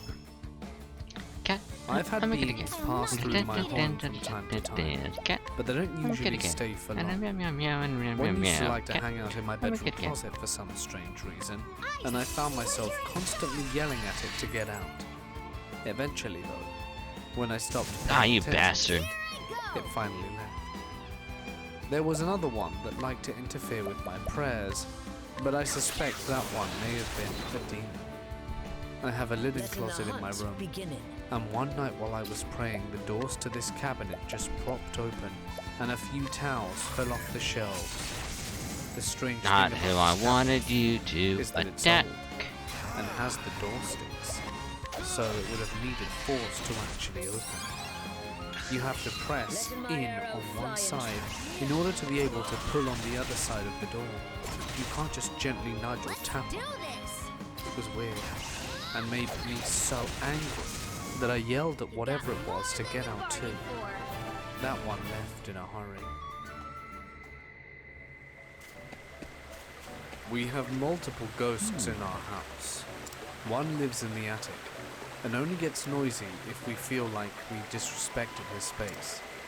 We'll hear him stomp down the attic stairs, through the house, and then back up the stairs. A in the middle of corpse the with night no when he name. sleeps. We also have two in our basement. One is an old man who just messes with the lights. Oh, I keep and on opens forgetting and that we closes have the that old washer guy and with dryer us. And the second is actually my first Don't cat. worry, old guy, we'll get you to your 16 years destination, I in our promise room. you. She had a super distinct tortoise-shell coat, and I often see her walking between my legs to the washer and dryer when I'm putting in or switching loads. I also have a personal attachment to Daniel, who is a 4-year-old boy. He's been attached to me since I was around 8. When my family moved into a farmhouse that was built in the early 1800s, Daniel's parents had built the house, and tragically passed away when he got into the maid's quarters and drank lead paint, and then fell down the narrow maid steps. When we moved into the house, he started showing up in my room in the middle of the night, sometimes standing by my window or at the end of the bed, sometimes sitting at the foot of my bed. He'd startle me sometimes, but overall was never a negative Don't want to go that way yet. Eventually he began playing with me, and would even take my toys and hide them in a small room under the main staircase that I was terrified of and never went into. I've always had an overactive imagination, and just treated him as an imaginary friend until my Wow, mum multiple told me the story 69s? he Nice. hadn't really used. He found an old picture of Daniel with his parents, and I told my mum that that was the boy who sits on my bed at night. We ended up moving out of the house, and the house was demolished. But Daniel, perhaps as he had nowhere else to go, ended up following me, and I started seeing him in the new house too. He did the same things he was doing before, taking my possessions and hiding them in strange places, and even showed himself to my best friend and an ex of mine. Nowadays, I mostly see him from the corner of my eyes, almost like he's playing hide and seek with me and being cheeky. Now, I have a near 4-year-old son, who I think may be able to see him too, because I'd never told him about Daniel, nor my husband. But out of the blue, my son told me about a little boy who sits in the chair in his room at night, and my husband gave me a similar story about seeing him in my son's chair when he's gone to check in on him in the middle of the night. In a way, it brings me comfort to know that Daniel is happy with me. Maybe he was alone in the big old house. My husband and I were in Deadwood and did the haunted tour at the Fairmont. Early in the tour guide brought us to a room and had us sit down while explaining the history of the building. She explained the room we were in didn't typically have any activity, so it was a good place to chat. As she's telling me about some of the decks in the building, I suddenly feel about 3 to 5 strands of my hair, right along the top part of my head, get pulled straight up and out of my head. I turn around and suddenly smacked my husband, but he was confused. I didn't say anything to the tour guide or other people on the tour because I was convinced my husband was playing a joke on me. But he swore up and down he hadn't touched me. By the end of the tour, I started to believe him, but I began questioning myself. Did I want something to happen so bad I made it up in my head? But I know I didn't, because I could still feel the sting of where the hairs had been ripped out. Ooh, That that feeling got hurt. lingers on, and I know I couldn't have imagined it. So if anyone else has had a hair-pulling experience at Deadwood, you aren't alone. This next story happened when I was a child, in 5th grade. My parents had gone out for the night and I was home alone. I had our house phone and was on the phone talking to my best friend. There was a hallway with the computer room on one side and the bathroom on the other, and my parents' room at the end of the hallway. I'm in the computer room with the light on, but I had the hallway light on. I was standing by the window in the dark computer Okay, that thing's leaning finally against dead. the ledge and absently looking across to our neighbor's house while talking on the phone. The neighbors had a window with a lamp on, but the blinds were closed, so it was just a soft yellow glow, and that's all I could see. Suddenly, as I'm talking, I see in the reflection of the window that I'm leaning against a man in a red flannel shirt walk down the hallway from my parents' room, past the computer room I'm in. And clear as day I saw this. I can still picture it now. I think My that guy dog was was threatening in the us. He was a big, How German, dare that guy short-haired threaten us? pointer, and was the ultimate guard dog. I got scared and hung up the phone, but I don't know what to do. So I decided that I would run across the hallway into the bathroom and lock the door until I calmed down. I wanted to bring my dog, but as soon as we got to the doorway by the hall, my dog dug his paws in, put his hackles up, and started growling at the hallway. He wouldn't move. At this point I started crying and gave him one big yank on his collar, and he took off and ran, without me, straight into the bathroom. I went in after him, closed the door, and calmed myself down. Then my friend called me back to hang up on her and I explained everything. I don't think she believed me. No one else was home. My parents didn't come back early, and my stepdad didn't even own a red flannel shirt. I have no clue who I saw, but I saw him, full-bodied, and would give anything to go back to that house for a night and do a ghost hunt. My wife and I had part of our honeymoon in Chattanooga, Tennessee, and we stayed Ow. at the Reed House Hotel. Ow. According to the history of the land, one of the previous buildings that stood there was an inn Oh, that's that had gonna been hurt my used lip. as a Ow. hospital during the Civil War. One night, while my wife and I were laying in bed, she had fallen asleep already, and I was lying there watching television. It was March and still cold outside, but the blankets were thick and warm, and I was getting hot. Ow. So I had one of my legs sticking out from under the covers.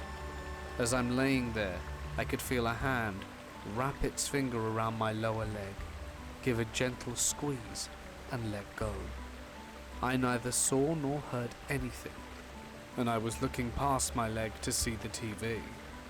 So if there would have been an apparition of some sort, Excuse me. I would have been looking directly at it. But nothing appeared before me. It was unmistakably a hand that squeezed my leg. I could feel each finger individually make contact with my leg, as if someone was rolling their fingers onto my leg with each finger, making individual contact one after the other before the gentle squeeze. I've heard that at times like this, you can kind of sense the intention of a spirit, and I felt neither fear nor malicious intent in the touch. It was almost as if someone wanted to tell me hello and let me know that they were there. Or My wife and I had a few more nights at the hotel before we left for our next destination, and I chose not to tell her about it till after we left. Or want to scare maybe it was a Once I ghost told her, she told that me of had a something she leg also fetish witnessed. and But what was went, odd oh was that she damn, that's a dismissed it nice in that leg. way. Squeeze, The squeeze. bedroom was a corner Thank you, and sir. had two windows And then with just curtains booked that it. hung to the floor. While I showered on a previous night, from left to right, the curtains swayed as if someone was walking around the foot of the bed and dragging their hand along them. She dismissed it as a breeze until she heard my story. Years ago, I worked in a The main secured building toe-licker. for over a decade. The entry had a wireless doorbell inside Oh a my locked goodness. plated glass vestibule, along with motion-activated How does lights. The building had You a know long that the history of person that ghost has that sightings, nickname and odd occurrences either of objects being really, pushed off really counters, likes it or voices really, whispering in really people's hates ears, it. and women's hair being touched from behind, and human-like images walking It's like, through oh, what do they closed call you? doors. Oh, I'm Unfortunately, I never witnessed I'm any the of these main events. toe licker. But on my last night It's like, on the ew, job, you there fuck. was a small gathering of my co-workers. It's like, and yeah, the topic I of know. ghosts was mentioned. I was I drunk said that I'd and never it seen the just ghost, stuck. It's and like, I I believed the hate it. stories, but had just never seen Or them. it'll go, yeah, they call me the main toe licker. After I had finished, It's like, that really? It's like, hell sentence, yeah. The doorbell rang. Oh yeah, you And gotta the keep motion them sensor little lights turned on. mini grippers just like The covered door up. Otherwise, was it's like, inside the vestibule. The motion lights would activate occasionally without cause. you know, like they but rugged never that the had to doorbell. lick their feet at night and We never all caught. stared in quiet What amazement. the fuck? Given my comment and the immediate event, Ew. I felt the ghost was pranking Ew. me. What But if someone wishing me like well stepped in pee and they after a didn't lengthy term like in properly some dry it business. off? And a little Like he needed to parting walked up and goodbye. he just licked it. Like, ew. My aunt's development was built on an old plantation. You don't know They where moved the people's feet burials have and been? stuff next to the house where my aunt lived. Her neighbor uncovered unmarked graves You when guys they stood were and putting in watched the people sleep. foundation for a That's small even worse. set. So anyway, That's even worse, there was because this like, occasion where she and her husband were if both he's just standing there hearing watching someone people, call like, mummy at from least the read a playroom. book or Their something. daughter was sleeping between At them. least the other guy She was heard doing someone run from something. the kitchen to the front door and slam it. And When she at least got it was down there, the door was cleaning, locked. like, people's feet. Like, oh On man, these another occasion, look a little she dirty. Let woke me up to a clean them man for in you. her face. While Now that tucking guy her is like- daughter in, a man walked past to go downstairs. And it's like, She asked, Mom, who was start that? cleaning or something. my auntie said, "It's just Daddy." "No, that's not Daddy," the daughter replied. They then heard her husband snoring from the master bedroom. On another occasion, my cousin said that Grandma was in the closet once. I don't know what that could have been. My uncle's nephew was clueless to these activities, and he slept on the futon in the playroom, and he said he excuse me. felt and heard someone breathing heavily next to him, Main and toe also the licker. sound of Ew. giggling. The activity one day Disgusting. all came to an end. This was when I was younger, but I remember it like it was yesterday. Okay, I've had many where's... strange encounters all my life, Where's the but this one has tavern? always stuck out to me. Around the summer of 2005, Is it up here, or do we I gotta used to live go with my the other family way? in a decently occupied society, which was a little further away think we have to from go the up main this way? city. So, a suburb, I guess. My summer vacation was going on, and I spent most of my afternoon roaming around Yeah, my there it house, is. listening to MTV, and just playing around Okay, on my PC. so we're One day I 23, was we going to should my be kitchen, okay. which was at the end of a corridor We'll from probably my do room, Tressa's and the beginning of first, the corridor from the front door. and then opposite we'll my end up doing When I was crossing, Cyrus. I saw a shadow of an incredibly tall man. I knew it was a man as the silhouette of it looked very masculine and strong.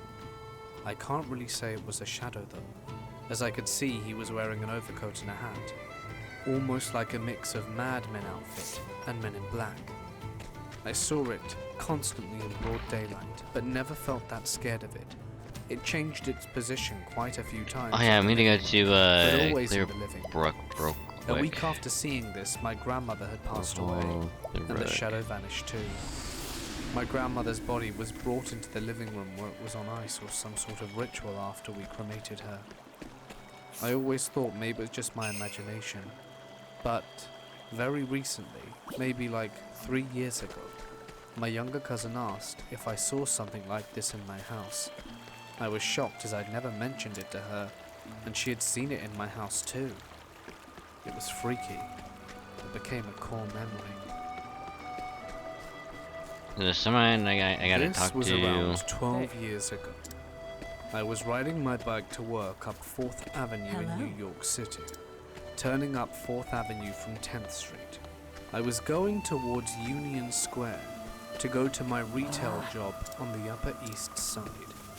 I was late and riding my bike pretty hurriedly and probably looked frantic and stressed. Then, as soon as I turned up 4th Avenue, this tall black man wearing white pant, jumpsuit, and a white heart-shaped sunglasses on a fully white bicycle pulled up right next to me on my bike and said, "Hey, why are you stressed out? God woke you up this morning, you have both your arms, both your legs, and your health. What are you upset about? Today's gonna be a great day." And then he rode off in front of me and vanished. Hey, like vapor. we I felt reunited comforted, granddad and and it definitely snapped me grandchild. out of my morning Woohoo! stress funk. I have encountered many odd Granddad. people talking to me around New York City.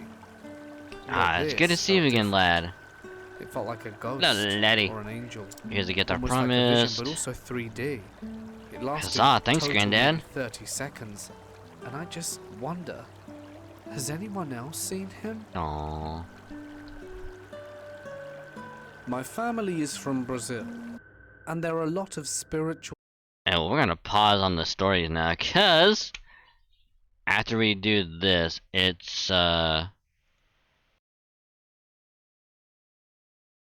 is time to do a chapter 2.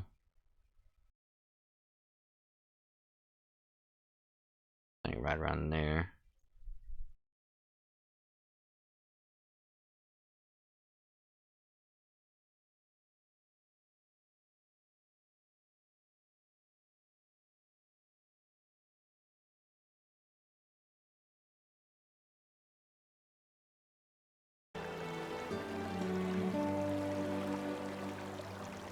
So I took so long I lost one way and thought I'd never find it again. And I realized it's so weird I can barely take another step. Are you listening, Granddad? Guys, we got a medicine man in the town who can cure just about anything. It's alright, lad. May have I'll pay him a visit then. And you and me can play, right, Granddad? Aye, that sounds grand. Thanks be to you, fair traveler. Aww, we reunited Grandpappy! Aww. Yay. Yay. Reunited and it feels so good!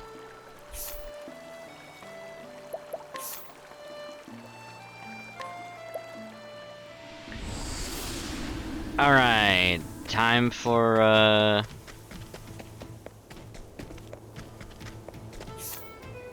time to do chapter 2.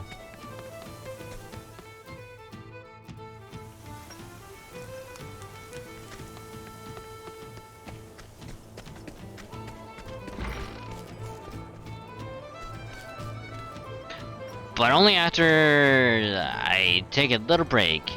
Because I need to use the restroom and also get a drink. So, yeah. So, I'm not gonna run any ads because I've taken too many. I've had to step away too many times. So, I'm not really thinking about doing ads tonight. So, I will put on the BRB screen though. So if anyone needs to get something to eat, drink, or do whatever, now would be a good time to do so. And when we get back, we'll do Tressa's chapter 2. Be right back. So I can figure this one out. Nope. There we go. Oh, I thought I had the right thing out. Nope, apparently not. There we go. Alright, BRB.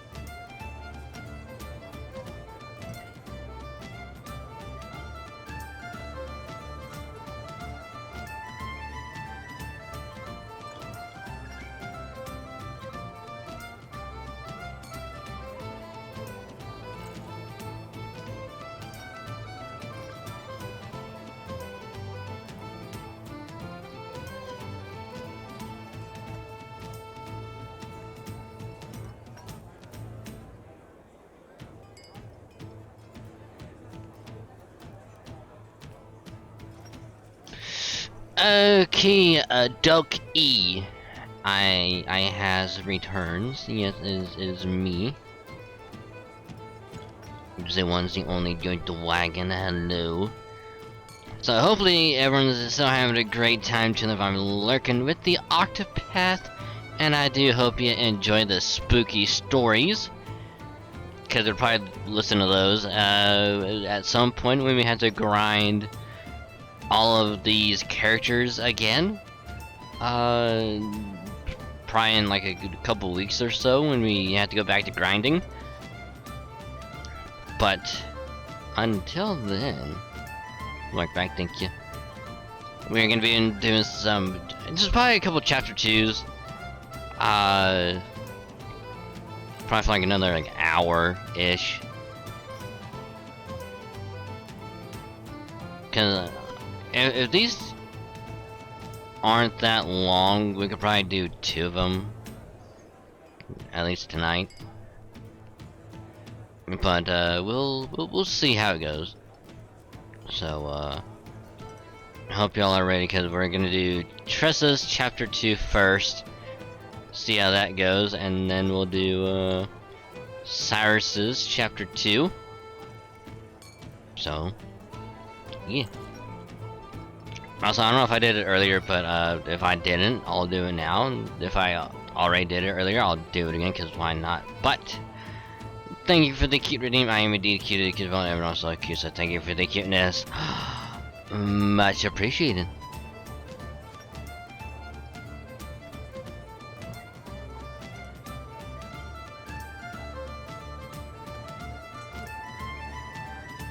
So let's begin. So after listening to the little spooky ghost stories, here's a random kind of topic thought. But who here would like to go to a haunted house? Like where you'd probably be on Halloween, obviously, but would anyone even want to go to like a haunted house? One that's like reported as like highly active, like there's still ghosts in it and all that stuff. House growing up was haunted. Would you go to any other haunted houses? Or would you...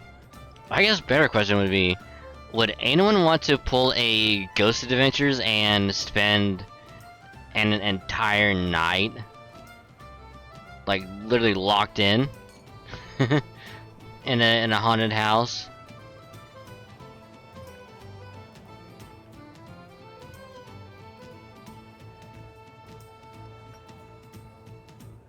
Or I guess be like an abandoned like building. I mean, obviously there's gonna be people like outside to be like, you know, make sure no one like jumps in there, like murders everyone, you know, like probably have people like patrolling like the area, obviously. But as far as like inside, like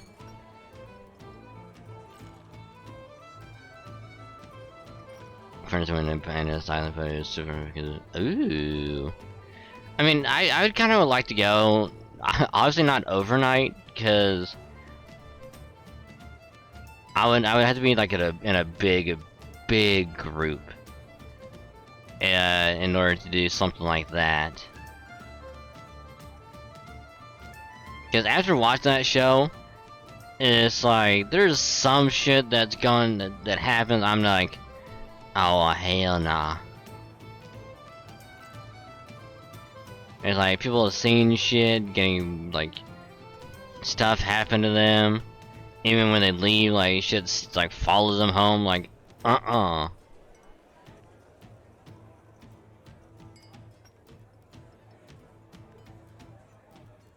mean, would it be fun though? Yeah. Yeah, kinda.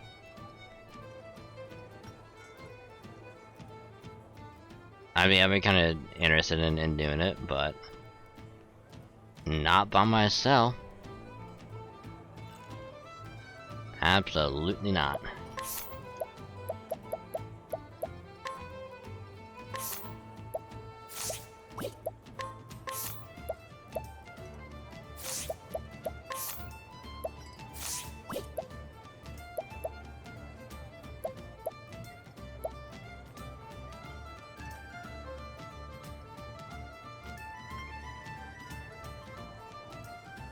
Cause would it be fun just to like have like a recorder and just like just start recording stuff, and then all of a sudden you play it back and like, oh, there's a spirit voice on it, like that'd be kind of cool. Cause then it's like, oh, I have this badass like piece of like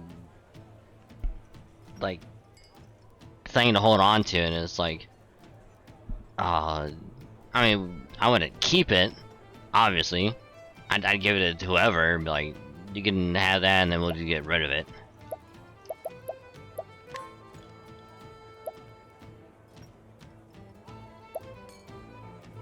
Following the footnote of the name's author, you find yourself in a quarry crest very different than the one he described. Your search for business begins here.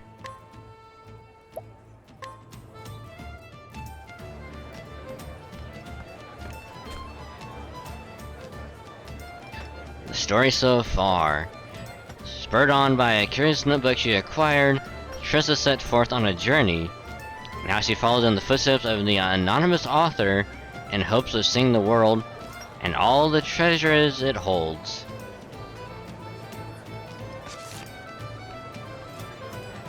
Now where did I leave off?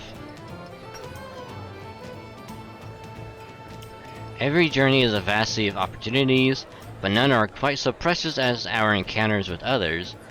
Sharing a connection with someone new, for however brief a time, is unforgettable. For it is a chance to learn about others and yourself. I'll rest here tonight in Quarry Crest. It's a sleepy little mining town for now, at least.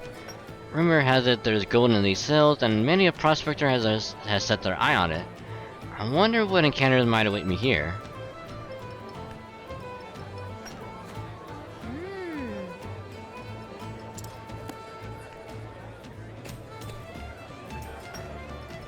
This must be Quarry Crest.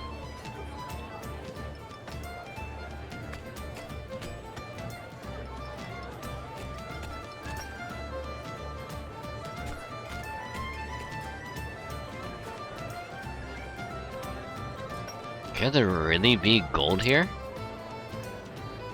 Eureka!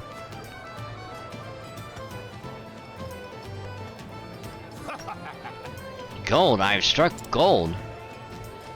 Now this is something to write home about. He struck rich. Where there's one, there's more, and I'll find them all. Not if I find them first. No way! I guess there really is gold in these our hills. Something tells me this may be a good place to set up shop. Stay your hands in Mr. Morlock.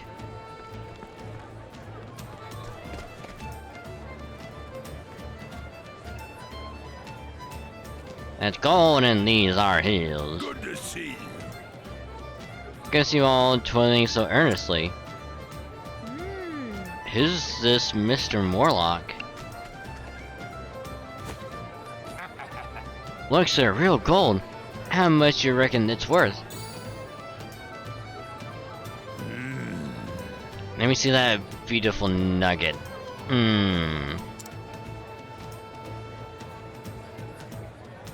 I'd be happy to take it off of your hands for a reasonable sum.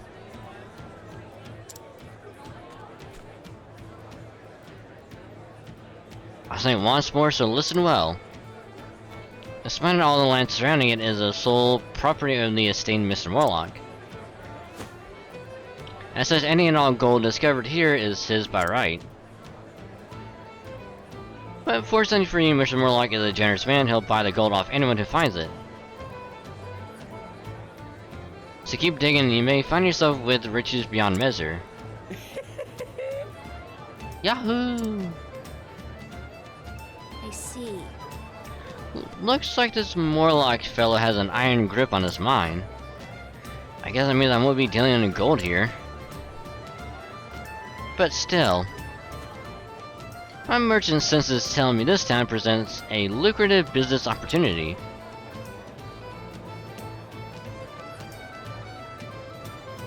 Oh, who's that guy who stands out very, very differently from everyone else?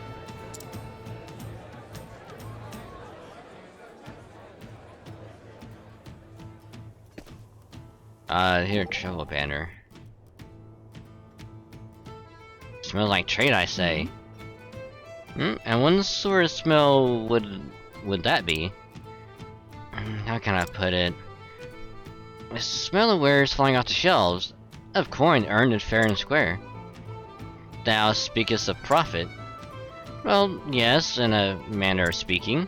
But trade is more than that, it's about adventure, stories waiting to be told. A nobler calling than the pursuit of base coin. Exactly. If thou speakest the truth, I shall join in you in sniffing out this trade. 2 noses are better than 1. Ooh. I actually kinda like how they did that. There's gold in these are his. Excuse me? Have you ever heard of the Whetstones of Orwell? I've heard they can make even the dullest tool as sharp as new again. Interesting, interesting.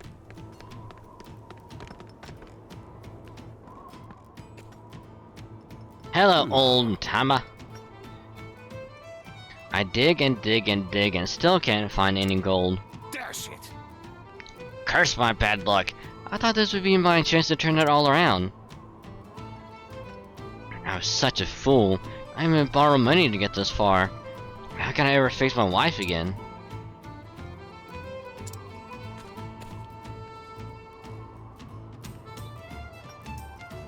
I could buy it from ya. Excuse me. What's that? Excuse me, sir. I'll buy these stones from you. You will?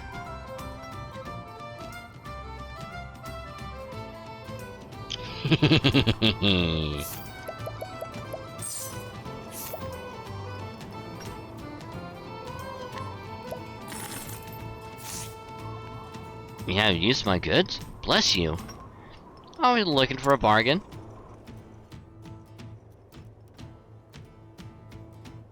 I can't sell these to you in good conscience, miss. They're just lousy rocks. But I insist. I'm a merchant and I feel like there's more to these than meets the eye. Why, thank you. In that case, they're all yours. Thank you kindly.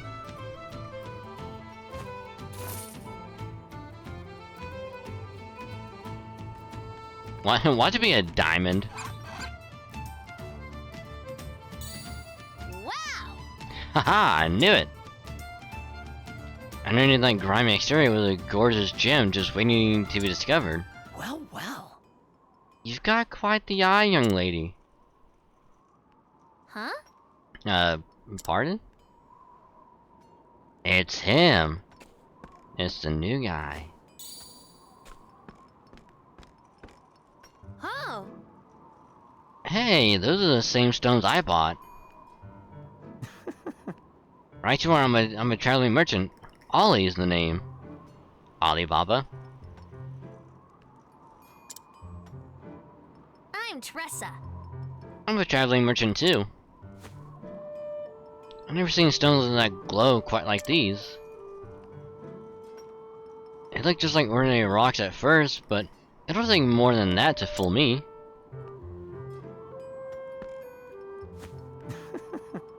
You have no idea what you bought, do you? Should I? Indeed. These are sky stones. They're rare, but you can find them if you know where to look. At first, they're perfectly unremarkable rocks, but apply some quality elbow grease, and you have yourself a gorgeous gemstone. No way! I had no idea. And still you bought all those stones? Heck of a green pea you are. What? Green pea? See you around. Well, keep up the good work. See you around, green pea. Hehehehe. Green pea. Well, fuck you too, yellow corn. Yeah, you can play this game. Green pea? He's just a mean pea. Big jokes. Green pea, mean pea. But I don't have time for that now. I have stones that need selling.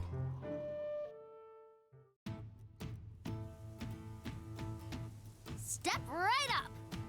Come one, come all. Be the first to get your hands on one of the rarest treasures in the realm. Oh? Gold? Nope, it's better than gold. Now feast your eyes on this, the shimmering sky stone. Oh my!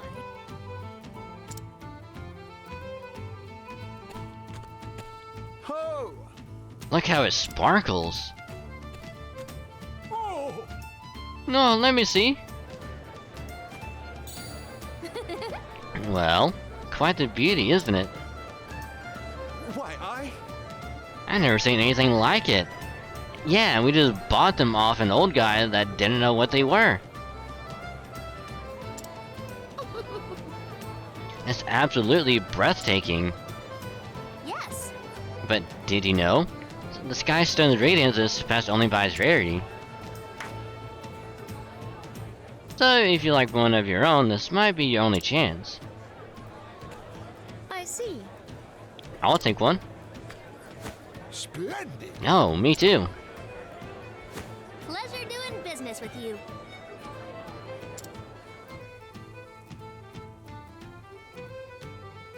And they're all gone. The stones practically sold themselves. Yeah! This place really is good for business. Time to stock up the shop.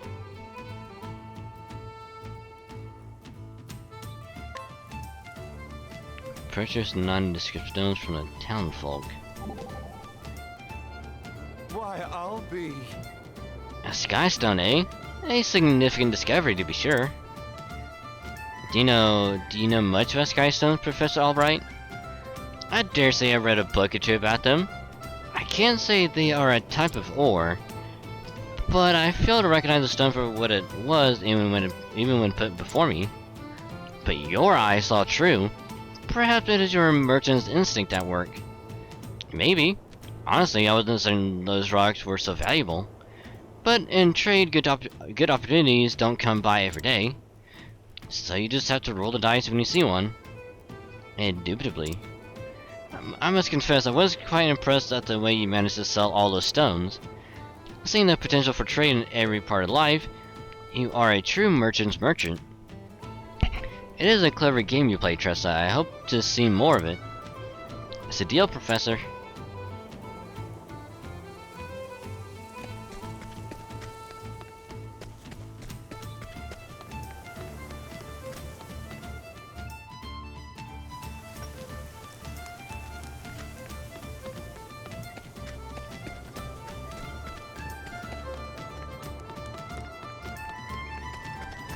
Hey, you got it? You got any more stones? You got any more stones?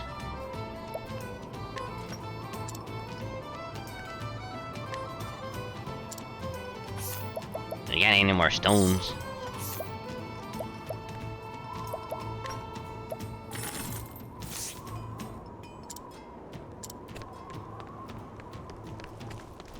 You got any more stones?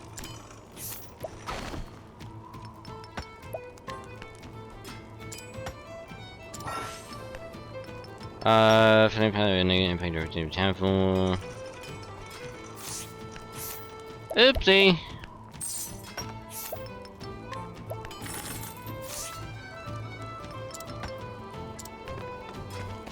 Like, don't worry about what I want them for.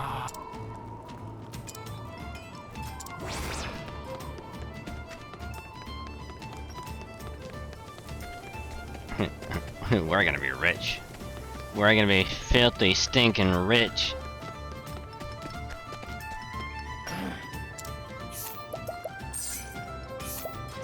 I shall buy that off of you.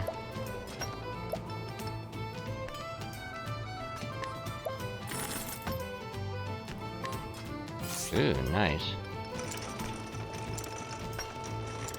And back to the square.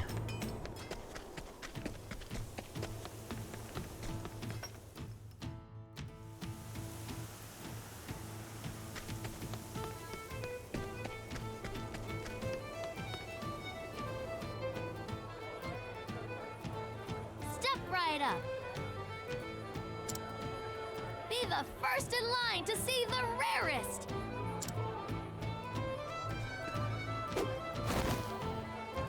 Oh, that Ladies and bastard. gentlemen, gather round and prepare yourselves for a breathtaking sight. This, my friends, is the one and only sparkling, shiny Sky Stone. That bastard. How dare he? He's copying us. He's gonna try and undersell us. We're gonna go for 20, he's gonna go for 15. That bastard.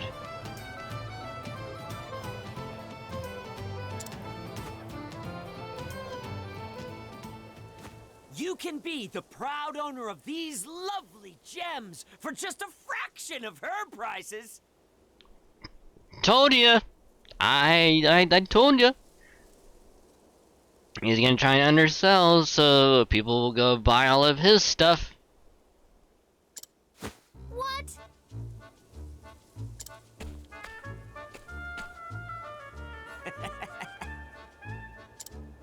What a dirty trick. Setting up shop right next to me?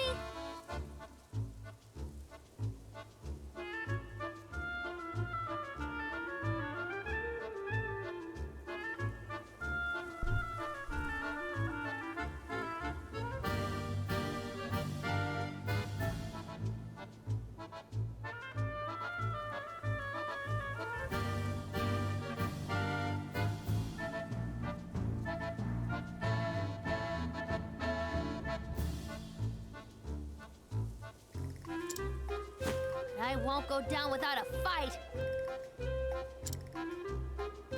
They certainly are beautiful. 2 for 1 special. But what makes your stones different from hers? You won't find purer sky stones anywhere. Just look at them. You can see all the way through. Not a single blemish or impurity to be found. Dazzling, is it not, milady? Almost as dazzling as your eyes. Well, when you put it that way. Resorting to cheap flattery. Does he have no shame?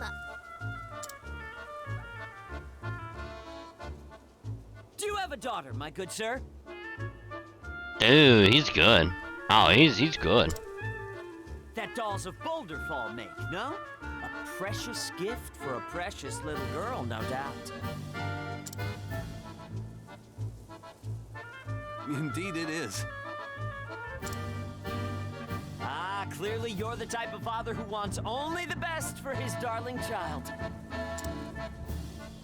Do you truly believe that doll will suffice? The Sky Stone is as pure, innocent, and beautiful as a daughter's love. Oh, he's real good. Oh, he's real good. He is buttering them up so good. And every time she sees its radiant glow, she'll remember her dear father who gave it to her. Its light will connect her to you, no matter how far you may travel. Ooh, that's a good one. Ooh, damn.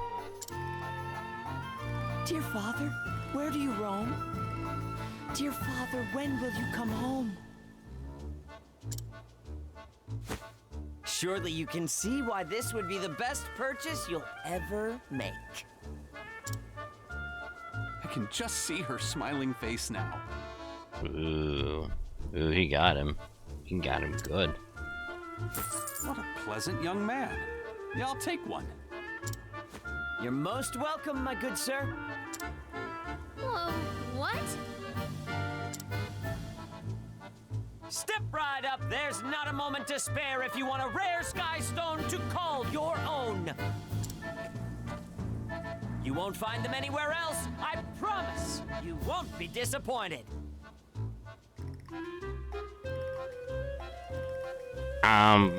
We got some right here. I'll take one, please. One for me, too. Thank you. Thank you.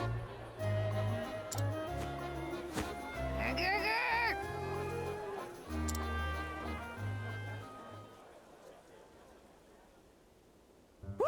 Would you look at that? Business is booming.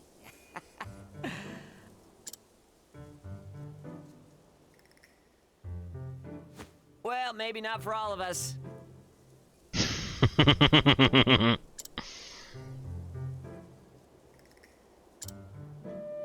You win this round. There's no way I'd lose to a green pea like you.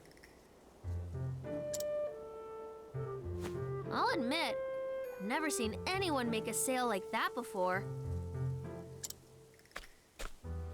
Practice makes perfect. If you want to survive in this world, you need to learn how to tug heartstrings and loosen purse strings. He's got a point. But being a merchant is about more than just making a sale. A good merchant should understand what their customer needs and sell them what's best. What I sell may not be what they need, but it is what they want. What's wrong with a little embellishment? Okay, surely I'm not the only one who's thinking he's spitting facts right now, right? Like, almost everything he's saying is actually kind of true. Embellishment? I mean, car salesmen do that all the time. Hell, TV commercials do that all the fucking time. Like, sure, it's not what they need, but hey, maybe it's what they want. You know, you gotta try and entice them a little bit. That way you can try and get them to buy it. Try and get them satisfied, and maybe they'll buy another later on, you know? A merchant's words are like a warrior's blade. Don't forget it, Green Pea. Also very true.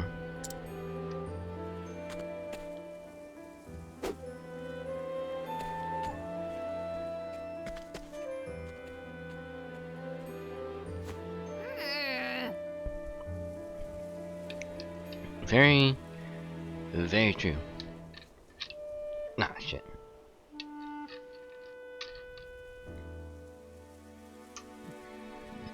Nah, excuse me.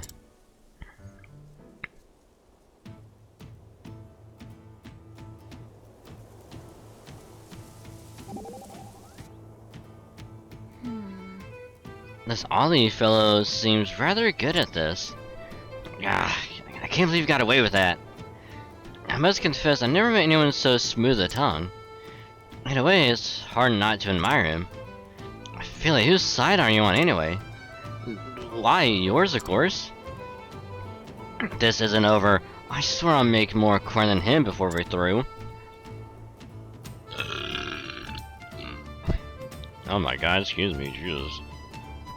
That was a solid 8 out of 10 burp if I've ever heard one. Damn. Just so, and I shall offer a blessing for your success. Do you think I need to practice my sales pitch? You mean to be more persuasive like Ollie? No, not like him exactly, but if I did practice, maybe I'd be better at selling things. Well, I suppose it could have just been practice makes him sound so clever. Exactly, so all I need to do is practice more. In fact, I'll start now. You pretend to be the customer, alright? Wait, what?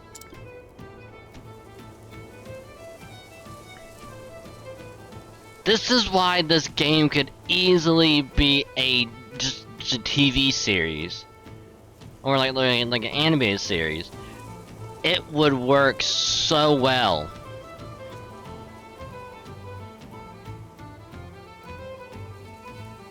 Like, they go around doing everyone's chapter 1, and it's like, oh, intermission, chapter 2. And then they get to this part, and it's like, ah, that damn it, Ollie. Ah. Okay, you, customer.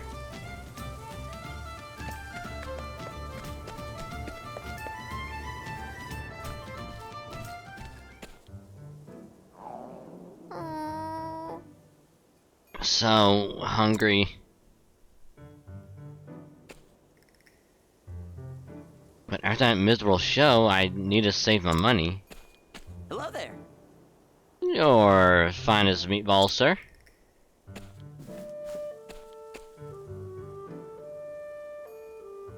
Why, hello there. We meet again. Well, if it isn't the green pea, you're looking famished. Here, I take it you're on a tight budget now. Keep it. I refuse to take pity food from a rival. Oh, all right. Alright, suit yourself. Say. So, why do you take up this line of work anyway? You see... Both my parents are merchants, so I guess it just came naturally. And now I'm wandering the world and learning the trade as I go. Well, well. You don't say. My old man's a merchant too. In the south, everyone and their uncles heard of Maruf the merchant. Or Maruf the merchant, I guess. Maruf is on fire. He was such a smooth talker he could sell sand in the desert. But he never once told a lie. With just a few words, my dad could get anyone to buy what he was selling and make them feel genuinely happy about their purchase. It was like magic. His words had an incredible power, one that could help people see the beauty in the things they purchase. And then? And so I decided to follow my old man's footsteps. Really? Did you take up the family business?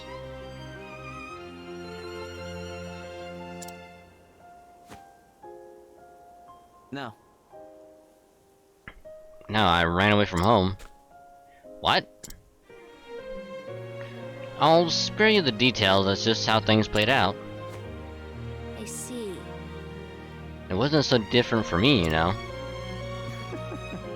You don't say. Now then. Well, I've got another busy day ahead of me. Better luck tomorrow, eh? Yeah! Same to you, and may the best merchant win.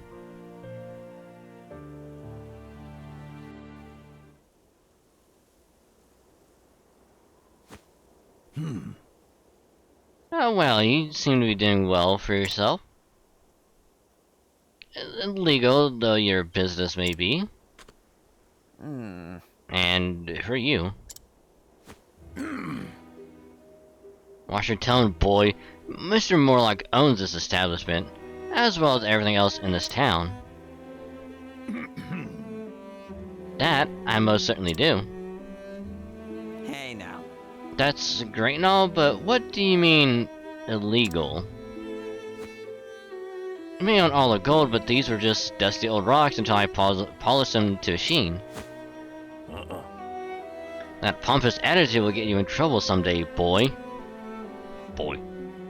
As landowner here, Mr. Morlock has the right to oversee any and all business transactions as he so desires.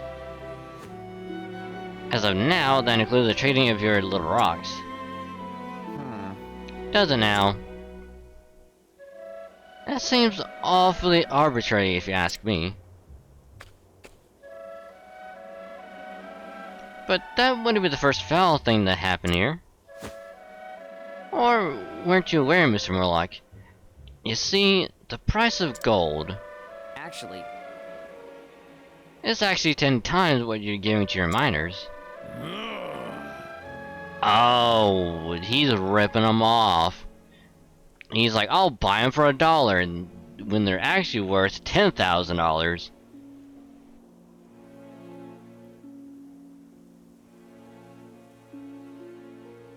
I know it's not 10 times, but you get the point. Ali, Maybe this isn't the time. It's exactly the time. They're deceiving honest, hardworking people just to line their pockets. I'm honored as a merchant, I won't stand for it. Omar, teach this little desert ant what happens to pests who try to stain my good name. Ready to be squished, boy?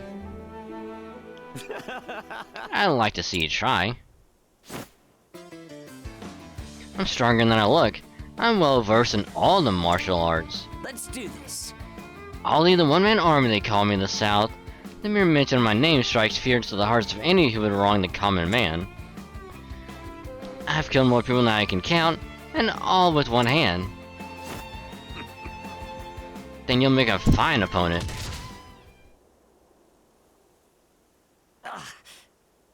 Yeah, kinda knew that was gonna happen. The one-man army? Heh. A merchant's weapon is his words. We don't stand a chance on a real battlefield. My fight was lost the instant we came to blows. I trust you've learned your lesson, Ant. Looks like your words aren't selling so well. Don't worry, I'll take them off your hands.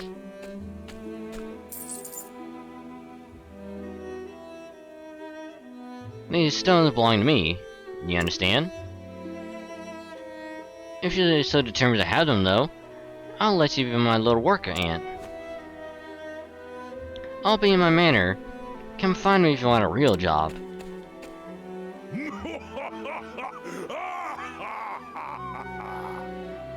Okay, so we can murder him, right? Just a good old stab in the fucking back. Oh my god, he's dragging his face in the dirt.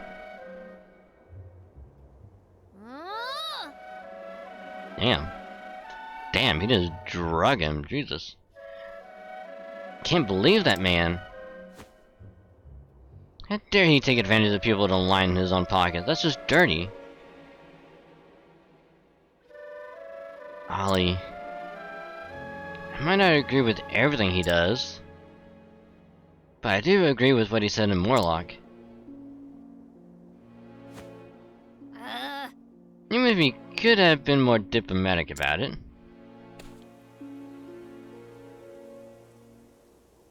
I have to save him. Morlock said he'd be in his manor. It's time to pay him a visit.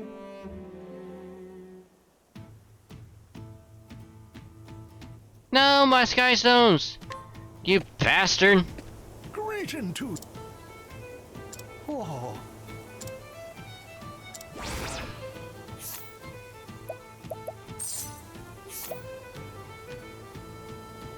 Oh, God.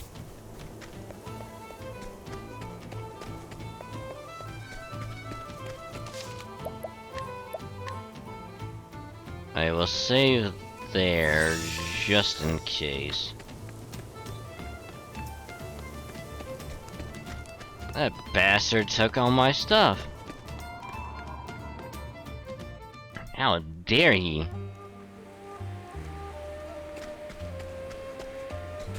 Oh, so we gotta fight enemies on the way there.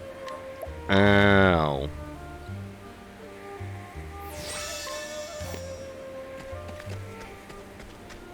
That sucks.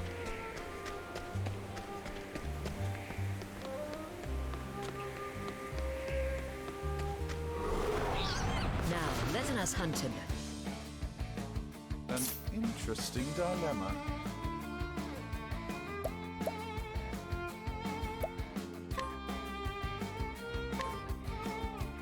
Oh, flames! Rain! Rock! Let's do this!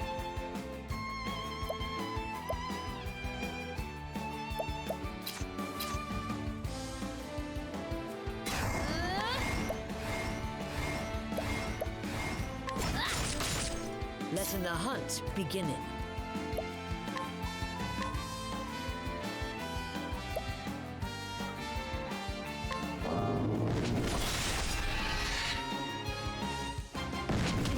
I'll not be defeated.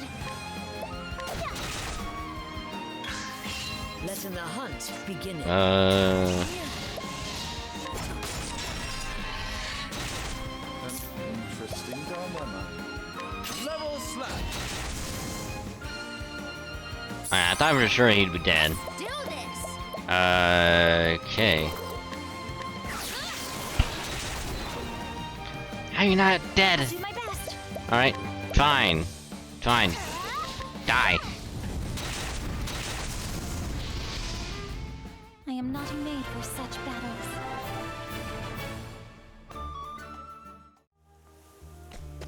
At least Tressa is gonna be getting some good levels from this, so I'm actually kinda happy with it.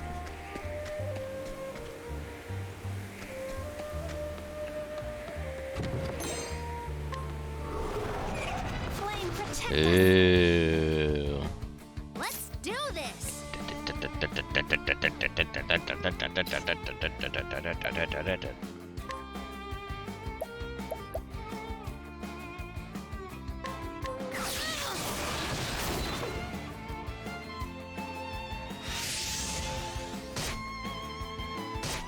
Now, what next?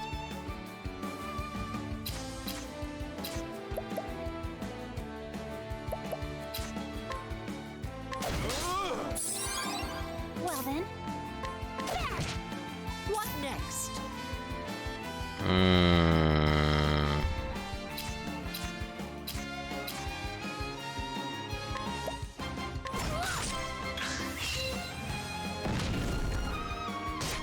my turn now.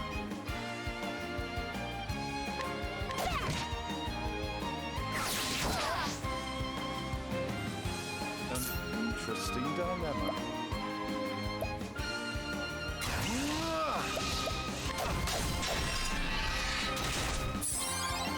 Here I go!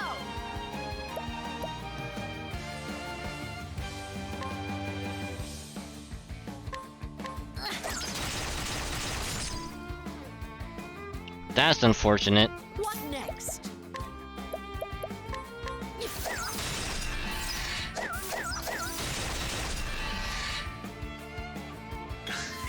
Let's do this! Won't hold back! An interesting dilemma.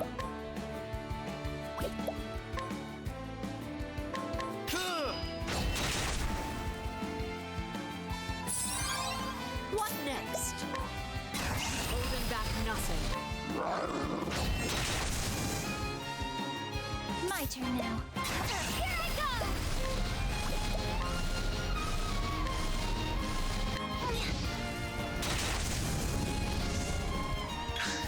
Letting my arrow fly and true.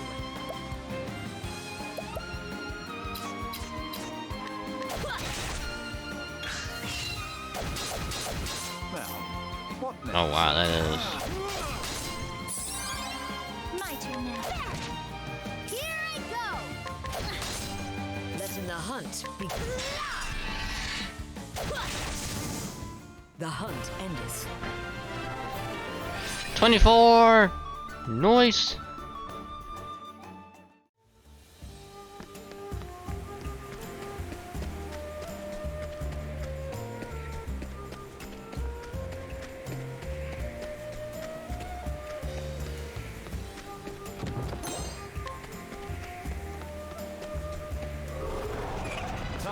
teach you a lesson. An interesting dilemma. Level slap! What to do?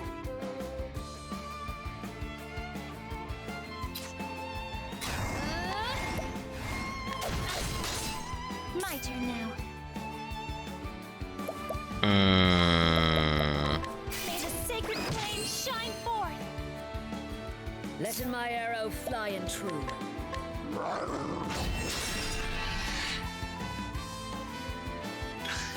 Letting the hunt begin.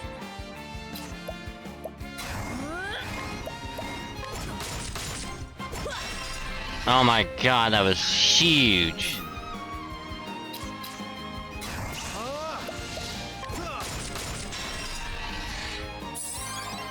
Let's do this. The winds of force are howling. I'll not be defeated. Flames, burn this way. Coming, if thou darest.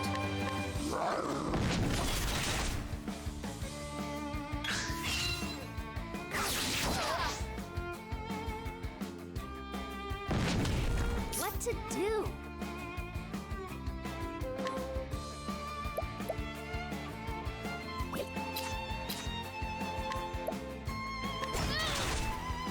Now, what next?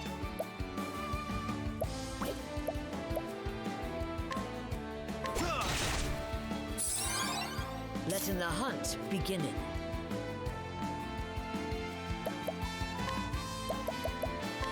Everything but your life.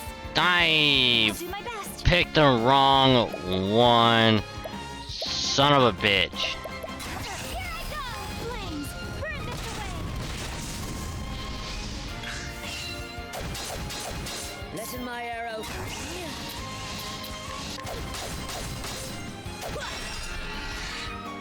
I'll not be defeated.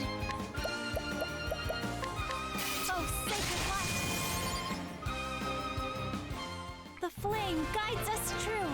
I meant to hit the AoE one, but I hit that by accident.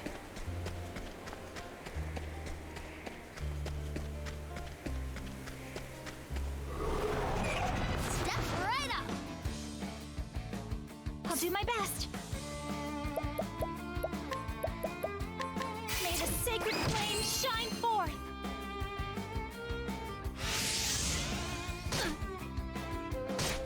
Now, what next?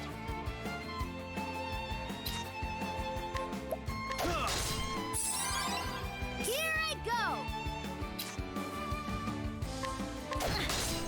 What next? A arrows. Letting my arrow. It's my turn now.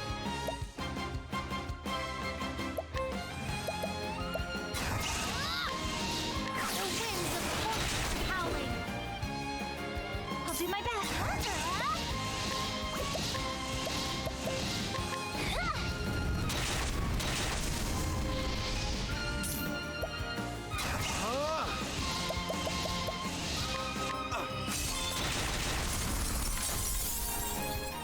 There we go. Studied harder.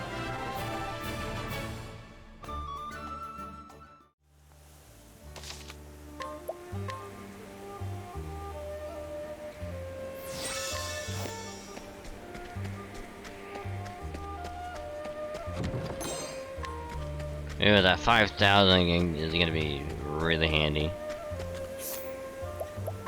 Like, really handy.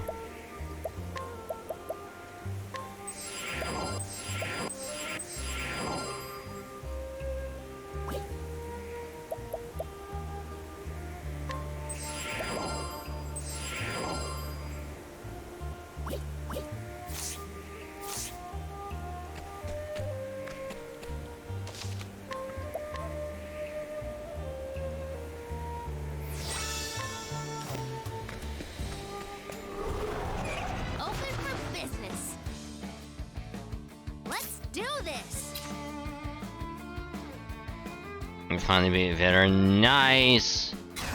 Nice! Oh, wait, hold on.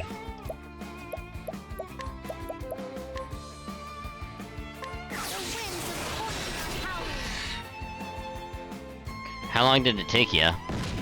Come in, if thou darest.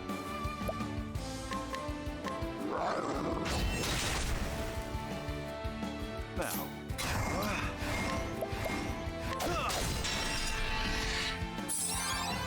I'll not be defeated.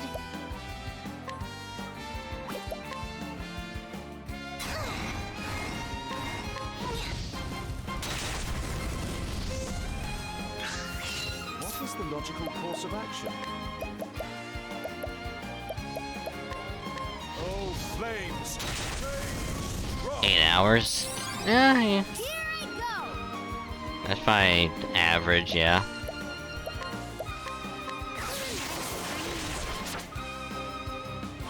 Come in, if thou darest.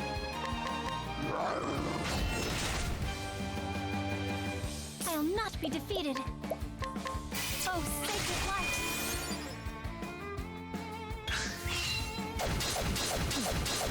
Well then, Ow, bastard. oh, sacred light! Here I go! An interesting dilemma. Come in. Holding back. The hunt endeth. Many of the party leaders get like be like insta killed. I feel like that's what every Call of Duty on veteran, where it's like you just have to hope you can get through this section without dying. Because that's how what like OG like COD 4 was. Like most of the missions are just like I don't remember the name of the mission specifically, but it's the one where it's like you're in like the little like bunker like missile silo thing, and it's like, hey, you have like 10 minutes to get through this one section, otherwise you fail. And it's like you can't go straight down the corridor because it's blocked off, so you have to go to like the outside like rooms, but there's so many enemies in there you have to go through like one by one, and like every so often you have to go back out through the middle, and it's like so many people there, and it's like fuck that.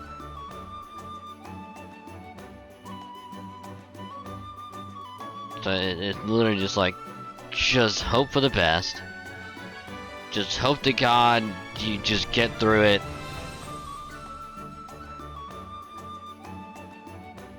So,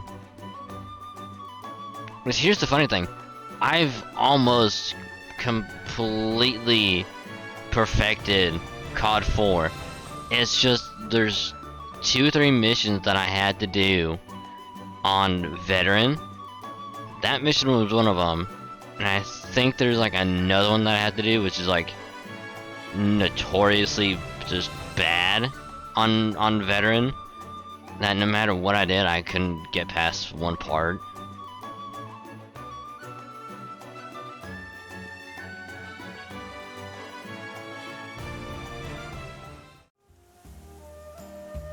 Was it the hill with the timer?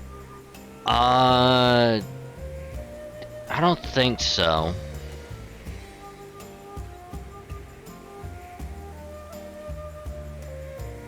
I'm pretty sure I got that one done.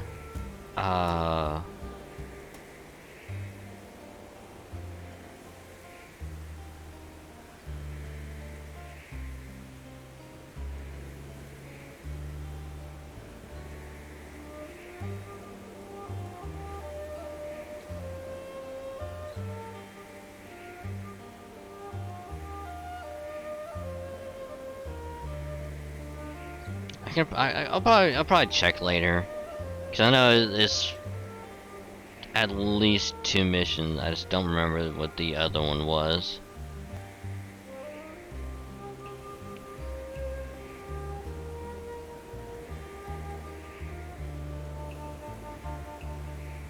maybe it was that one mission, and then I think it may have been like the final mission as well. I think it's the only two I have to do, which sucks because that one mission is right after the one I was stuck on. So it's like literally back to back, and it's like, Start the biz, costing let's play after this. Oh. Was this OG Xbox or was this 360? Okay, if it was 360, then it's like it had to be like early 360 like life cycle.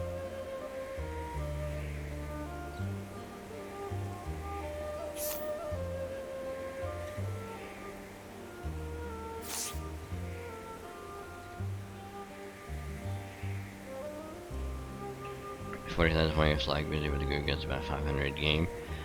That means you would have to do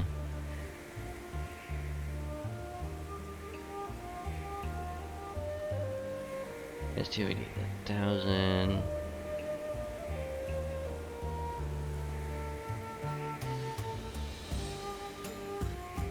Oh wait.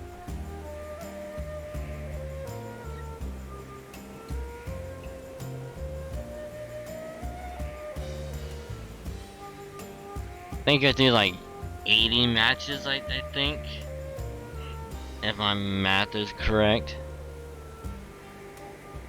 Pretty sure it's 80.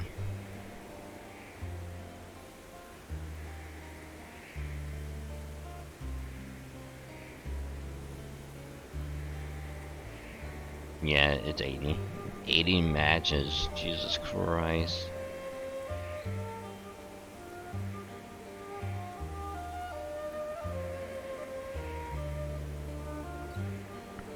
That's rough.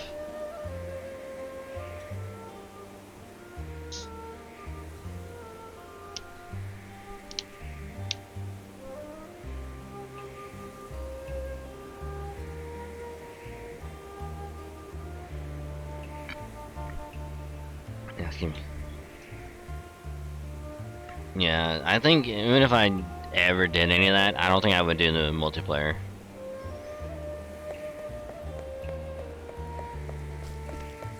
Like, I honestly don't think I would ever do multiplayer for those.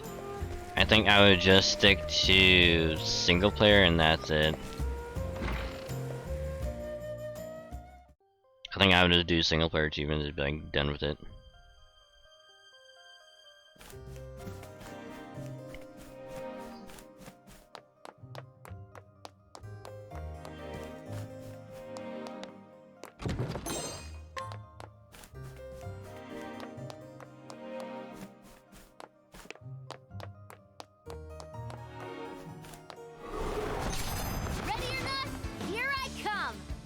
Oh. Here I go. The winds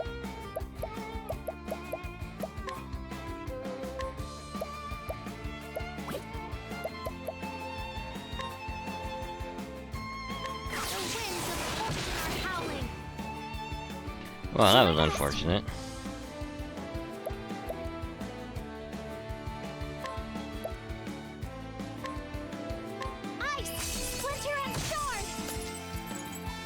Letting my arrow fly and true.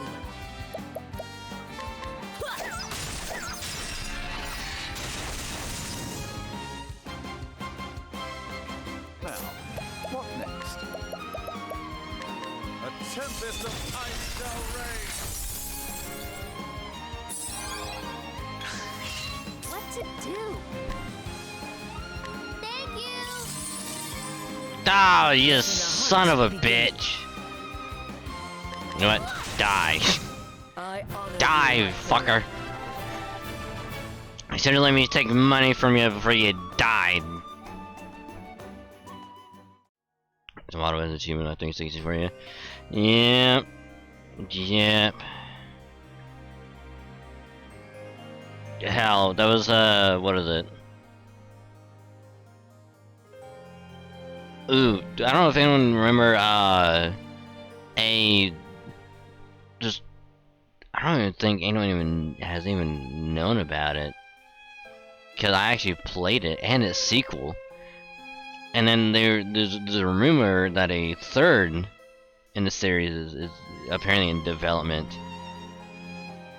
But I don't know if anyone has ever played Two Worlds, where because it's a third-person, almost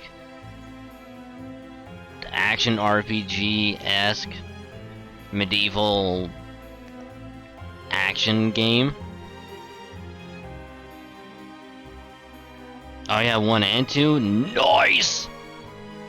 Nice! Remember how bad the multiplayer achievements for those were? Those were god-awful.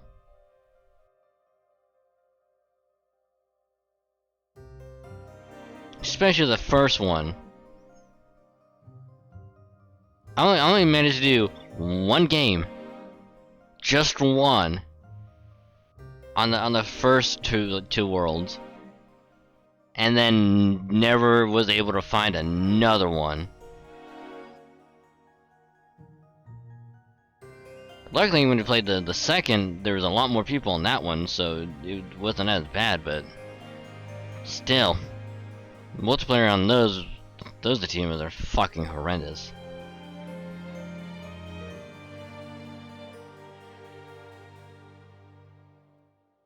Keep saying the battle OST sounds like Bluebird from Naruto. Yeah, I can kind of see that. Next combat we get into, I'll try and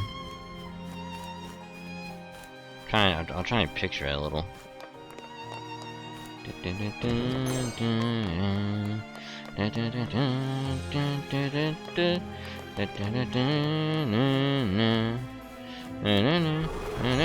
I've done my research on you. Here I go!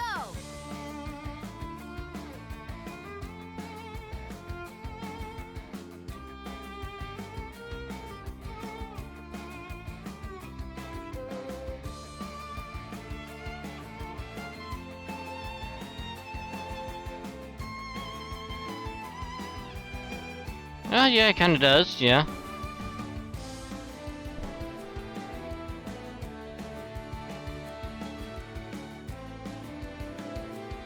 Yeah, I can kind of see it, yeah. It kind of gives me more of like the fairy tale vibes than anything else, personally.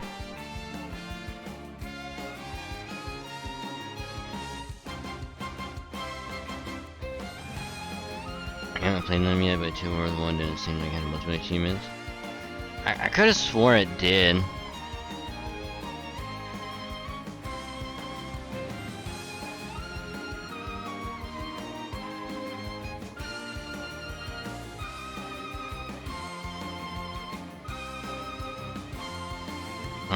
I'm almost positive it does, but I could be wrong though. The second one, damn sure it had it, yeah. Now, what next? I would have been surprised if the second one didn't. Level slap. Come in, if thou darest. Excuse me. I'll not be defeated. Which I will say, multiplayer in the second one, actually a lot of fun. Like there are times where it's like I would actually specifically load it up, play single player for a bit, and then go, I'll make a new character and kind of goof around on multiplayer for a bit.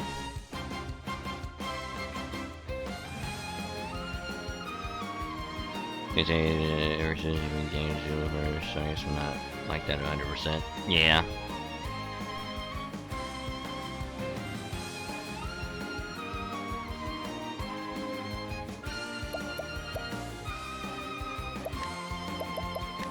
May the sacred shine forth. hunt. Letting my arrow. My turn now. Thank you. Ooh, we got some money.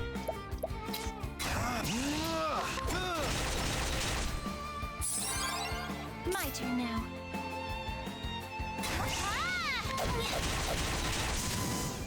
The flame guides us true. Hey, there we go.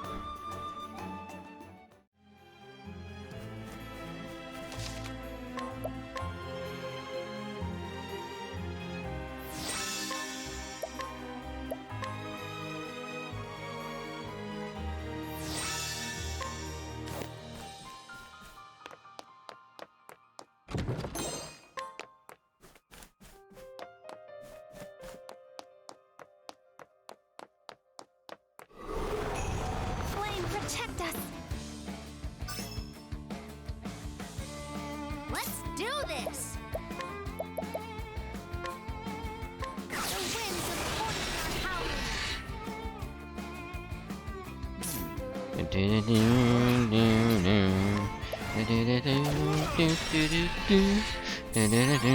Letting my arrow flying true.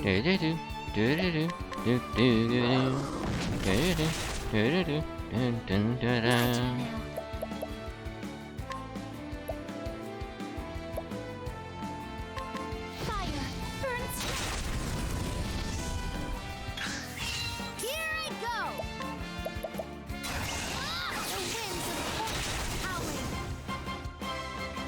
Interesting dilemma. Letting my arrow flying true. Thou didst fight with courage.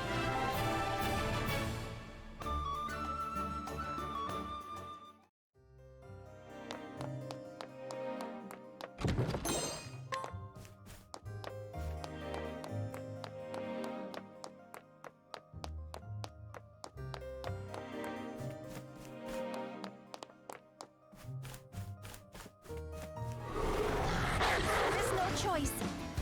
Not the doggos. Not the doggos. I'll not be defeated.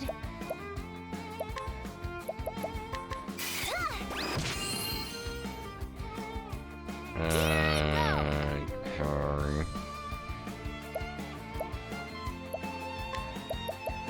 The winds of fortune are howling. What is the logical course of action?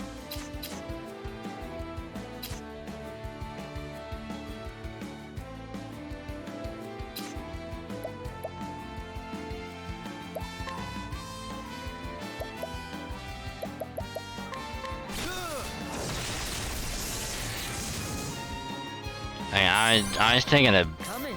big, Thou big darest. risk doing that. What next? Oh, the Rita. Okay. I'll do my My turn. Alright. To close up shop.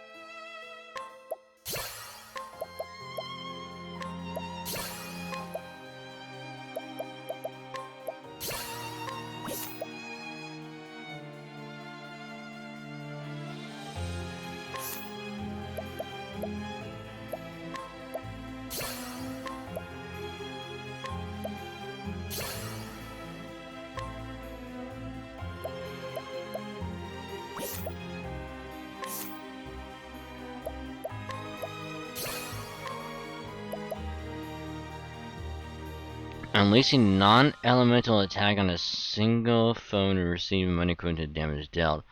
Oh my god.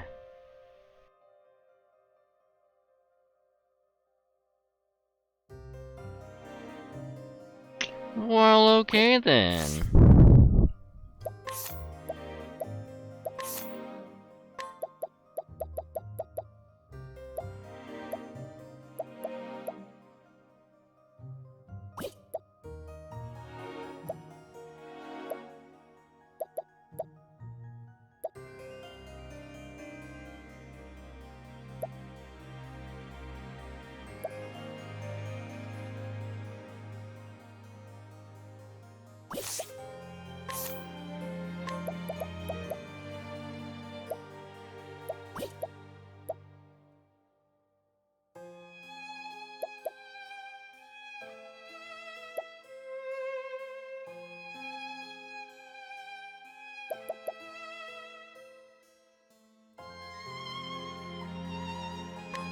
I'm okay with not having that for a little bit.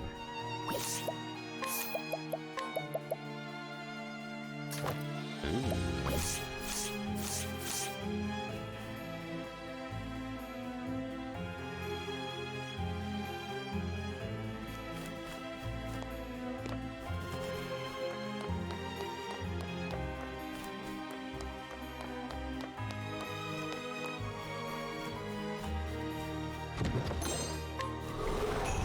Can't we settle this like gentlemen?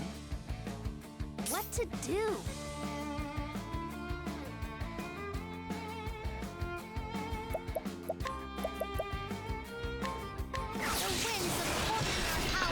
Well, at least we can get rid of those. What is the logical course of action?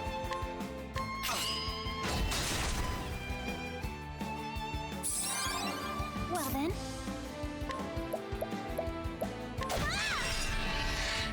Letting my arrow fly and true.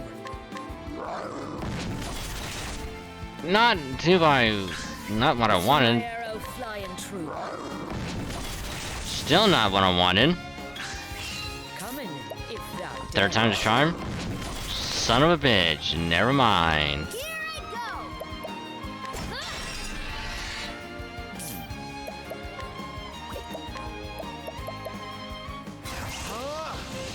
A great infer. The land. You should have studied harder.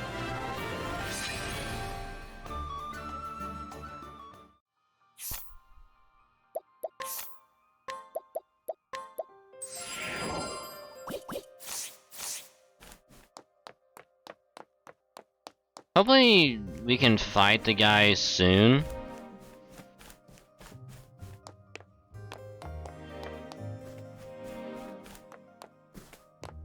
Oh, there's a purple chest, but you can't get back to it. letting us hunt him.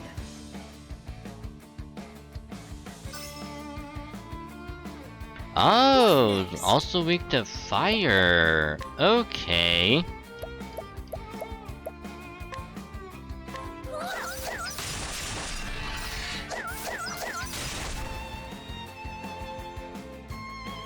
My turn now.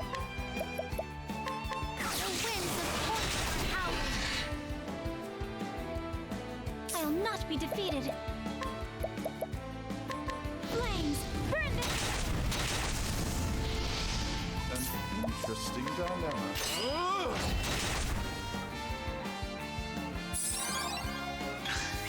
Coming, if thou darest.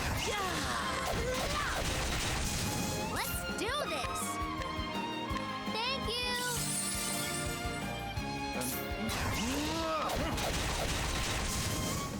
You should Can we study fight harder. like another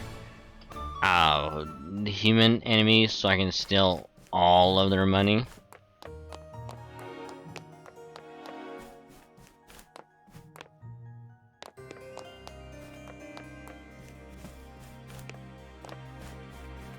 That'd be great. There is no choice. Let's do this. The winds of fortune are howling.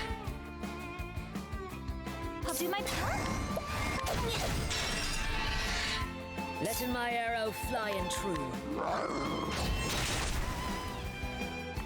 Now, what next? Level slap!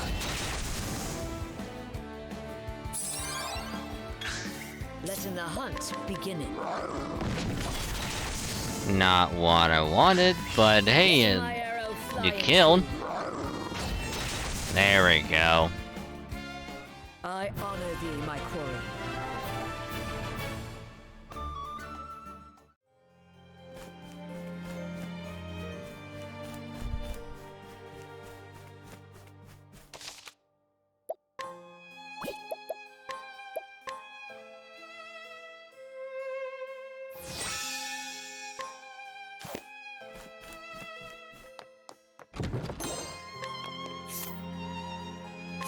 Okay, let's do that. Should be good on health and everything else, so... Alright. Now comes the boss fight. Omar, how fare my coffers? Overflowing as always, sir.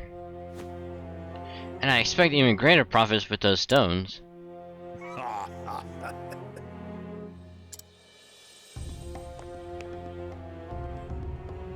As if I wasn't wealthy enough already, do you think those dirty rocks would prove more valuable than gold?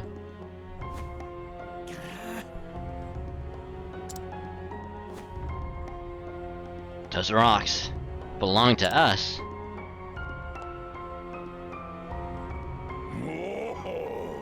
Perhaps Omar rattled your brains a bit too hard. Let me remind you that this land, all of it, belongs to me. So even if little ants like you manage to dig up something beneath the surface that's mine, you don't want to make an enemy out of me. I can crush bugs like you with the bottom of my shoe.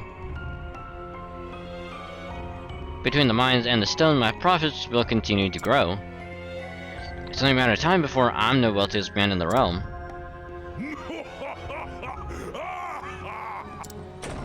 Hold it right there!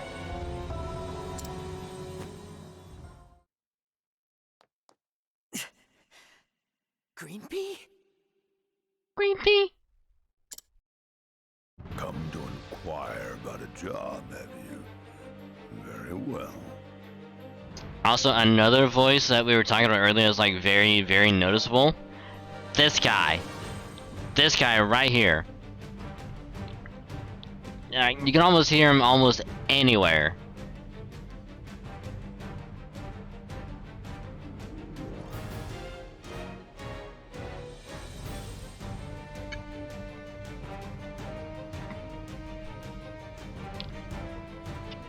Same with oh god. He's like the go-to like military like voice guy.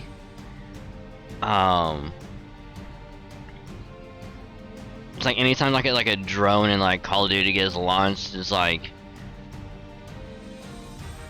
he's like the guy that they go to because he has that military like general voice. It's like he's like the bald guy. He's also in Transformers. Like he was like the military guy. And like these are like the two most like recognizable voices of like. It's like, hey, you want like a military guy? You go with them. Like they sound the part.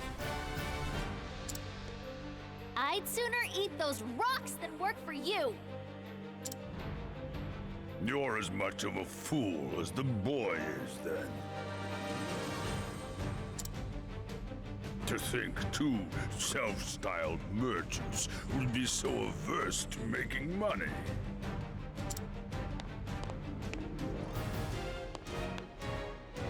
You should know that I pay my loyal men quite well. Everyone has a price. I understood that more than ever after I chased out that stubborn old landlord and took control here. Think your Tic Tacs had cross-contamination? How?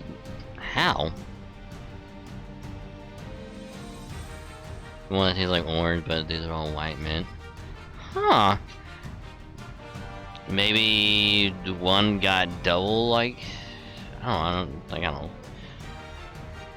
Maybe like it was orange originally, but then it got that coat of mint.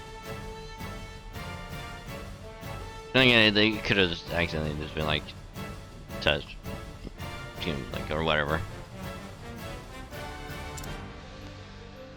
Ow! What? My knee.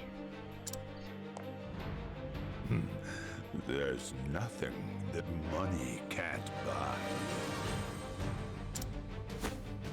So, what's your price, boy?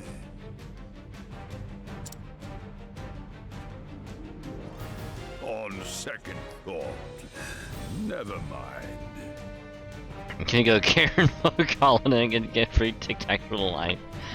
I don't think that would be worth it. It's like they just like, what do you want us to do? We can nothing about it. Olberic. You're Maroof's whelp, aren't you? It is Maroof.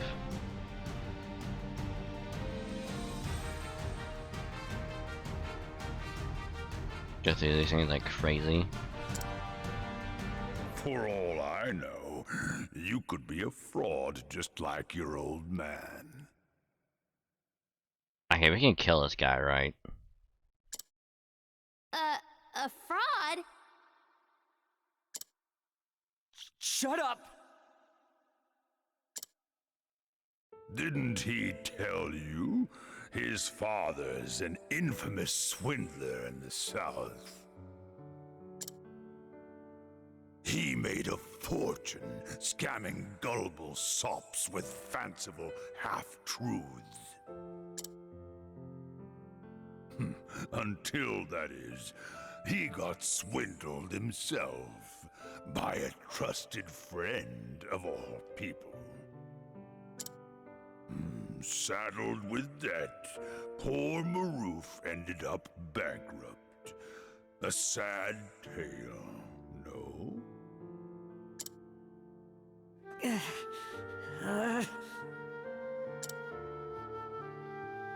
Ali? There's no room for emotions in business. That's where you're wrong. The poor, stupid fool.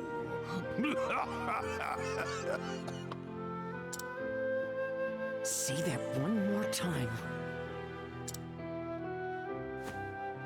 What's that? Insult my father's name one more time and I'll... My father was a good, honest man. He sold his customers what they wanted, and his words made them happy.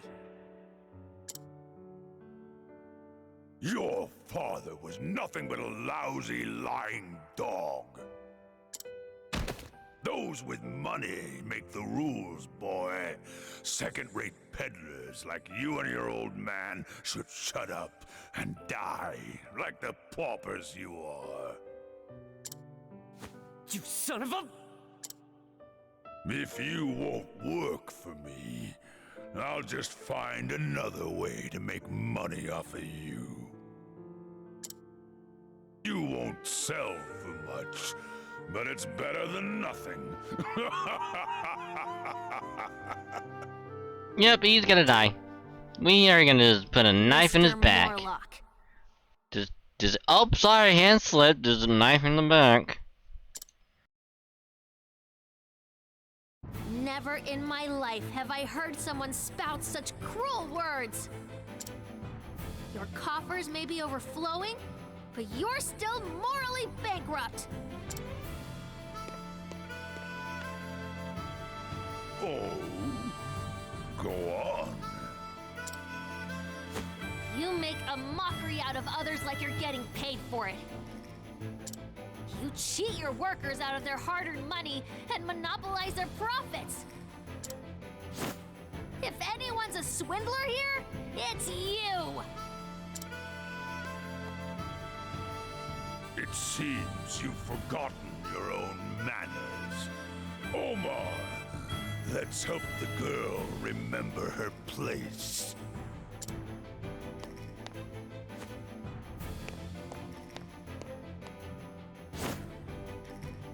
It's time you learned that money is might! Now, let's get down to business. Oh, wow. Now, what next? Oh, okay. So much to learn. My turn now. The winds of fortune are howling. Letting the hunt begin.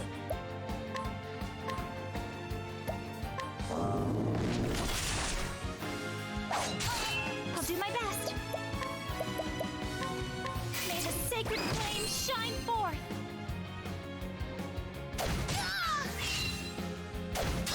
I'll not be defeated.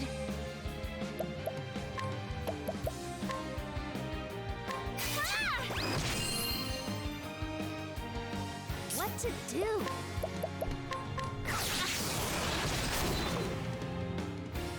Now, what next?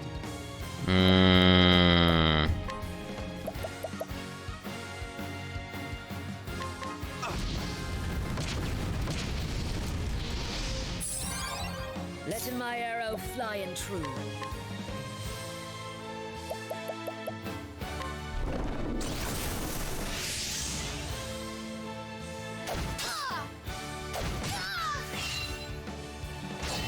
Can't end like this. Letting the hunt begin.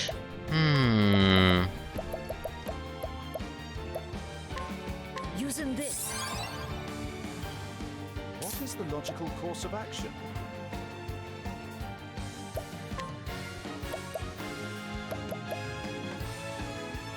Now the true lesson of thousand fears.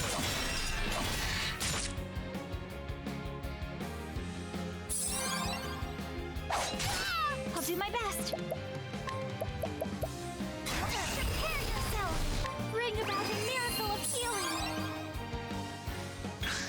Coming, if thou darest. Letting my arrow fly and true. A torrent of arrows. Now, what next? Level slash! I'll do my best.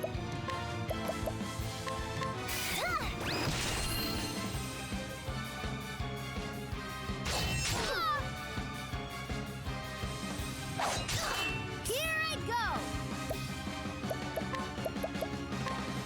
The winds of fortune are howling.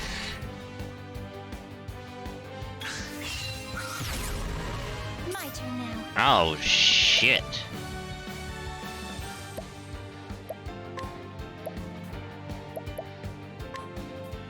May the sacred flame shine forth. Now, what next? So much to learn.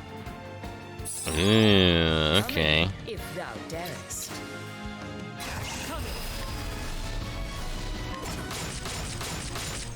Let's do this.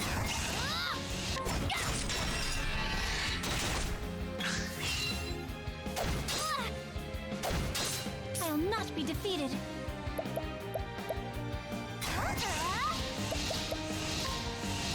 May the sacred flame shine forth.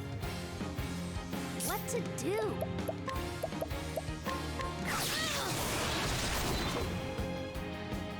An interesting dilemma.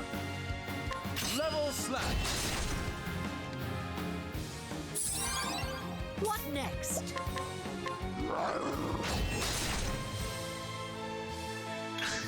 Come in, if thou darest.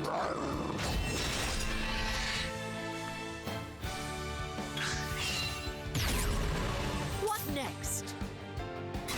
Come in.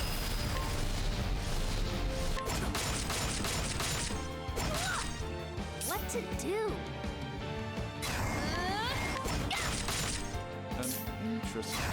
Now the true lesson begins. I'll do my best.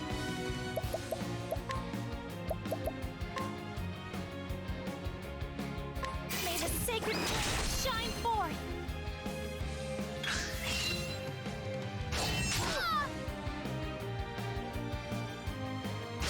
Ah! An interesting dilemma.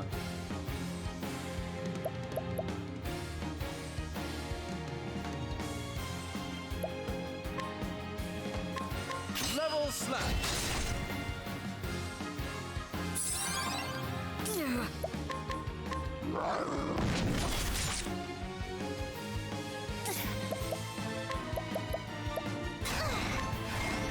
Bring about a miracle of healing.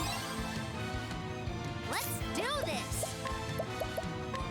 The winds of fortune are howling.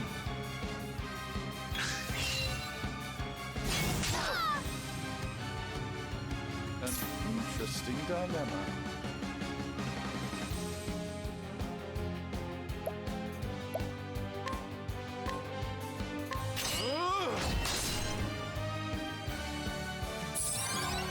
Letting my arrow fly and true.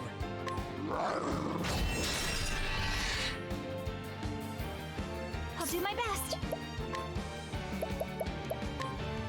Bring about a miracle of healing. Let's do this.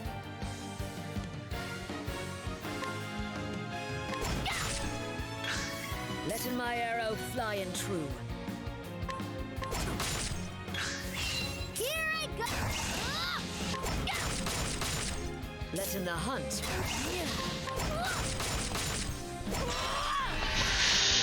Okay, that's big. That is fucking massive. Let's try this. Well then.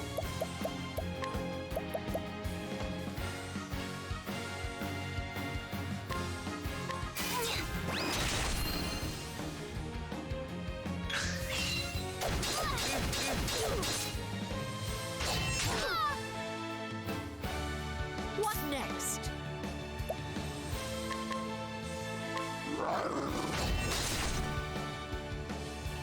What to do?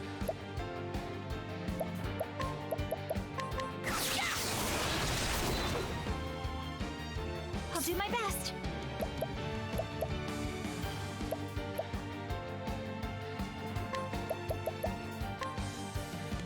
Bring about a miracle of healing.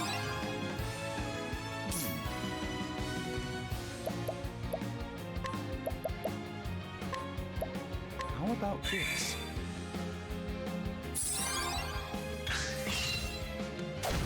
Letting my arrow fly and true.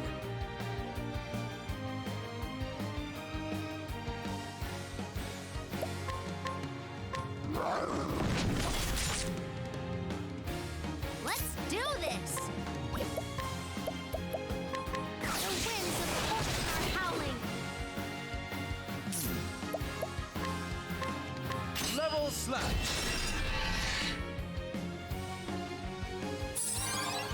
Well then.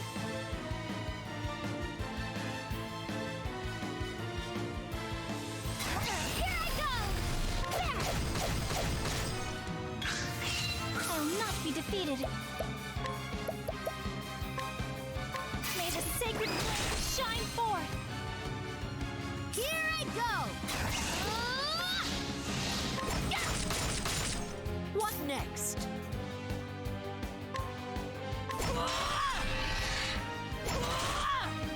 Now, what next?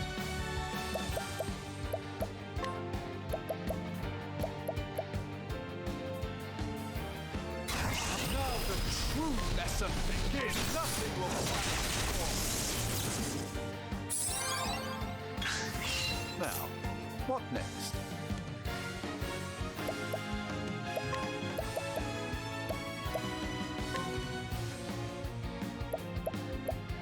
Let's try this. Letting my arrow fly and true.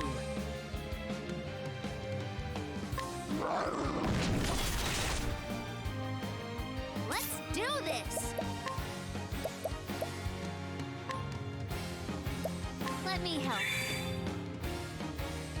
My turn now.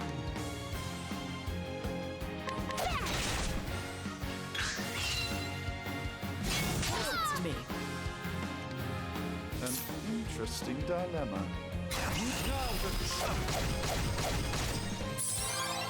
Letting my arrow fly and holding back nothing. What to do?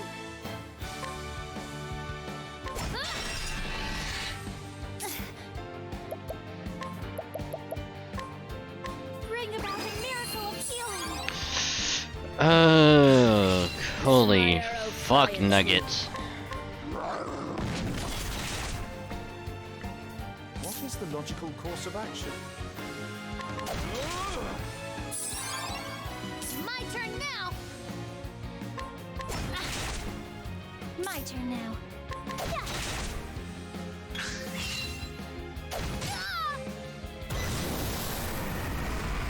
Coming, if thou darest.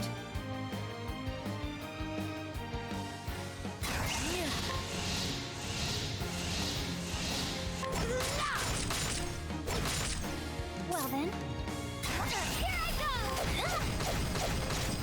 Now, what next? What to do?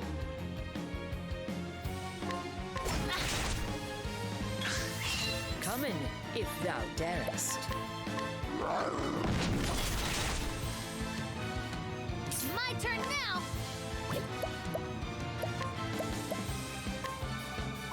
Ah, I can't steal money from him. Damn it. I'll do my best.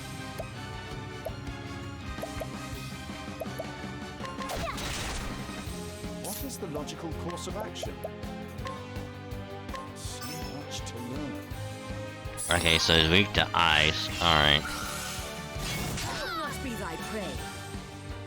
What to do?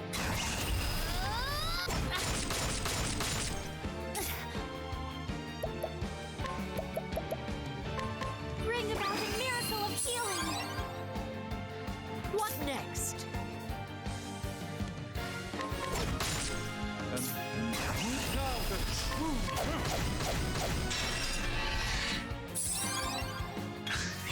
What next?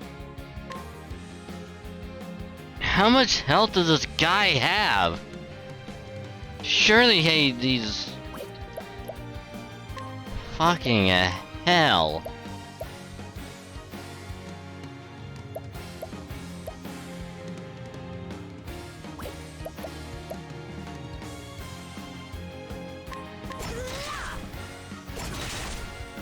Here I go.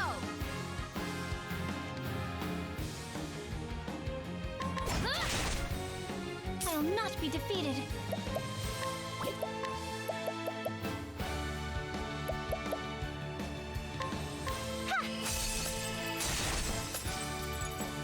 Now, what next?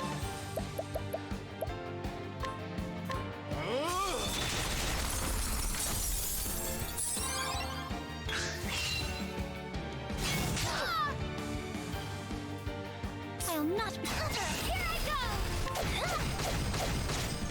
Letting the He's hunt begin. finally in the yellow after so long. Jesus Christ. What next?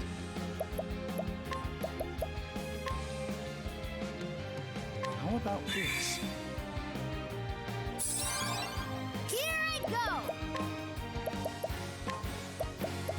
Let me help. What next?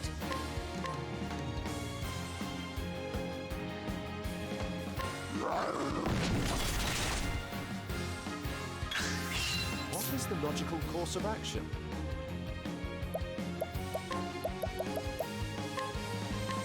tempest of ice shall reign.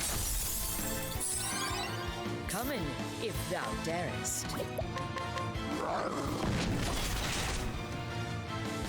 I'll do my best.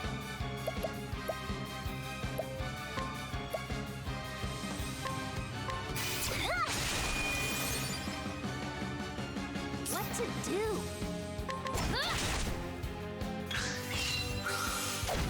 Let's do this! Come in, if thou darest. I'll not be defeated. Now, Here I go!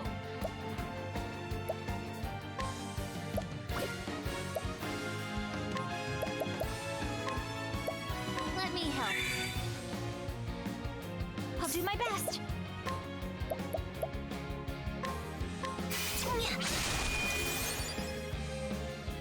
Letting my arrow fly in true. Alright, now the question is, at what point is he gonna be in the red?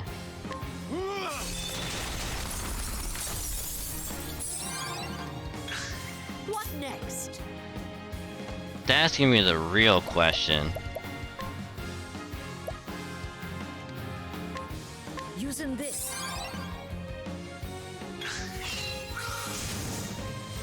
I'll do my best. Ah, dick nuggets.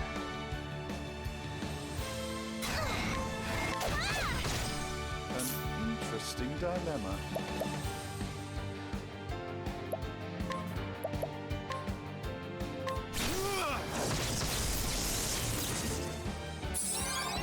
What next? Holding back nothing. It's my turn now.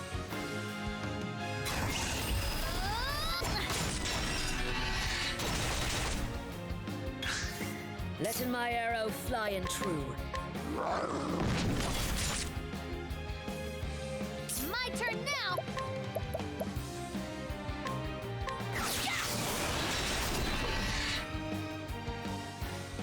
An interesting dilemma.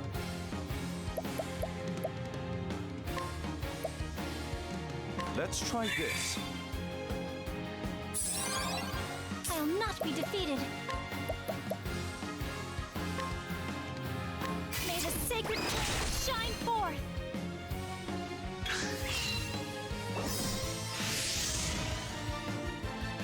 Letting my arrow fly in true.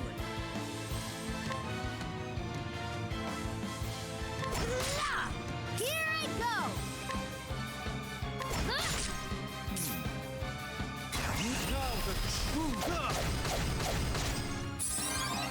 My turn now. Bring about a miracle of healing.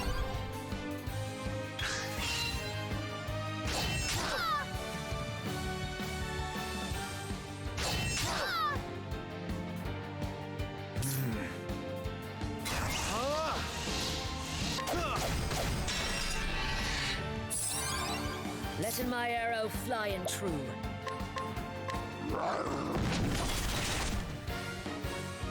I'll not be defeated.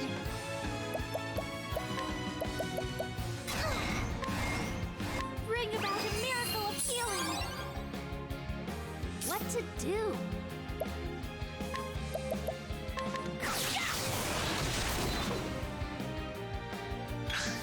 Letting the hunt begin.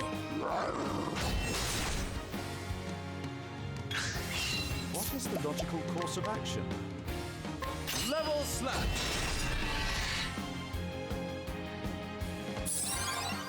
I'll not be defeated. May the sacred shine forth.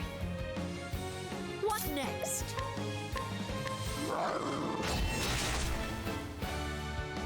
Here I go. This should do the trick.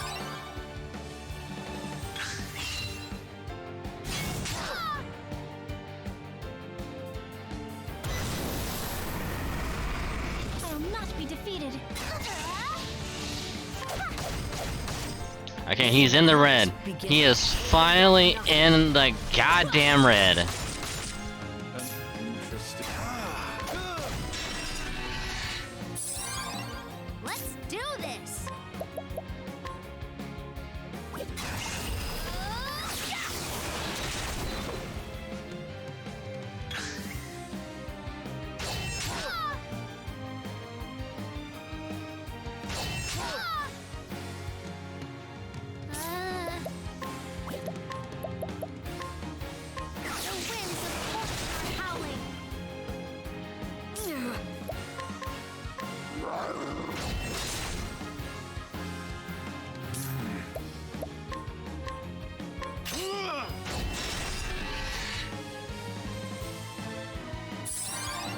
My turn now.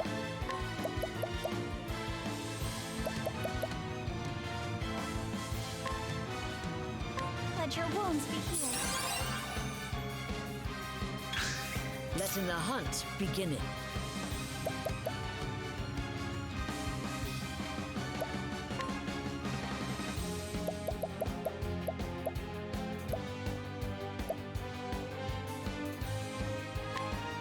Using this.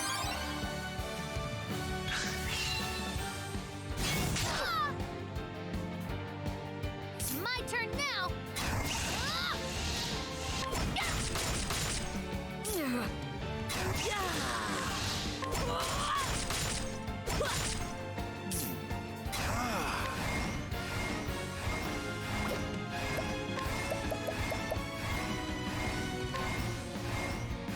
A tempest of ice shall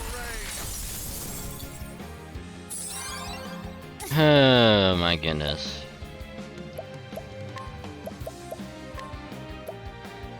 This should help.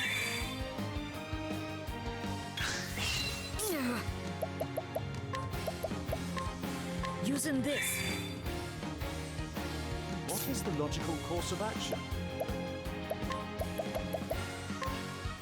A tempest of ice shall rage.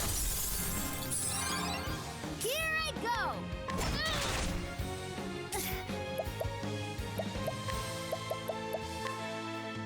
Bring about a miracle of healing.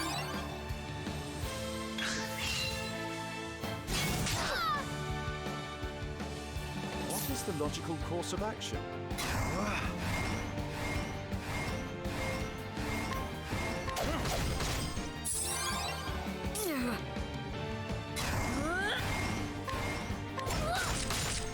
My turn now. Prepare yourself. Here What is the logical course of action?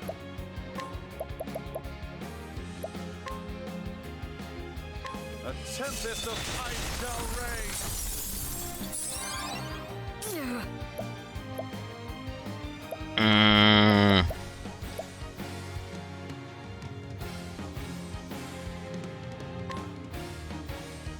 Time to rest. That did nothing. What to do?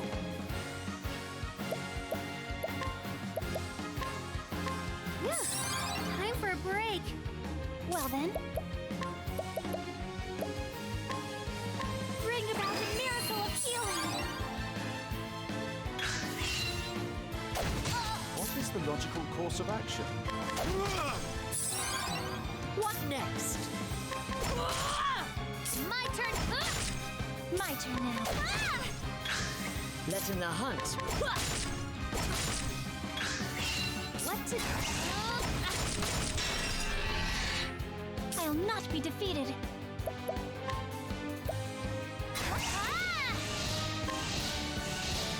Oh, sacred light.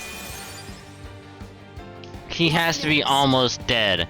He has to be almost dead. An interesting dilemma.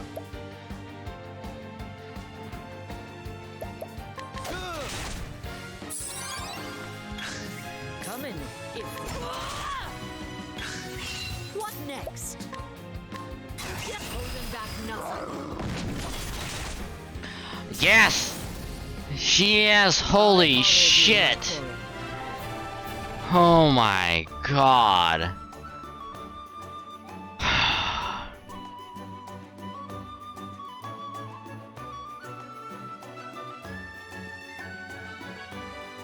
Jesus Christ.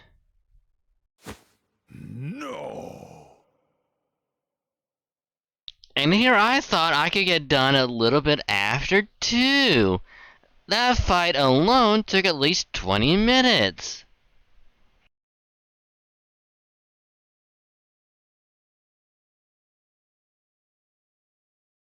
So yeah, I think next week when we try to do the other chapter 2s, I think we might only be able to do 3.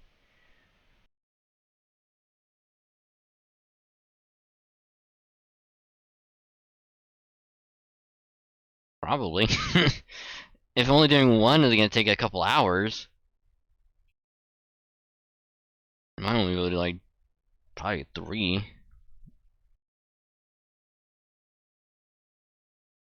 God. He had so much health. He spent so long in like in white health, and then finally he was in yellow. Sat there for a good 5 to 10 minutes, and finally he was in the red for another 5.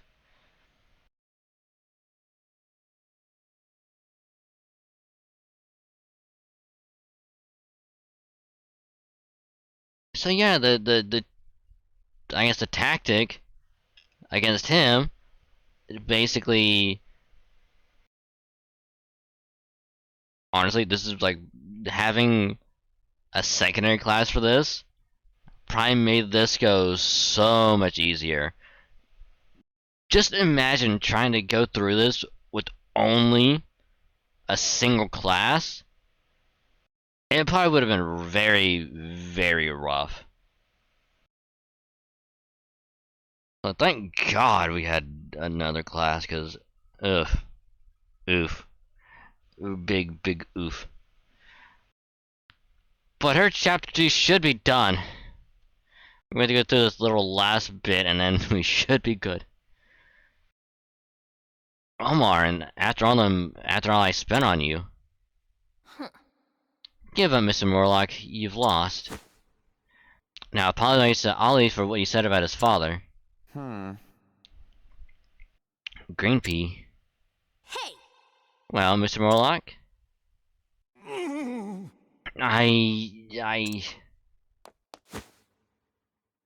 I'm so terribly profusely sorry. I take it all back. Every word. So... Good. I take it you've been leaving this town never to return? Leave town, but Not so fast! being a good merchant is all about timing. You need to know when to cut your losses. Or have you heard of sunk costs? What to do? I foresee great misfortune in your future if you stay. Come, Omar, better opportunities await us.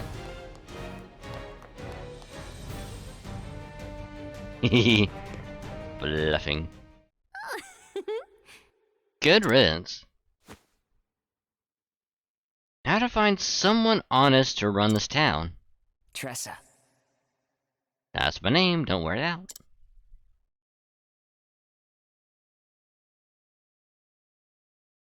As much as I hate to say this, I saved your ass. You're welcome. What else can I say? But you're welcome. I owe you one. And a merchant always pays his debts. You have my word. I'll hold you to it.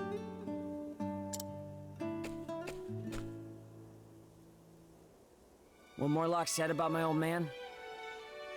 It's true. Some did call him a swindler. I mean, you always get those people that, you know, just do that. But it was a lie, spread by competitors who were jealous of his talent. Told you. And while it's true my father was deceived by his friend and forced to take on his debt, it doesn't diminish the things he taught me. Our words have the power to make our customers happy. So I'll follow in my father's footsteps, work hard, and go back home with enough money to pay our debts in full. Ali. Say, have you ever heard of the Merchant's Fair? It's the greatest auction in the realm, held each year in Grandport. The wealthiest and most influential people the world over come to feast their eyes on treasures beyond your imagination. They say there's nothing you can't buy at the Merchant's Fair. That sounds incredible. I'm going to go there and make my dreams come true. If you can make it at the fair, you can make it anywhere. Slap that on a poster and sell it. You really do have a way with words, Ali.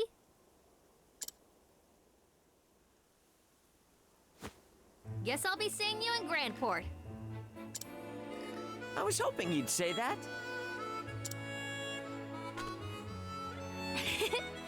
Well, we still need to have our rematch. And what better place to settle the score than the Merchant's Fair? I'll bring my best treasure. If you think you stand a chance, I suggest you do the same. I'll find the greatest treasure there is. You'll see. Good. Once you have it, come find me at the fair. I'll be the one drawing the largest crowd. They won't stick around for long after I get there. Haha! You're sounding less green already, Green Pea. See you at the fair.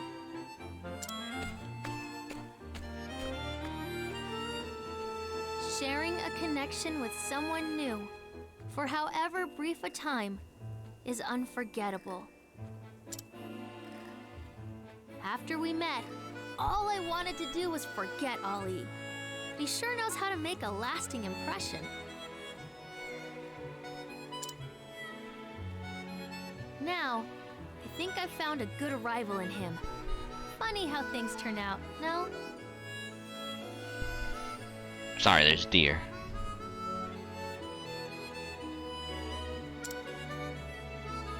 And now I know my final destination, Grandport and the Merchant's Fair.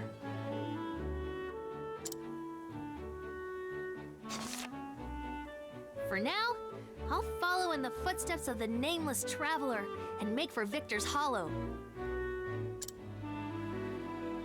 There I'll find myself a treasure beyond my wildest dreams. Hold on, wasn't Victor's Hollow where Olberic has to go?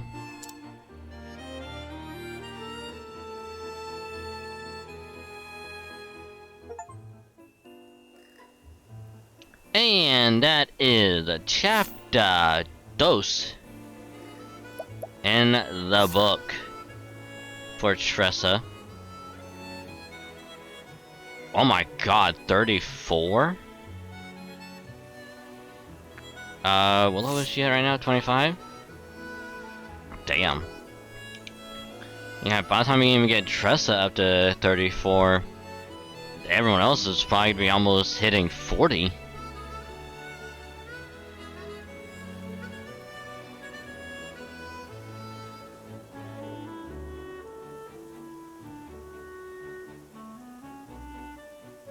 And that's chapter 3. So there's gonna be 4 chapters, it looks like. It's like chapter 4 is probably like the ending part of it, more than likely.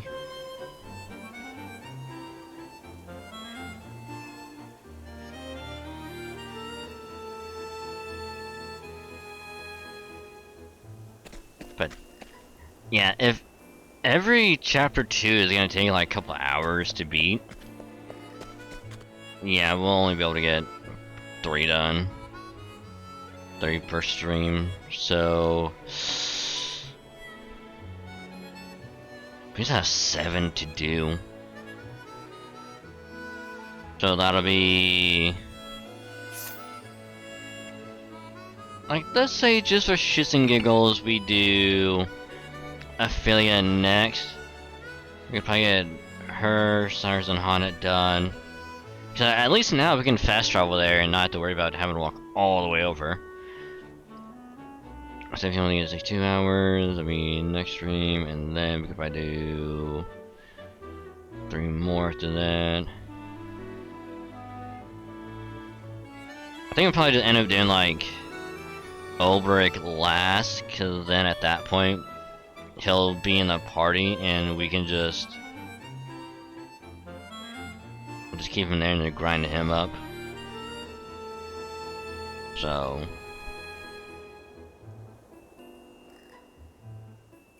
not to mention, because I'm sure when we have to go further out, probably for like chapter 4, probably go past like into here or so.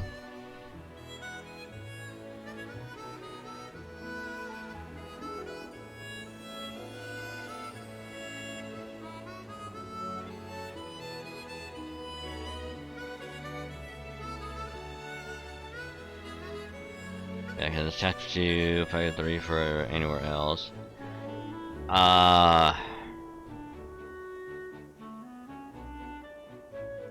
Where's that one? There it is. The Hollow Throne. I think that's like 35.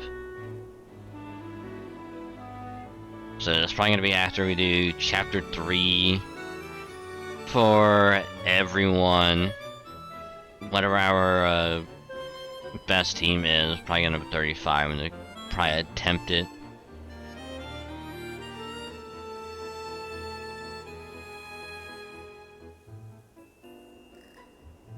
So we still got Cyrus to do here, and then we'll kind of just make our way around. And with Olberic.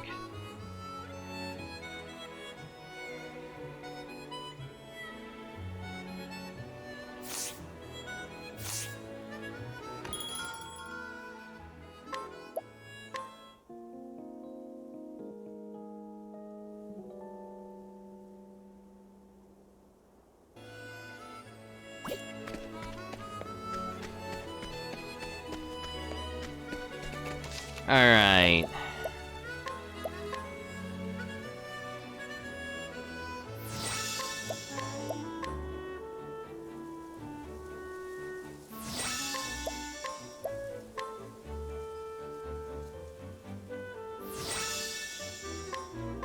And then again, just to be safe. Alright.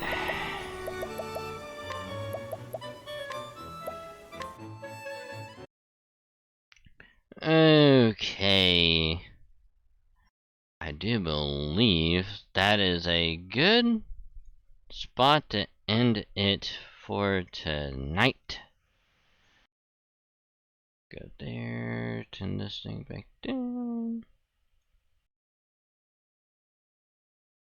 Because not only did we get Olberic up to 27, we also did chapter 1, or no, chapter 2 for Tressa. And then next time, we'll do Cyrus chapter 2. And then go from there. Kind of do like counterclockwise around the map, and with Olberic again on the top.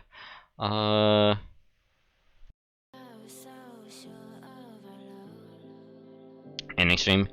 Yeah. Cause it is 3, and I thought I would have enough time to get that done, but it's just a little recording thing I gotta do for the Nuzlocke, which won't take that long. Probably just like a couple minutes at most to record it, and then like a little bit longer to put it in and all that stuff.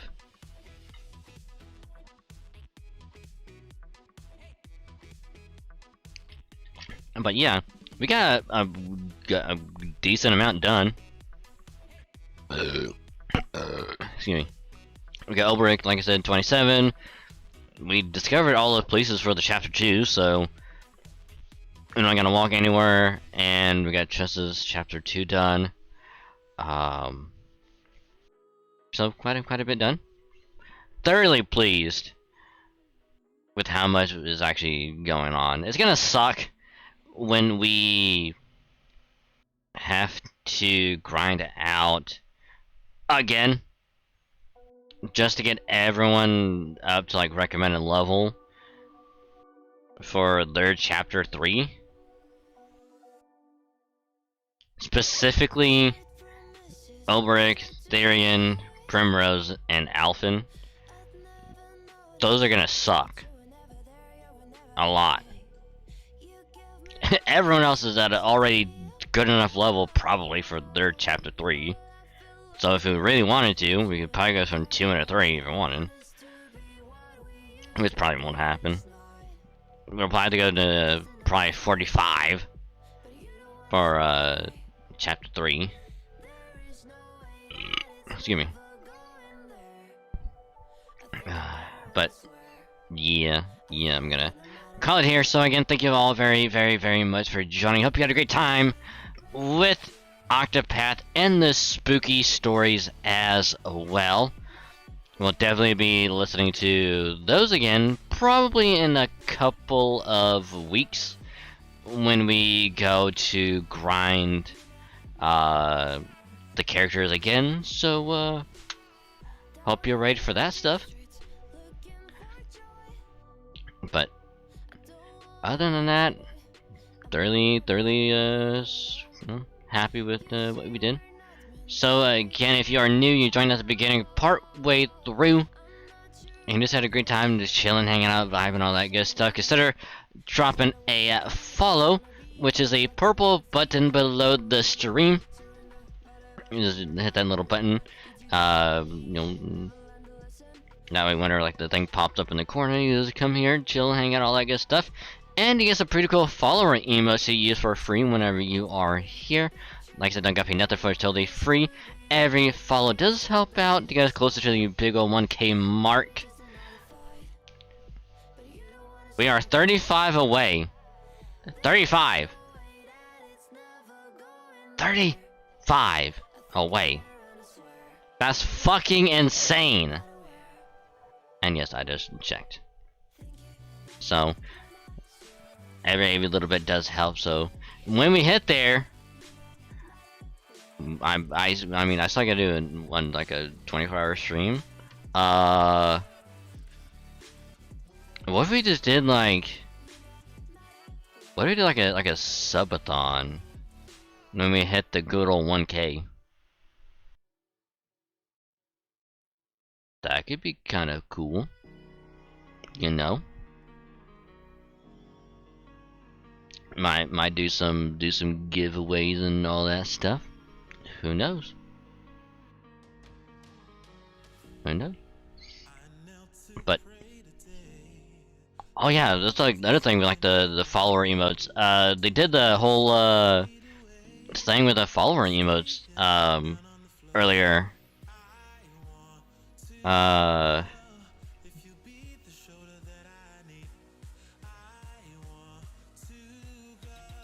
I forget what they did exactly, but they did something to the follower emotes where it's like it's like you don't have to wait. It's like instant upload or whatever now or something like that. So yay for that. I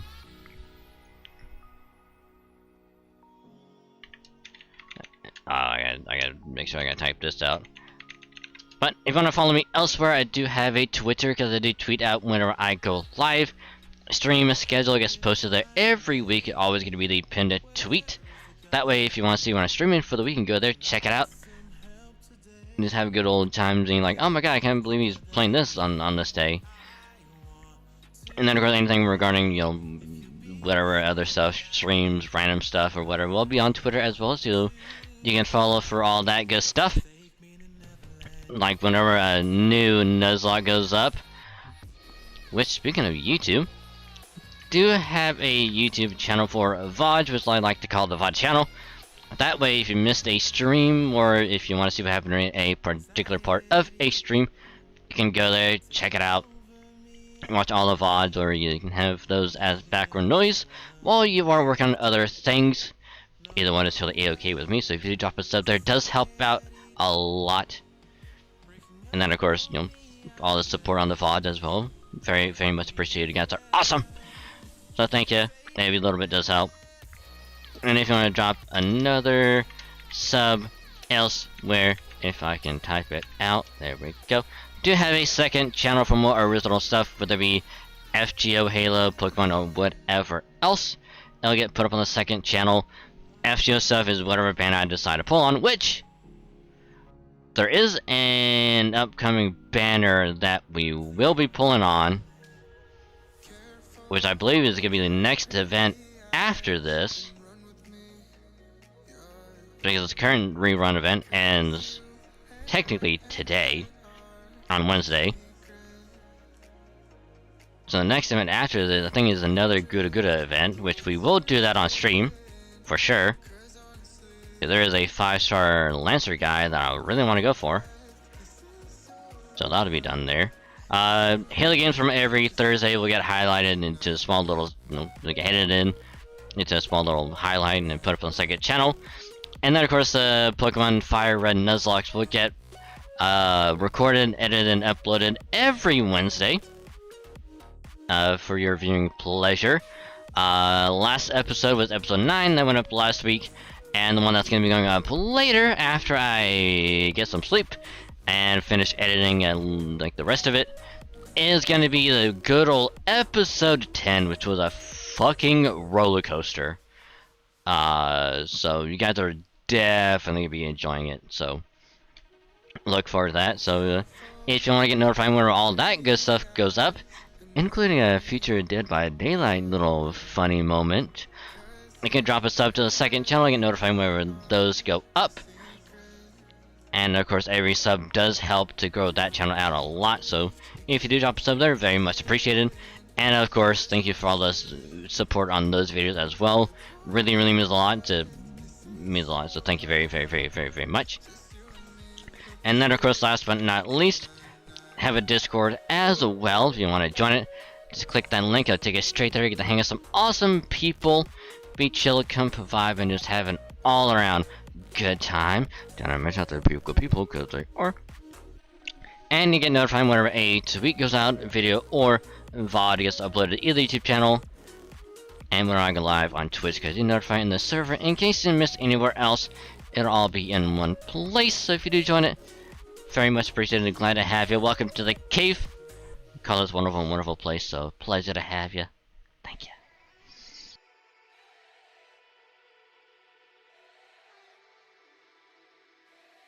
But yeah, so good stream, lots of progress, so very, very happy. But before we dip out for the night, let's see, who shall we raid? Who haven't we raided in a while?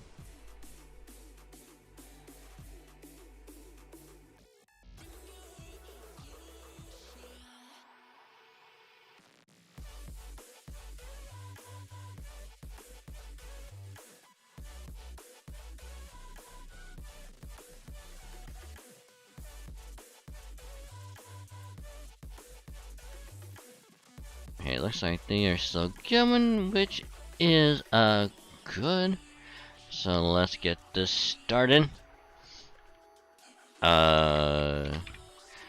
So next stream is gonna be on Thursday, cause no stream Wednesday. I don't stream on Wednesday. Wednesday is gonna be day off, cause I got other things to do.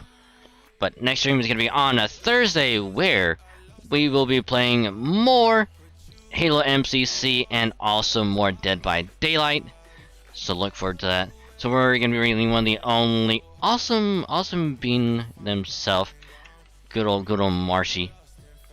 He's playing some Lunch Lady. And so if you like good, comfy streams and vibes and all that good stuff, she's really, really awesome over there. So do support them if you can. They do truly, truly deserve it. It really means a lot. So if you do, thank you. And of course, if you are a sub, you have 100 channel points. We're gonna be using the cheer emote. Send some cheer their way. So yeah. Again, thank y'all very much for joining. You guys are awesome. Remember, next stream Thursday, more Halo, more Dead by Daylight, and yeah. So y'all have a great rest of your day and or night, and I will catch y'all later. Bye.